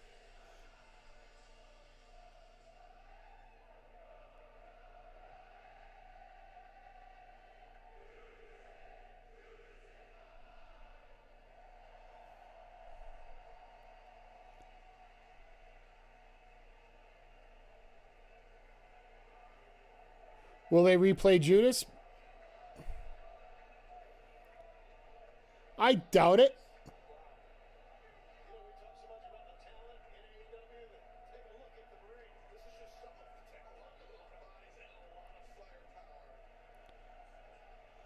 This is going to be nuts, folks. We know who's getting over in this match now.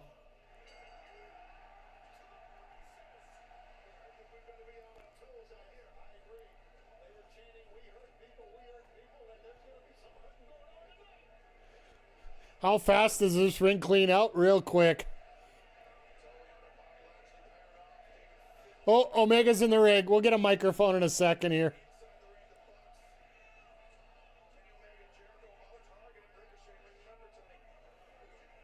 Great match for Jericho and that's what we've been talking about from the start. Oh God. Oh God, we got this going on.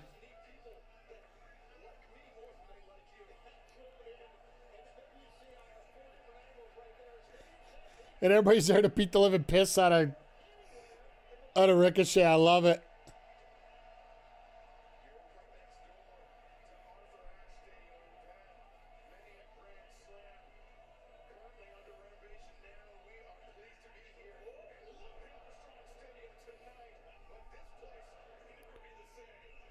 But I'll say, like, Stadium Stampede, while it does have some standards, well, it has no music yet.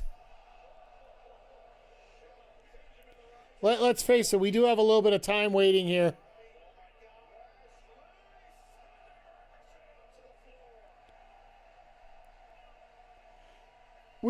We got some time here.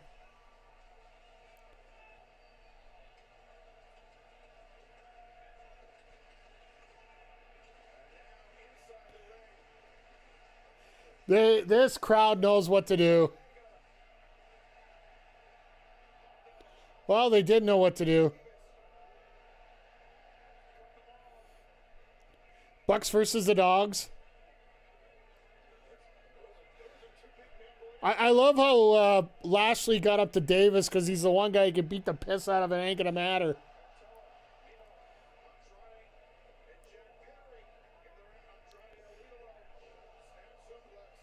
There's one. There's two.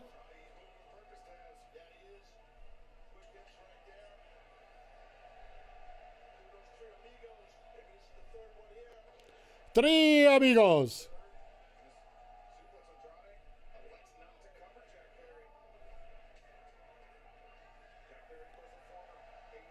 Yeah, there's going to be a lot of that going on. Wow. All right, Lashley, I see you. And a high-low on Benjamin. So I'll take him out of the match in a hurry.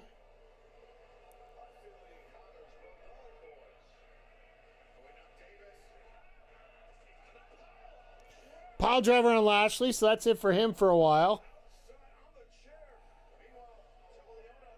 So just a record, 2 minutes left. Money on Team Jericho so far. MJF's backstage rubbing his hair.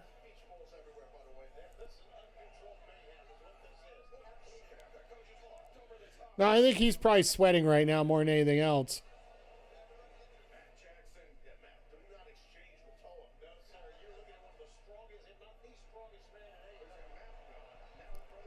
He's got 2. Oh my God, he's got 3. Shout out to Toa here.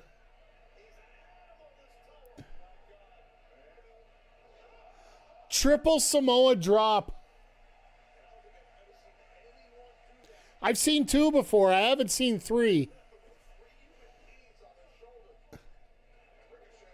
That was borderline nuts. No relation to the bloodline. Nope.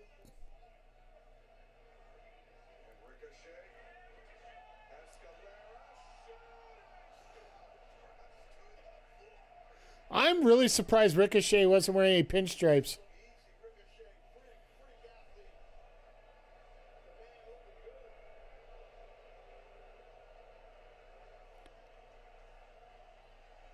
What an incredible shooting star press by Rick O'Shea.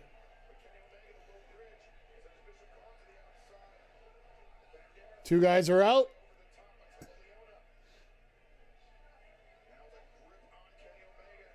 Are you seriously doing... Claw in the kidneys. Lua.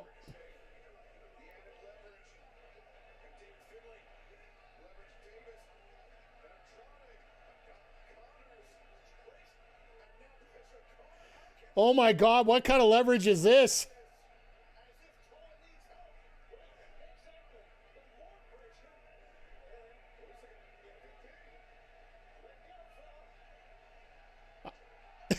Well, there goes your... Oh, God. And they all fall down.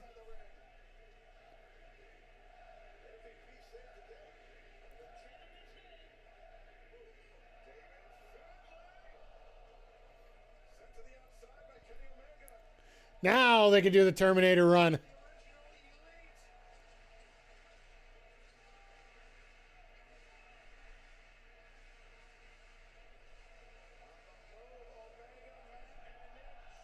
There we go. Gotta throw a little ECW chant in here. They're not doing much for furniture on the outside. I'm surprised. And Shelton's like, oh, you guys want to jump? I'll show you jump.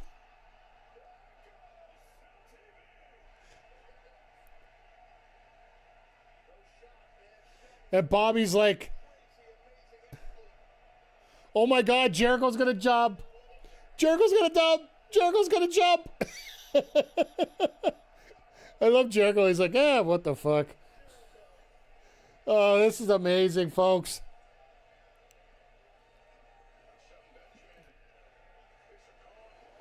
And this is how you fix things up. You get a few people, take them out of the match.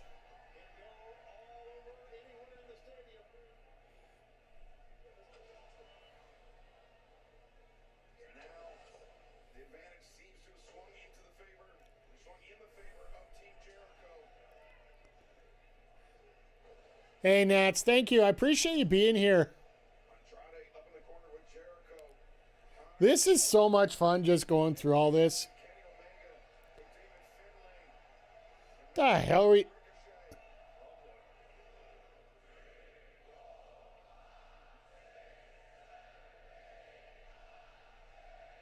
See, Jungle Boy, Davis is there. Maybe you should do something about that.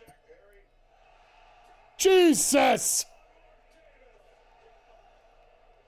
Poison, hurricanranas every. Oh God, Jericho! Fuck's sakes! Everybody going at it.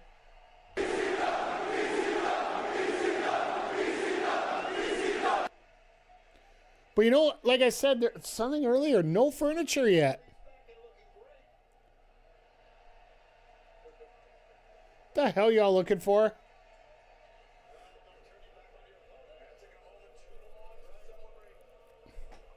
Take it all in and get beaten up for your trouble here.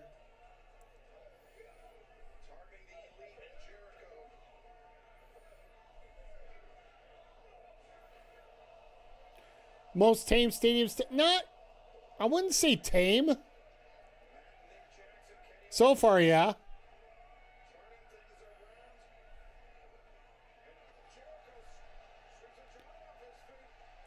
Well, the fact that we're not using plunder.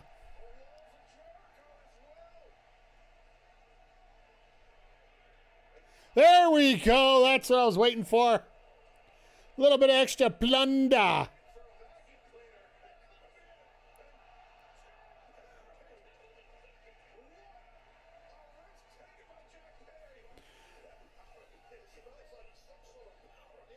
Well, I don't know if that's powder, that's a bag of flour, that's excrement from a vacuum cleaner. Oh, here we go. They're testing for some plunder. No, there's every ref's out there. Every ref on the card tonight is out here except for... Is Remsburg in there?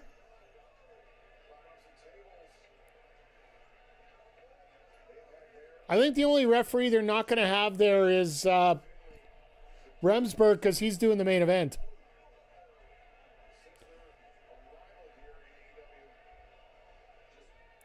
Yeah, because he mentioned it before because he's a bald... He's a bald ref and he wants to see another bald guy.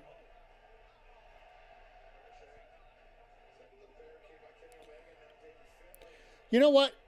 And that's the thing. I think it was very unrealistic for them to think they could come up with the expectations of what happened last year with the stadium stamp. Who the fuck brought a beach ball? Thank God Perry grabbed it in time.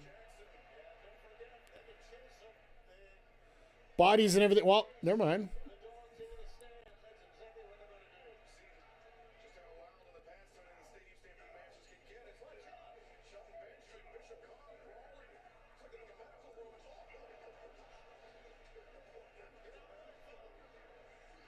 Gotta love when the extras get involved.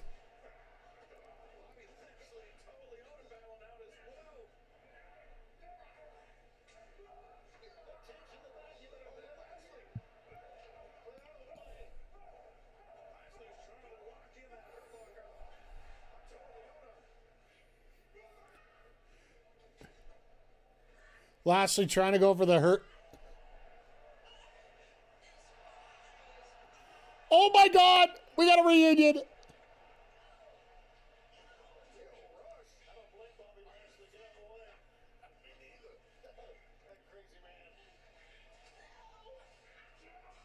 Oh my God! Leo's biting him.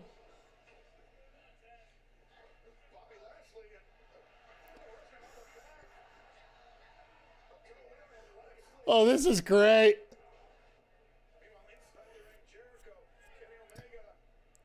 Who the fuck has a... Get that beach ball out of here.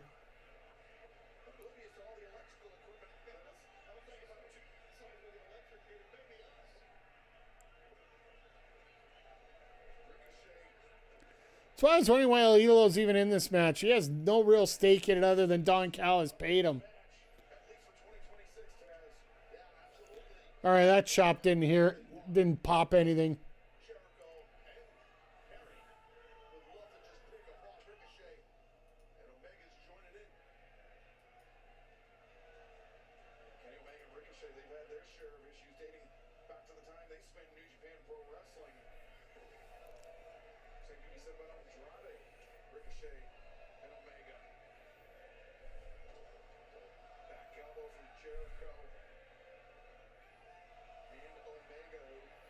Not the merch. No. Oh my God, they are hitting the merch table.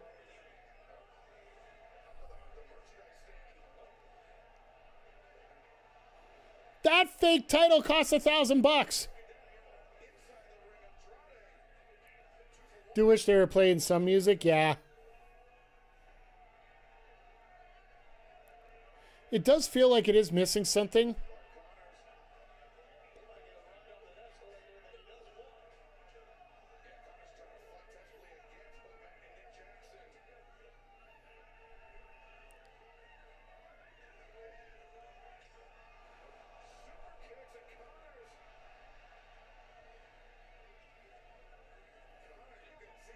This should be played some Taylor Swift. I'm going to go with that.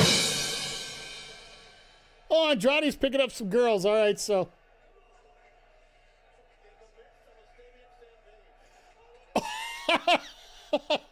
Luchasaurus with a woman's wig.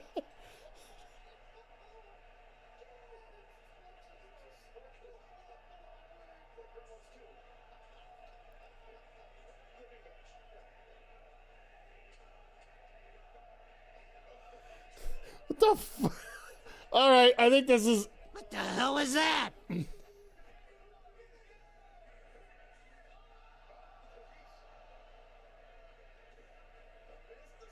Cross-dressing Dino. Yeah, that's something I did not have on my bingo card here for this match.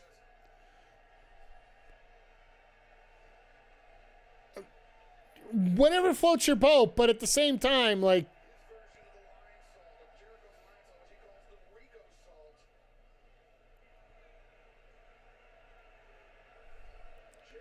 If he hits the Rico Salt, this place is going to go... What in the hell does he have in the bag?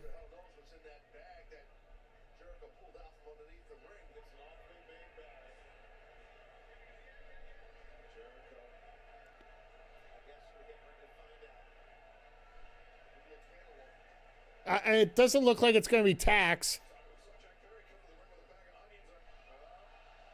Tennis balls! Let's go!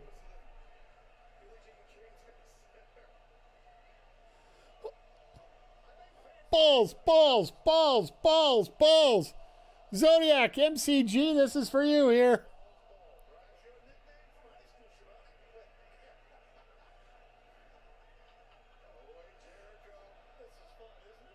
Not the solid steel balls.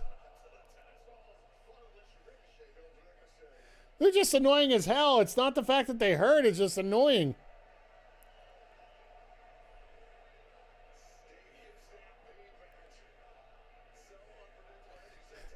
Oh my God, they actually threw out the "you sick fuck" chants.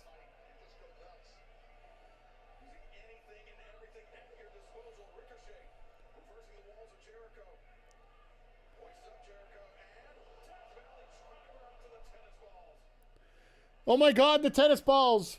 Please protect the tennis balls.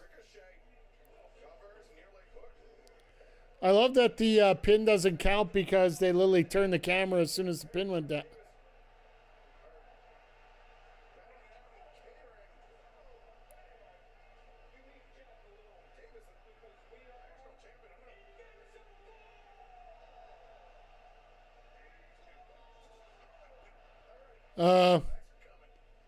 That's Wardlow sitting there.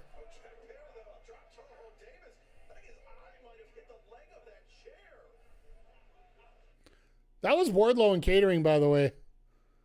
The fucking signal goes down again.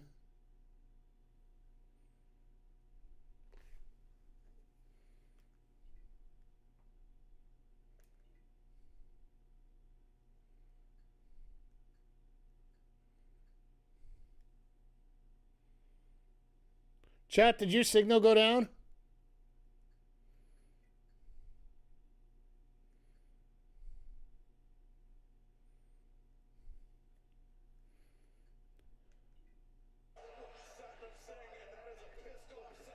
All right, mine just came back too. Satnam Singh there.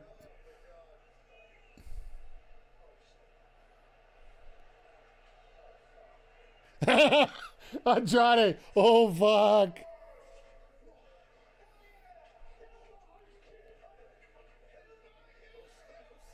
Food fight!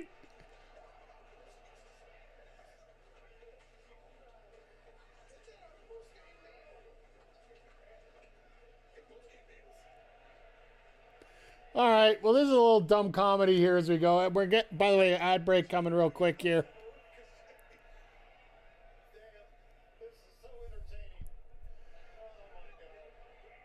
It's something.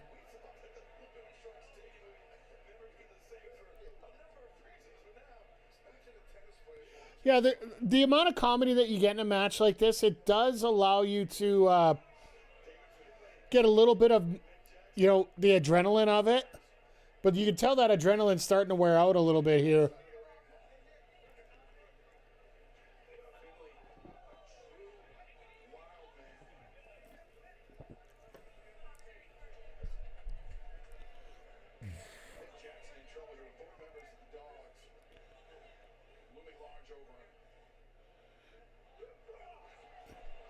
The dog's taking the Bucks out to the back. Press the wrap-up button. Oh, wait, this isn't... And in 2K26, you can't do it on singles matches. Like the play match now, like we've been doing for our Backbreaker Pro, there's no button there for it. You have to be in universe mode for it to wrap up. Oh, Jesus.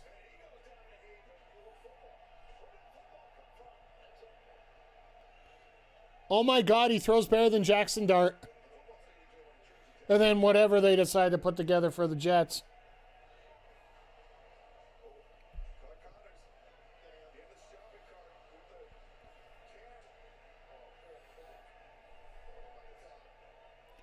Oh, God, what are we doing now?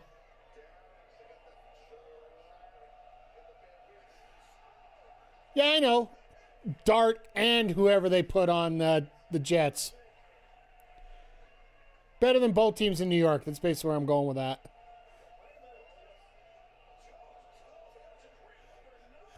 And Knox just ducks.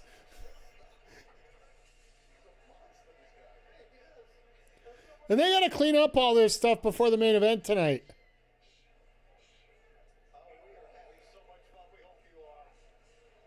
Yeah, the only real team is the Bills. That makes sense. I completely agree with you on that. Let's just... Future Super Bowl champion Buffalo Bills, by the way.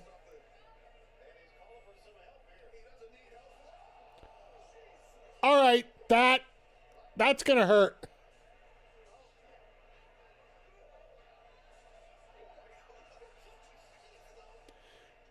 And Tola's just like, yeah, who needs a shopping cart? This is just a toy I can throw around here.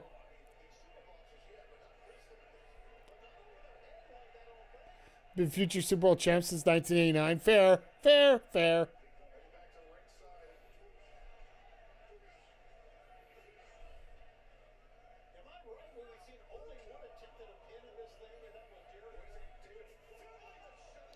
Oh, God, Shillelagh's loose. Bobby ain't eating no pin. Let's not even kid ourselves here.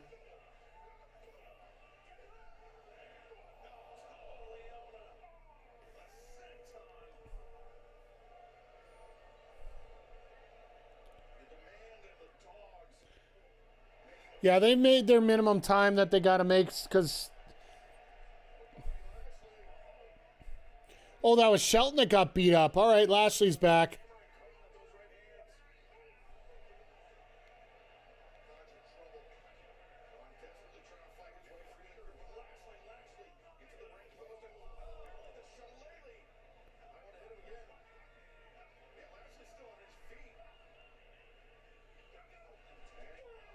Oh, God. Connor's with that spear. Like, seriously. That was fun, but it has been crazy enough, and now I'm ready for the next.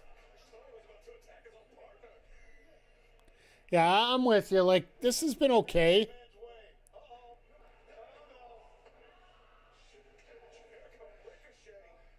Jericho and Ricochet. Oh, we knew there was going to be a racket involved somewhere here.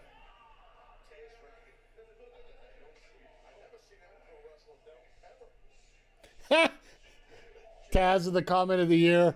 Never seen a pro racket in tennis, in wrestling.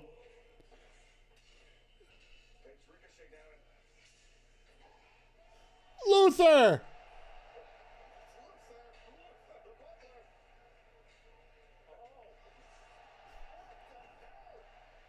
With an oversized tennis racket? Okay.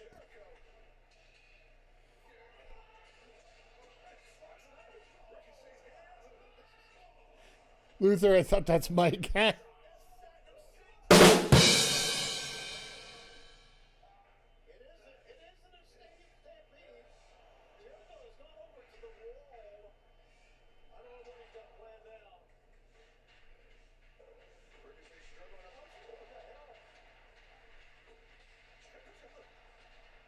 He can't get the tennis ball launcher to work, so he's just throwing them at him. And he hit the lights. Attaboy, Jericho.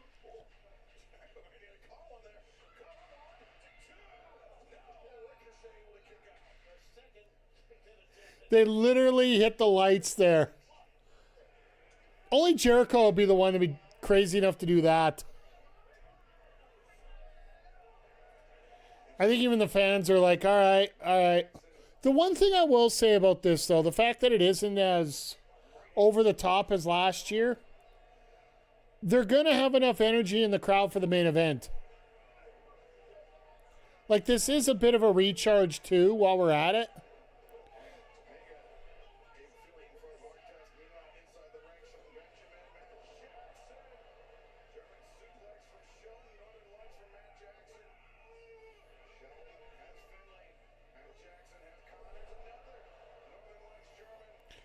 Oh, here we go.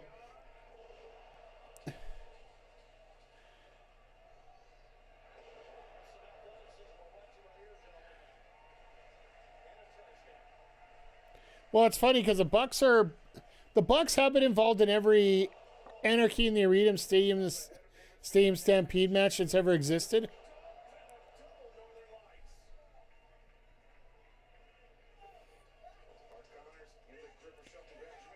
There was only one women's Owen because it was supposed to be Willow and Alex Windsor on the card as well tonight. But unfortunately, due to Willow's injury, that match got bumped. And they decided to move the wild card to another date. Probably because they didn't really finalize how they were going to do it at the time. And why push it if you don't have all your ducks in a row right where you need them to be?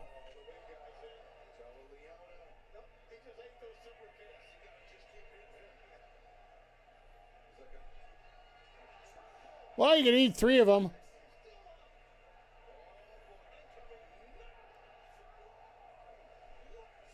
Lashley just said, nope, we are done with that.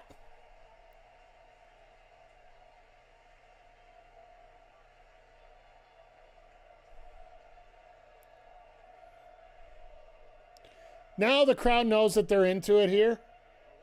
The hell, Davis?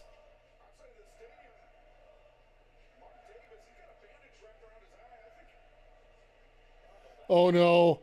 Oh, no.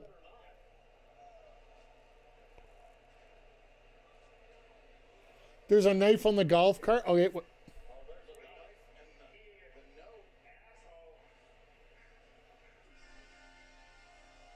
Oh, shit.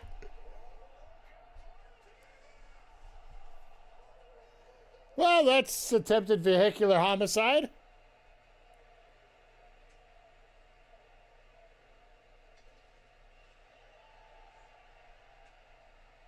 Where the fuck is he? I need to pin him. Pin him.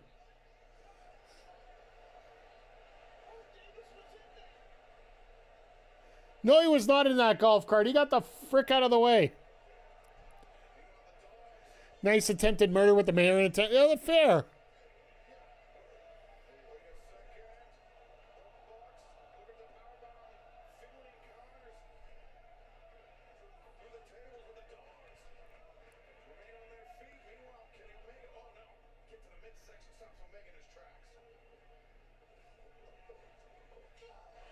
Good for him, the mayor doesn't like police.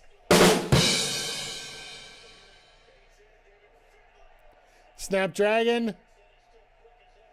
Second Snapdragon.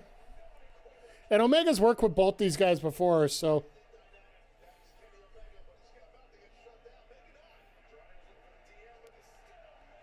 Snapdragon number 3.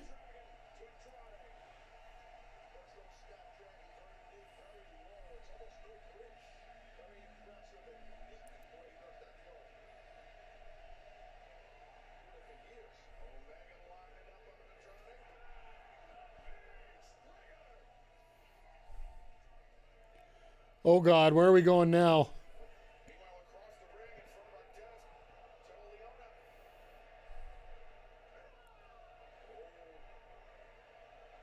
Toa going through the table.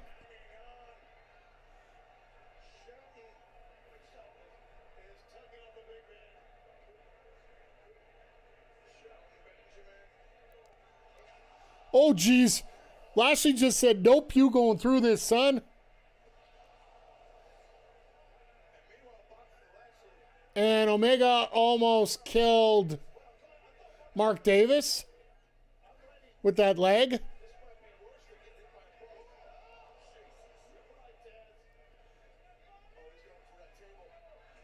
Oh, and there goes Davis.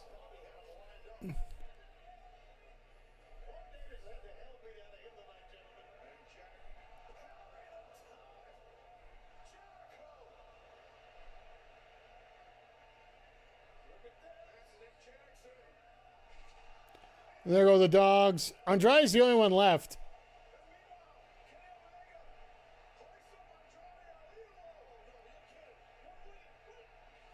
One Wing Angel through the table. All right, I think we hit our crescendo. Somebody pin somebody. Somebody pin somebody. It's over.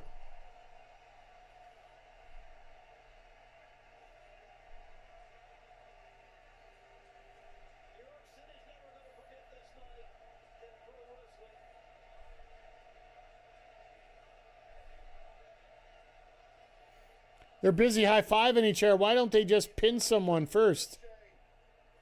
Oh, I see why. Somebody's about to hit eat about 6 finishers.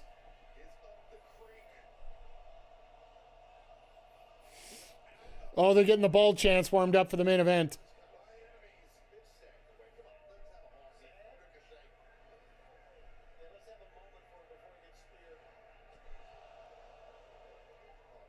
Well, there's a knee. There's a spear. Jack's about to hit the knee.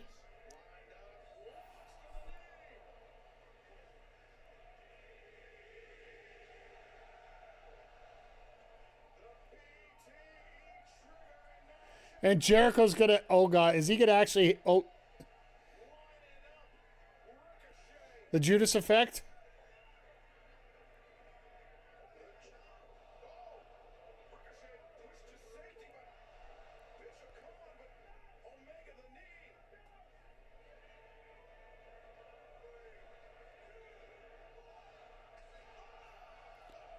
Just pin him.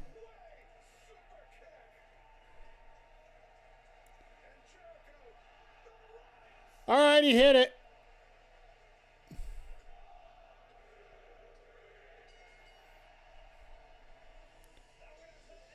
All right, we're done. Finally. Hate to break it to you, but it was about a half hour, to be honest. So, I don't know what to tell you, Nats. Like, the actual start time, I think, was close to 55 after the hour. So,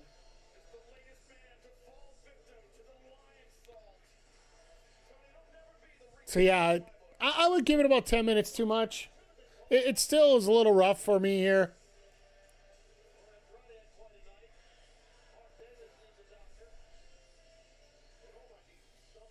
They're all going to need a bit of doctor here.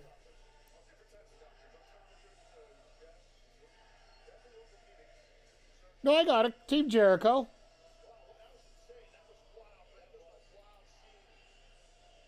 Ah.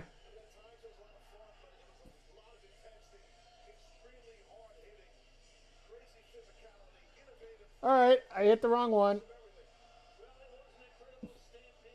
I owe extra points. So, whoever picked Team Jericho, I owe you 100 points somehow. I'll figure it out somehow. Sorry. I'll even do this to myself here.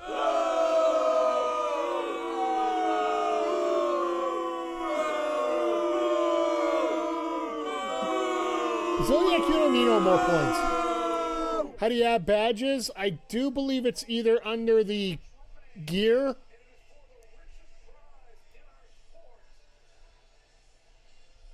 Under preferences, or I'm in streamer mode, so took 10 points from me. I can't afford that. Yeah, I can imagine. Click on the little badge in front of your name, Andre. I do believe there is a spot there for it where you can select the different badges that are available. Like the little logo where it says first in front of you there.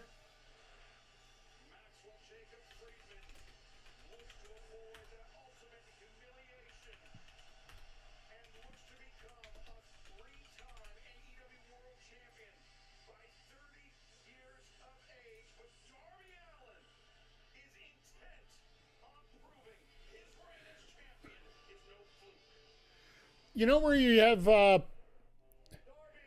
like you have your name, That Canada Dude, on the left in blue there? Just click to the left of it where the little icon is with the,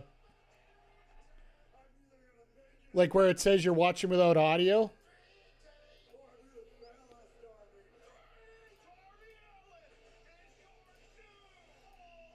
Should give you a whole list of badges that you have there, so...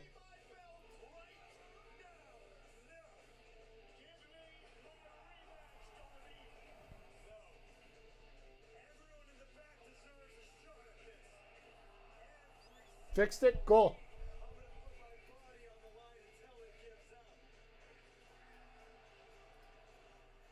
There you go. Now you got the backbreaker one on there. So, for anybody that's been here for 3 hours between yesterday and today, you should have that badge loaded up. If you did get a sub prior to the finish of this pay-per-view tonight, you will get an extra badge with the World Champion logo on the bottom. I know it's a little tough, but... as we get into our main event here, I do give you guys a bit of a rundown about what's going to be coming up on the channel. Tomorrow I will be on with some MLB The Show. We're going to get into Season 3 with Michelle Taref, as we came very close to getting the Rookie of the Year award. A little bit of road to the show that we would normally play tonight. No stream Tuesday. Wednesday we'll be here with AEW Dynamite as well. Thursday, BPW. We will be here for our 5th episode of Evolution. Our main event is going to be Rick Jules defending the Wildcard Championship against... whoa, we just slowed down for a second there. Rick Jules taking on Mellow Beast with the Wildcard title on the line. And we're also going to have Andre C. taking on Walker Pipe Guy. Winner is going to be included in a 4-way for the BPW World title along with AWS and the champion Hoju, which will be going on 2 weeks later from that. So that's what's going to be coming up on Wednesday. Thursday, we're going to start our new story game, which might not be that long of a story, but I still want to get into it here. We'll chat about that a little later on. And then, of course, Saturday we'll be here with BPW Madness as well as AEW Collision. So I will not bring up the main event because I'm finalizing a couple contracts that, well, let's put it this way, the Retro Balls might want to find out about it. So you might want to find out about this as we go along here. But whether you're chatting, lurking, or just hanging out, it's always appreciated. If you're watching this over on YouTube, please make sure you hit the thumbs up. Make sure you hit the subscribe button. If you're watching on Twitch, make sure you hit the follow button if you haven't already. Consider subscribing if you like what you see here. But no matter what, thank you for being here. We all appreciate you. It's been a lively, fun night tonight. One of the biggest turnouts I've had on Twitch in a very long while.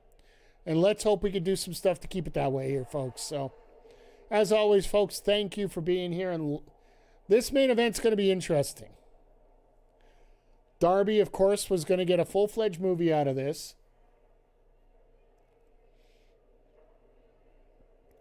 Skateboard in the sewers. Is he going to see Batman or the Teenage Mutant Ninja Turtles?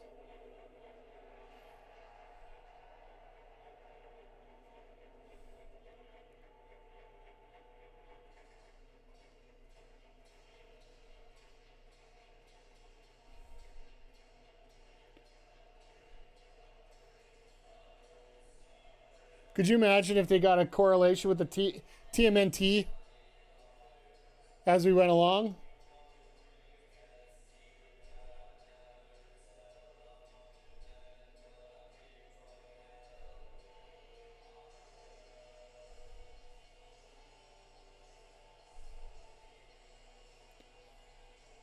And the Clippers are sitting on the desk. That's all that. Oh, and the barber chair. They actually brought a barber chair.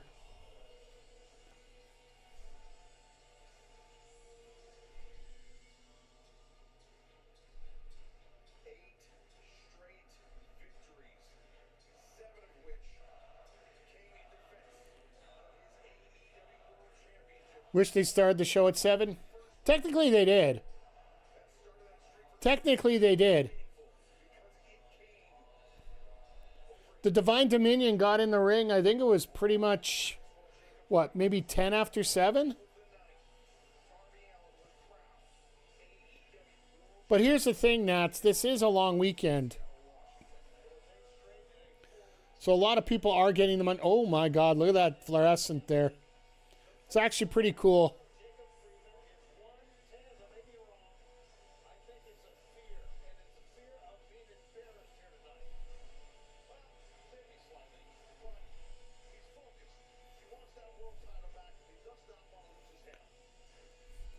This is going to be a fun main event. I think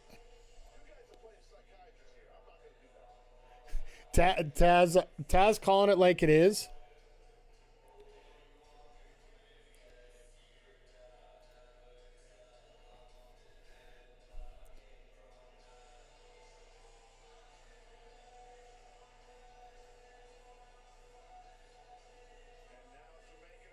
I wonder about that myself.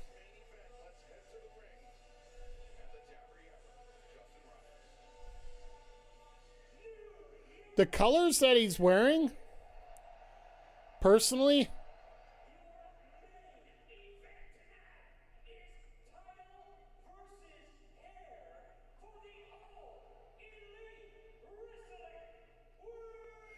I'm thinking,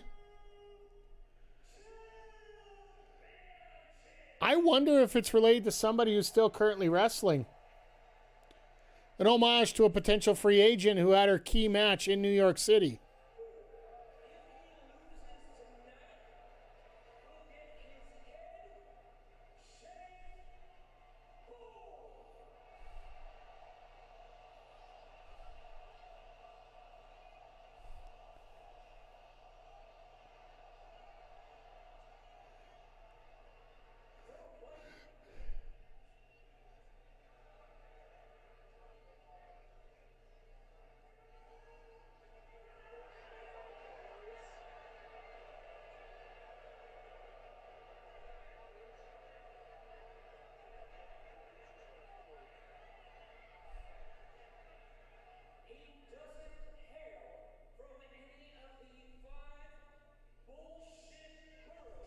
There's the swear word. That's why he couldn't swear. That's why he couldn't swear during Stadium Stampede. Justin Roberts' contract, he's only allowed to swear once. They can only... he put in his contract saying that he only is the maximum he has to be asked to swear. He can't be asked more than once. And that's what they wasted it on tonight. Because usually it's shit's about to get real that they use before the Stadium Stampede, but this time they wanted to use it here. Interesting little dichotomy.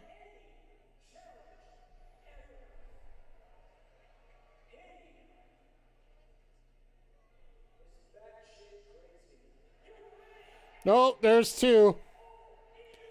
That's weird. They let him get an extra one.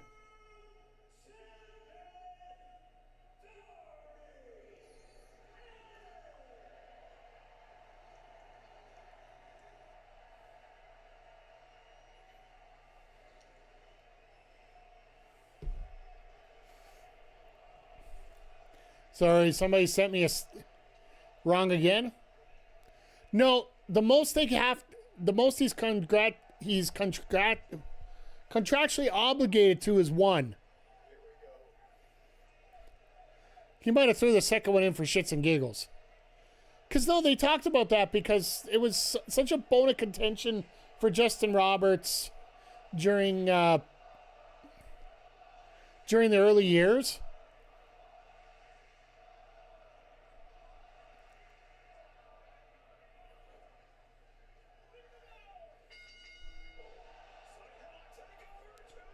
Could you? Oh my God, he's.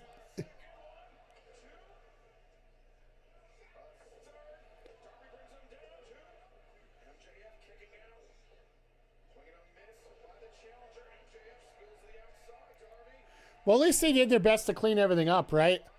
Once again, everybody, if you're popping in late, oh my God, Darby. There we go. We're going to start using this one right now.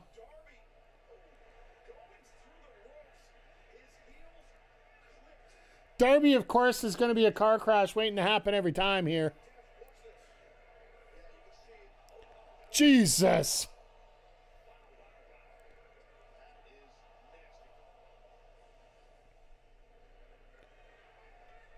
Shout out to AEW in the production tonight. Like, outside of the blackout points, because we've had 4 blackout points so far tonight.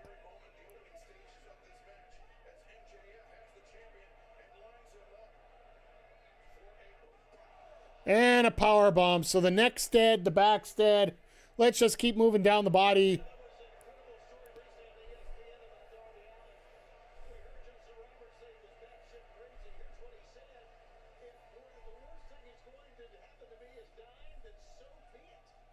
Yeah, that sounds like a Darby Allin statement. If all he cares about is that like living in the moment, right? He doesn't care if he loses the title.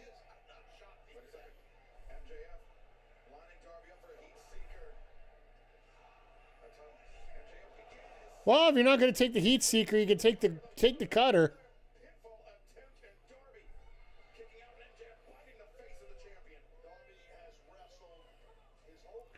But yeah, this has been a fantastic. Like,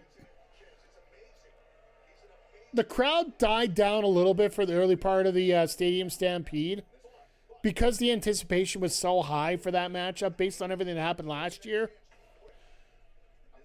But later on in the match, they did kick in.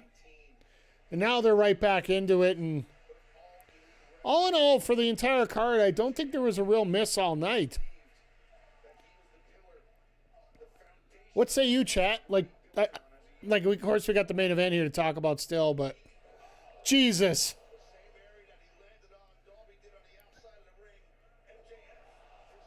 Backbreaker on knee.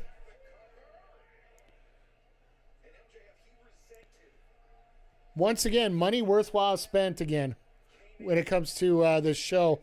Just a fantastic show put together here by AEW.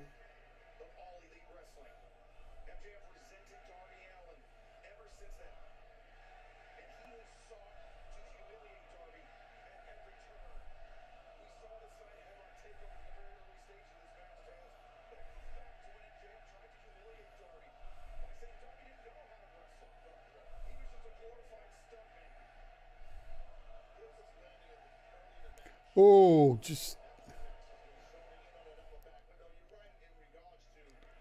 But I don't see this match going overly long. I do see that it is quarter to the hour.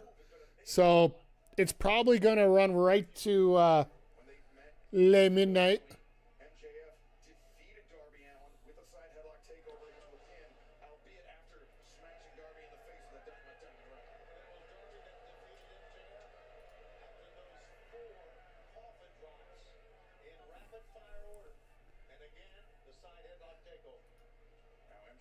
Put the prediction up and nobody took it. I don't blame you tonight. So, match of tonight's Mox O'Reilly, Swerve Bandito second. Absolutely, I go with that. I think Cope and Christian actually told a very good story with FTR. I think that was a very fun match.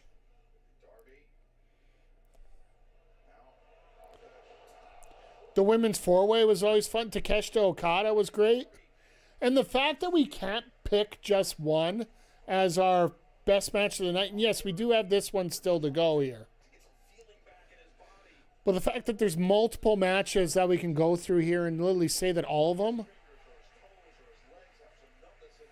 So let me predict the future. MJF gets Darby DQ and keeps his hair. Darby says, nah, bullshit. Win by pinfall, and Darby wins with a headlock takeover. Here's one for you. You let Foley come out and restart the match.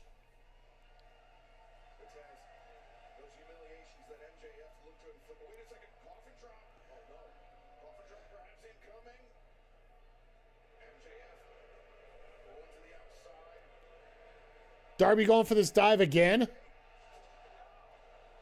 Got to be Alpha versus the Rainmaker because Fletcher returns. That's fair. Like we had the return of Beth. We had the return of Kyle Fletcher. We got a potential three-way feud going on between Okada, Fletcher, and Takeshita.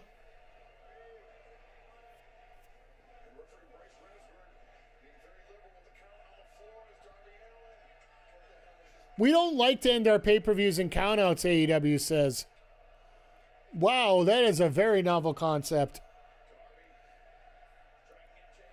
AEW goes full Vince Russo and has Mick Foley turn on Darby, leading to Foley getting the last death match against Darby down the road. Could you imagine, PJC? Like, could you imagine? You know, if that happens, you know Vince Russo got into Tony's ear during that interview that he had with him and Coach, right?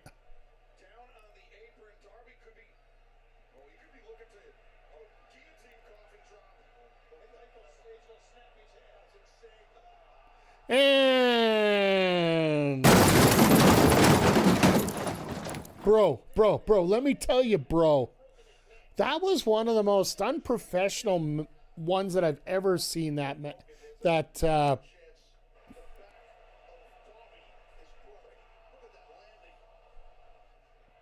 interview, like in terms of people that are experienced interviewers, to me it was one of the worst I've ever seen, with people that, you know, should know a lot better.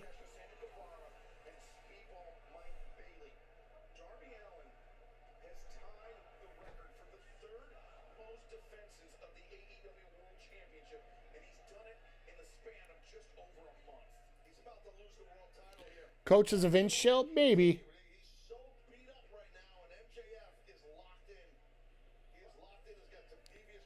I would say, you know what? I'm not too worried about it either way.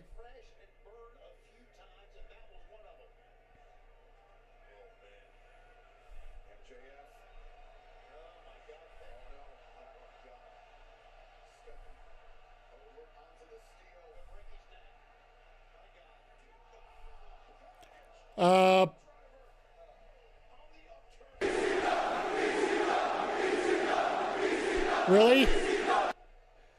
I'm pretty sure Darby's dead. DED dead.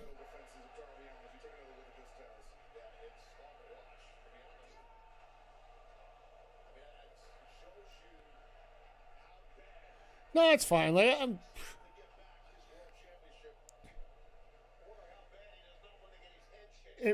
people like Coach, people like Bully, people like Russo, they're gonna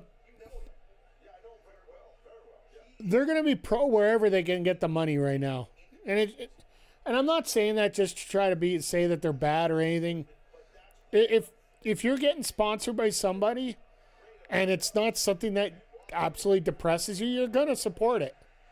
I don't care if you're a gamer streamer, a wrestling streamer, or anything, right? Yeah, like you say, you have zero issues with Bully. And I do for some of the stuff he goes into. He's changed a lot over the last year, I find. But I also find that I don't think the pockets are as lined as they used to be. Coach and Bully fucking suck. Hey, there you go. Oh my God. MJF almost ate the low blow and headlock takeover finish again.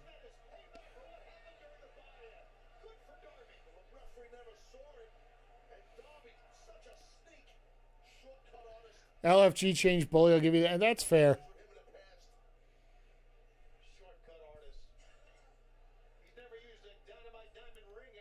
But I'm not, like I said, I'm not too worried about it for the most part. The challenger, Darby, charges in. MJF, though, answers the back elbow. He thought he was a little bit slow after that Ukemi roll, that forward roll. Plus, he's got issues with his back. And now his arm just got shattered. MJF, the diamond. Legends, futures, greats, yeah. Oh, no, I completely get that. And that show, like,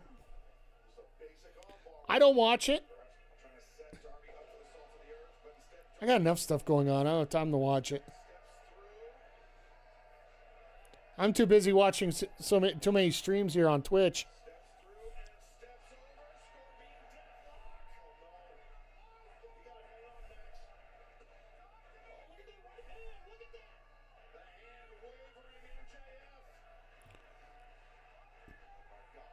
Bully thinks great in wrestling mind of all time, and the only time he's ever get some sort of booking power, him and Delirious killed Ring of Honor. That's fair. Watch the show because KO and the coach, I love Kevin. That's fair.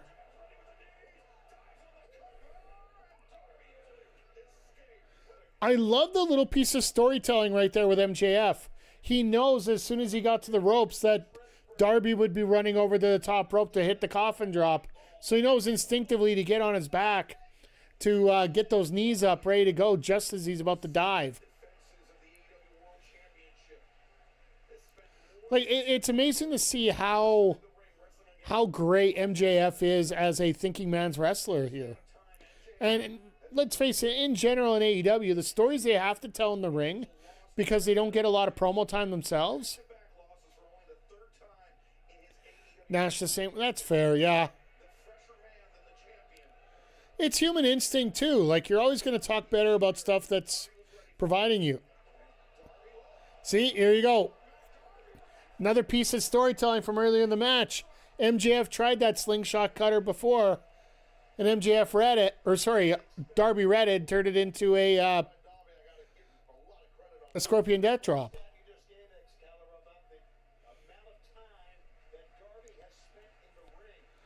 Like, and that's the one thing I love about AEW is the fact they know how to tell stories in so many different ways here.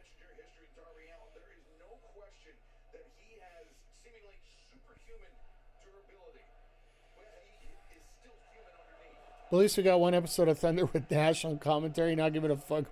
That's true. But also, don't forget, we did have that episode of TNA as well when he got the whole show on the mic. That was the same time that Booker T was doing commentary from in the ring in the middle of the match.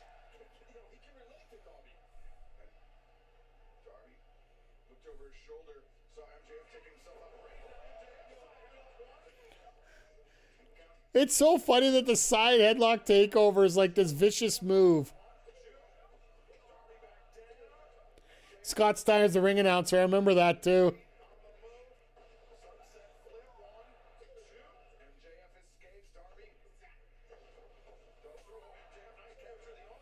Oh my God, Nash, I thought he was dead. CM Punk's sister in storyline 2011. That's fair.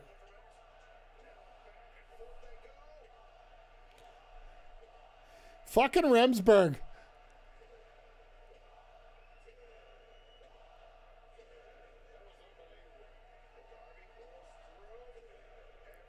MJF got the strength to get out of that.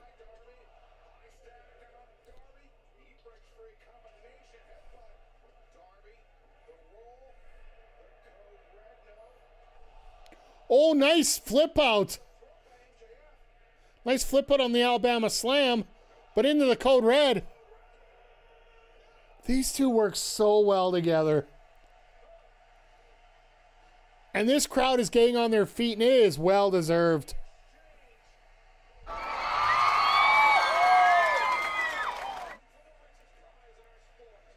Love JBL's podcast. I got no comment because I never listened to it yet. But my God, this is a hell of a show. This is amazing. 15 people on their feet watching this with bated breath. Near fall after near fall after near fall. Those kickouts will take a ton of energy out of your body. Yeah, that whole kick-out sequence will probably take a ton out of you.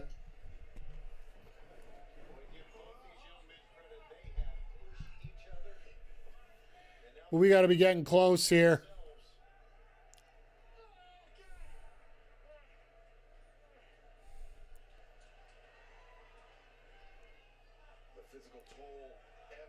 At Tony S. and Tony told wild stories of WCW road trips. That's fair.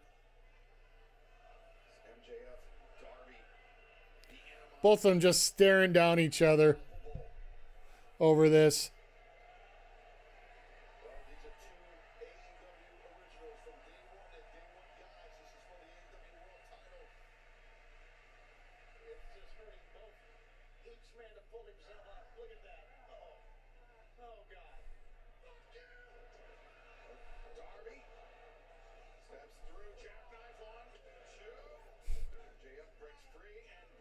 And MJF just clipped.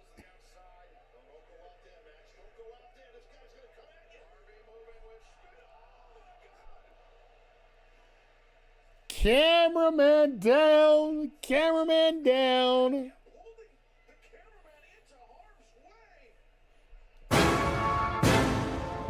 Ooh. That was a bad shot right there.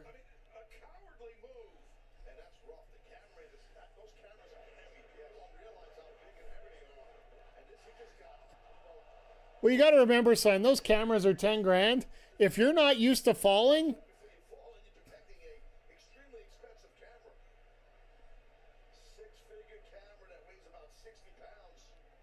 it's a 5-figure camera. Don't kid yourself.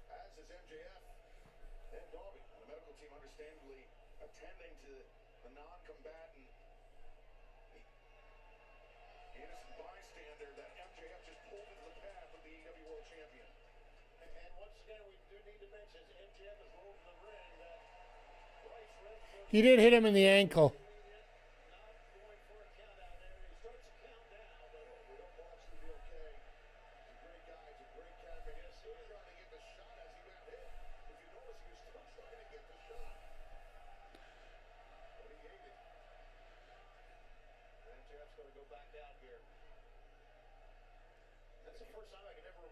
So they're going to have a backup cameraman or what?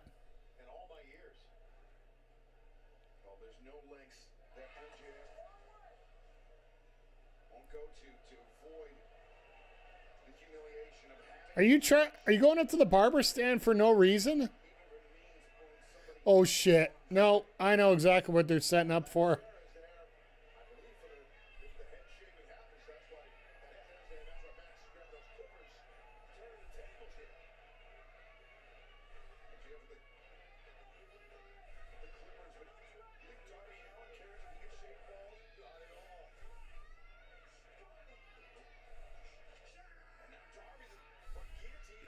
No, because what happens now, you put him in the chair. You know Darby's going up there, right?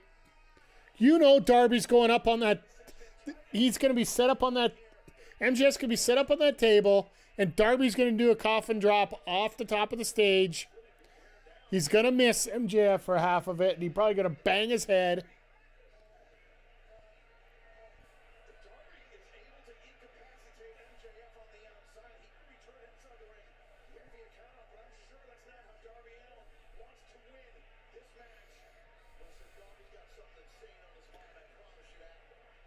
Yeah, this is slightly insane.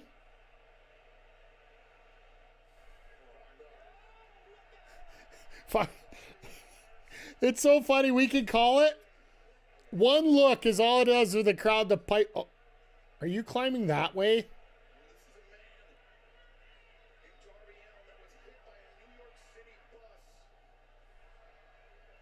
Oh, because it is literally just a stage up there.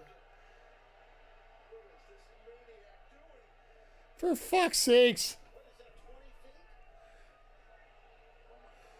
Bang, bang. Nice. He got it. I'll give him that.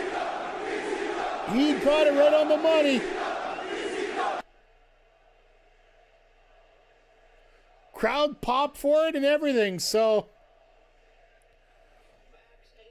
Granted, we're in overtime right now.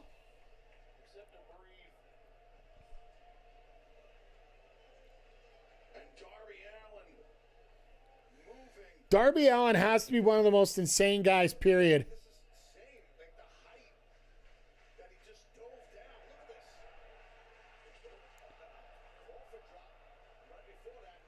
Yeah, no, I think he was fine.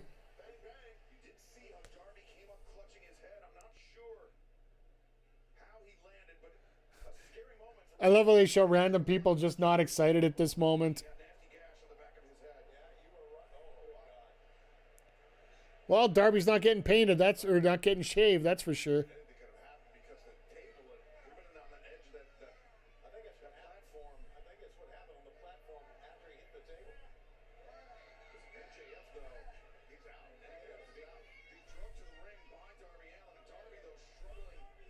And Darby's feeling the pain of having all these L's right now. Or all these matches that he's gone through. I consider him L's because he might have won, but his body's beaten up big time every time.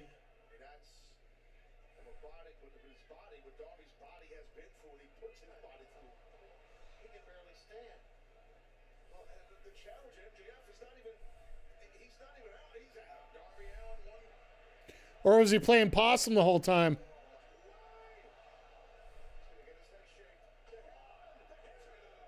Nope. You know MJF ain't dead. He's got to hit like 4 coffin drops and a headlock takeover to win this. Well, you know what? You're right about that.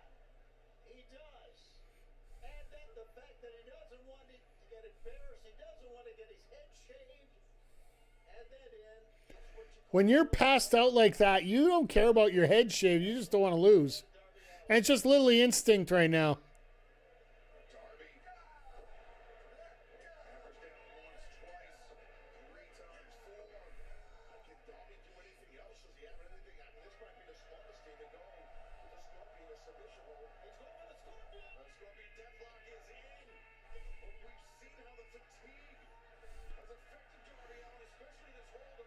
No, Darby's losing it. No, he did. This is the same thing that happened last time he tried it. just like what happened against Sammy Guevara on Collision. Bryce Remsburg, the referee. Gotta get him checked out. Maybe. I don't know. He just backed off the medical staff. They were about to enter the ring. Darby did say to get all of They're going to give a few seconds for this.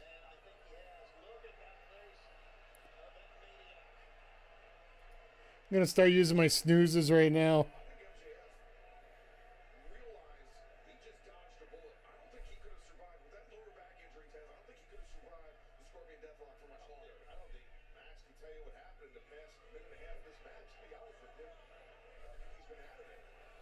All right.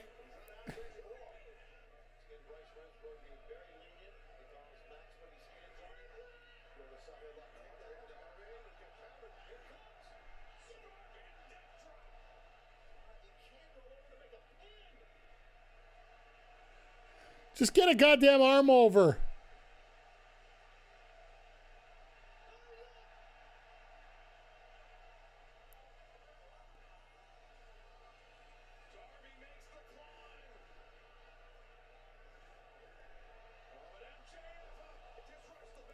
MJF just...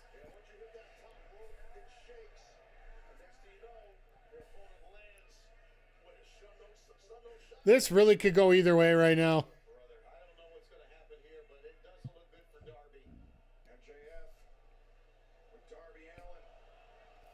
Top rope heat seeker. Or no, top rope pile driver. Avalanche tombstone incoming. Oh, man. And now MJF the side headlock. One, two, three. There it is. And you know what the funny part is? There's no bullshit behind it. There's no...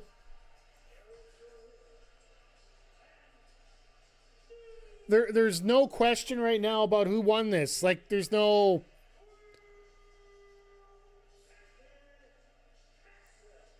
Like, honestly, MJF did not have shenanigans in this matchup. There was no ring. The only low blows that happened were against him in that one spot about halfway through the match. The fact that everybody...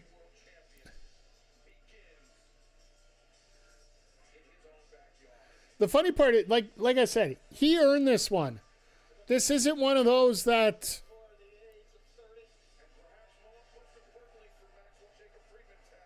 This isn't one of those that he cheated himself into winning. So good, all the credit in the world for him.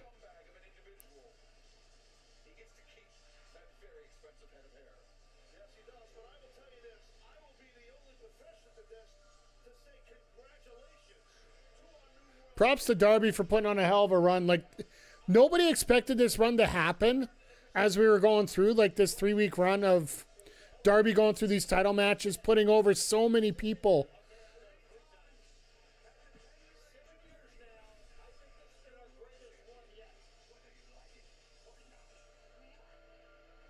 Well, there goes that camera.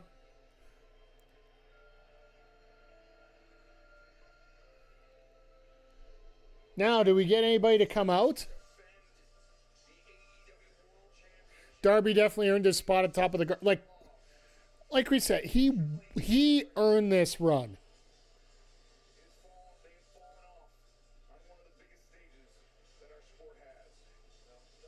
And Darby did absolutely everything he could to push that title into a higher position.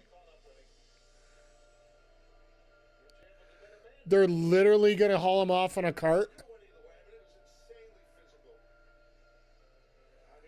Almost makes you wonder if the MJF's going to do some stupid shenanigans here.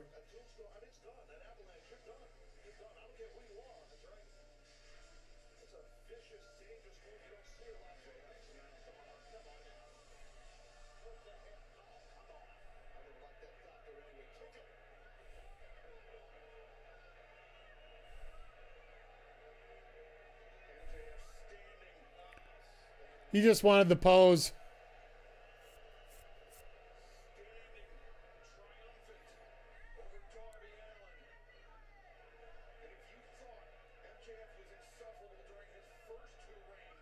He's going to be absolutely insufferable in this one.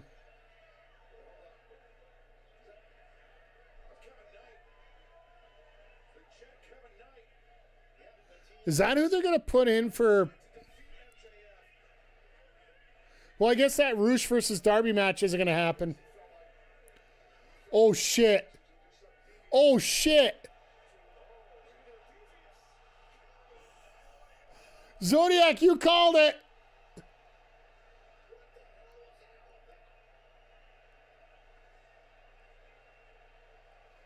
And MJF's like, well, good. Somebody I don't have to deal with now.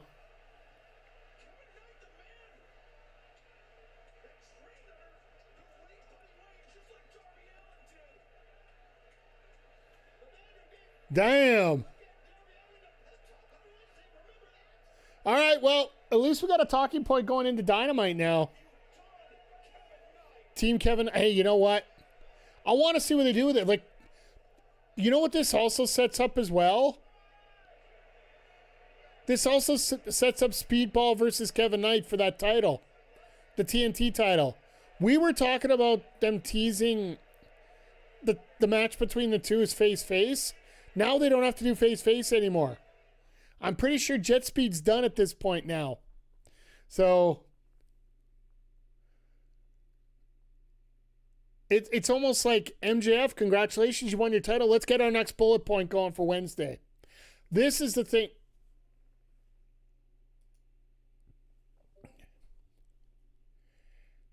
And you know what?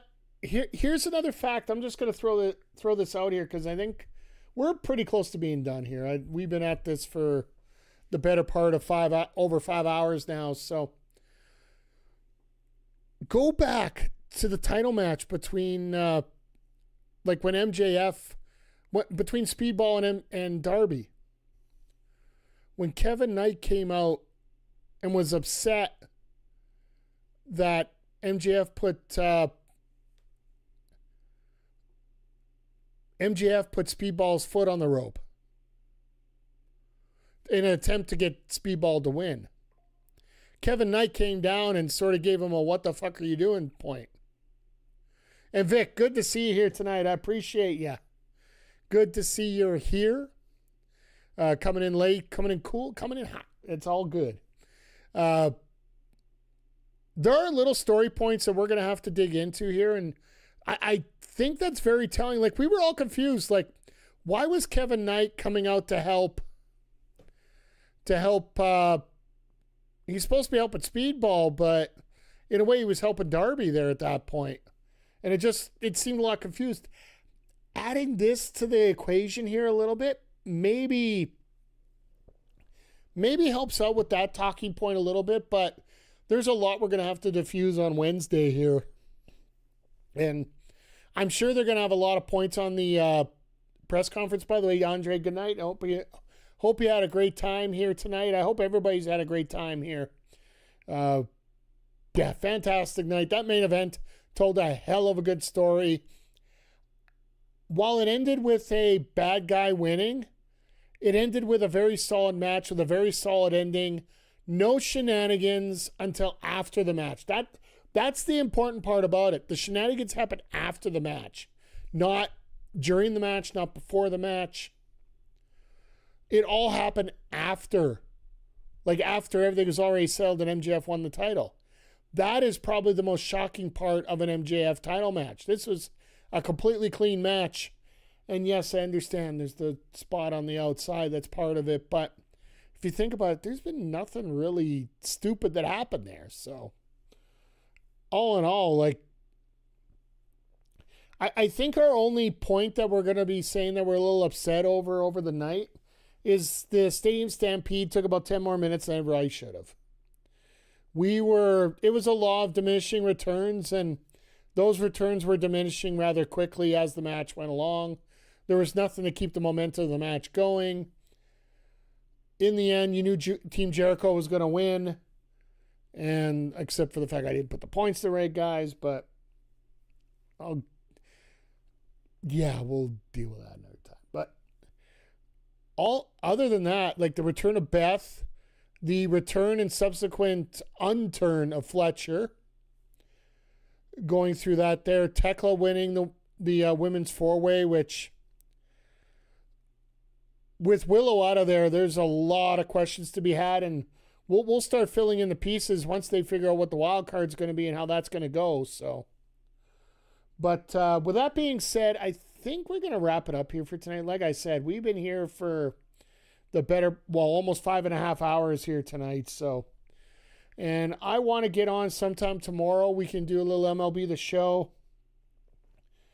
Let's see who's up right now that we can hang out. I can send you guys over who's going to be talking about it tonight.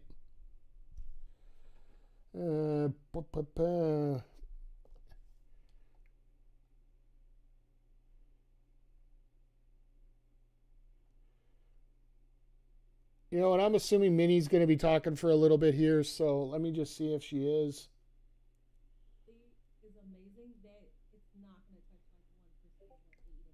I'll send you guys over to Mini Portable here for tonight. Once again, like I said, we'll be back tomorrow. Little MLB The Show. Wednesday, we'll be here with AEW. AEW Dynamite, followed by BPW Evolution. Mellow Beast getting his shot at the wildcard title against Rick Jules. We're getting Andre C versus Walker Pipe Guy for a #1 contender spot. But whether you've been lurking, chatting, or just looking for a great time, I appreciate each and every one of you. And always remember to be part of the solution. And we'll see y'all here next time on the Mike the Ref Twitch channel and the Backbreaker Video YouTube channel. Take care, everybody.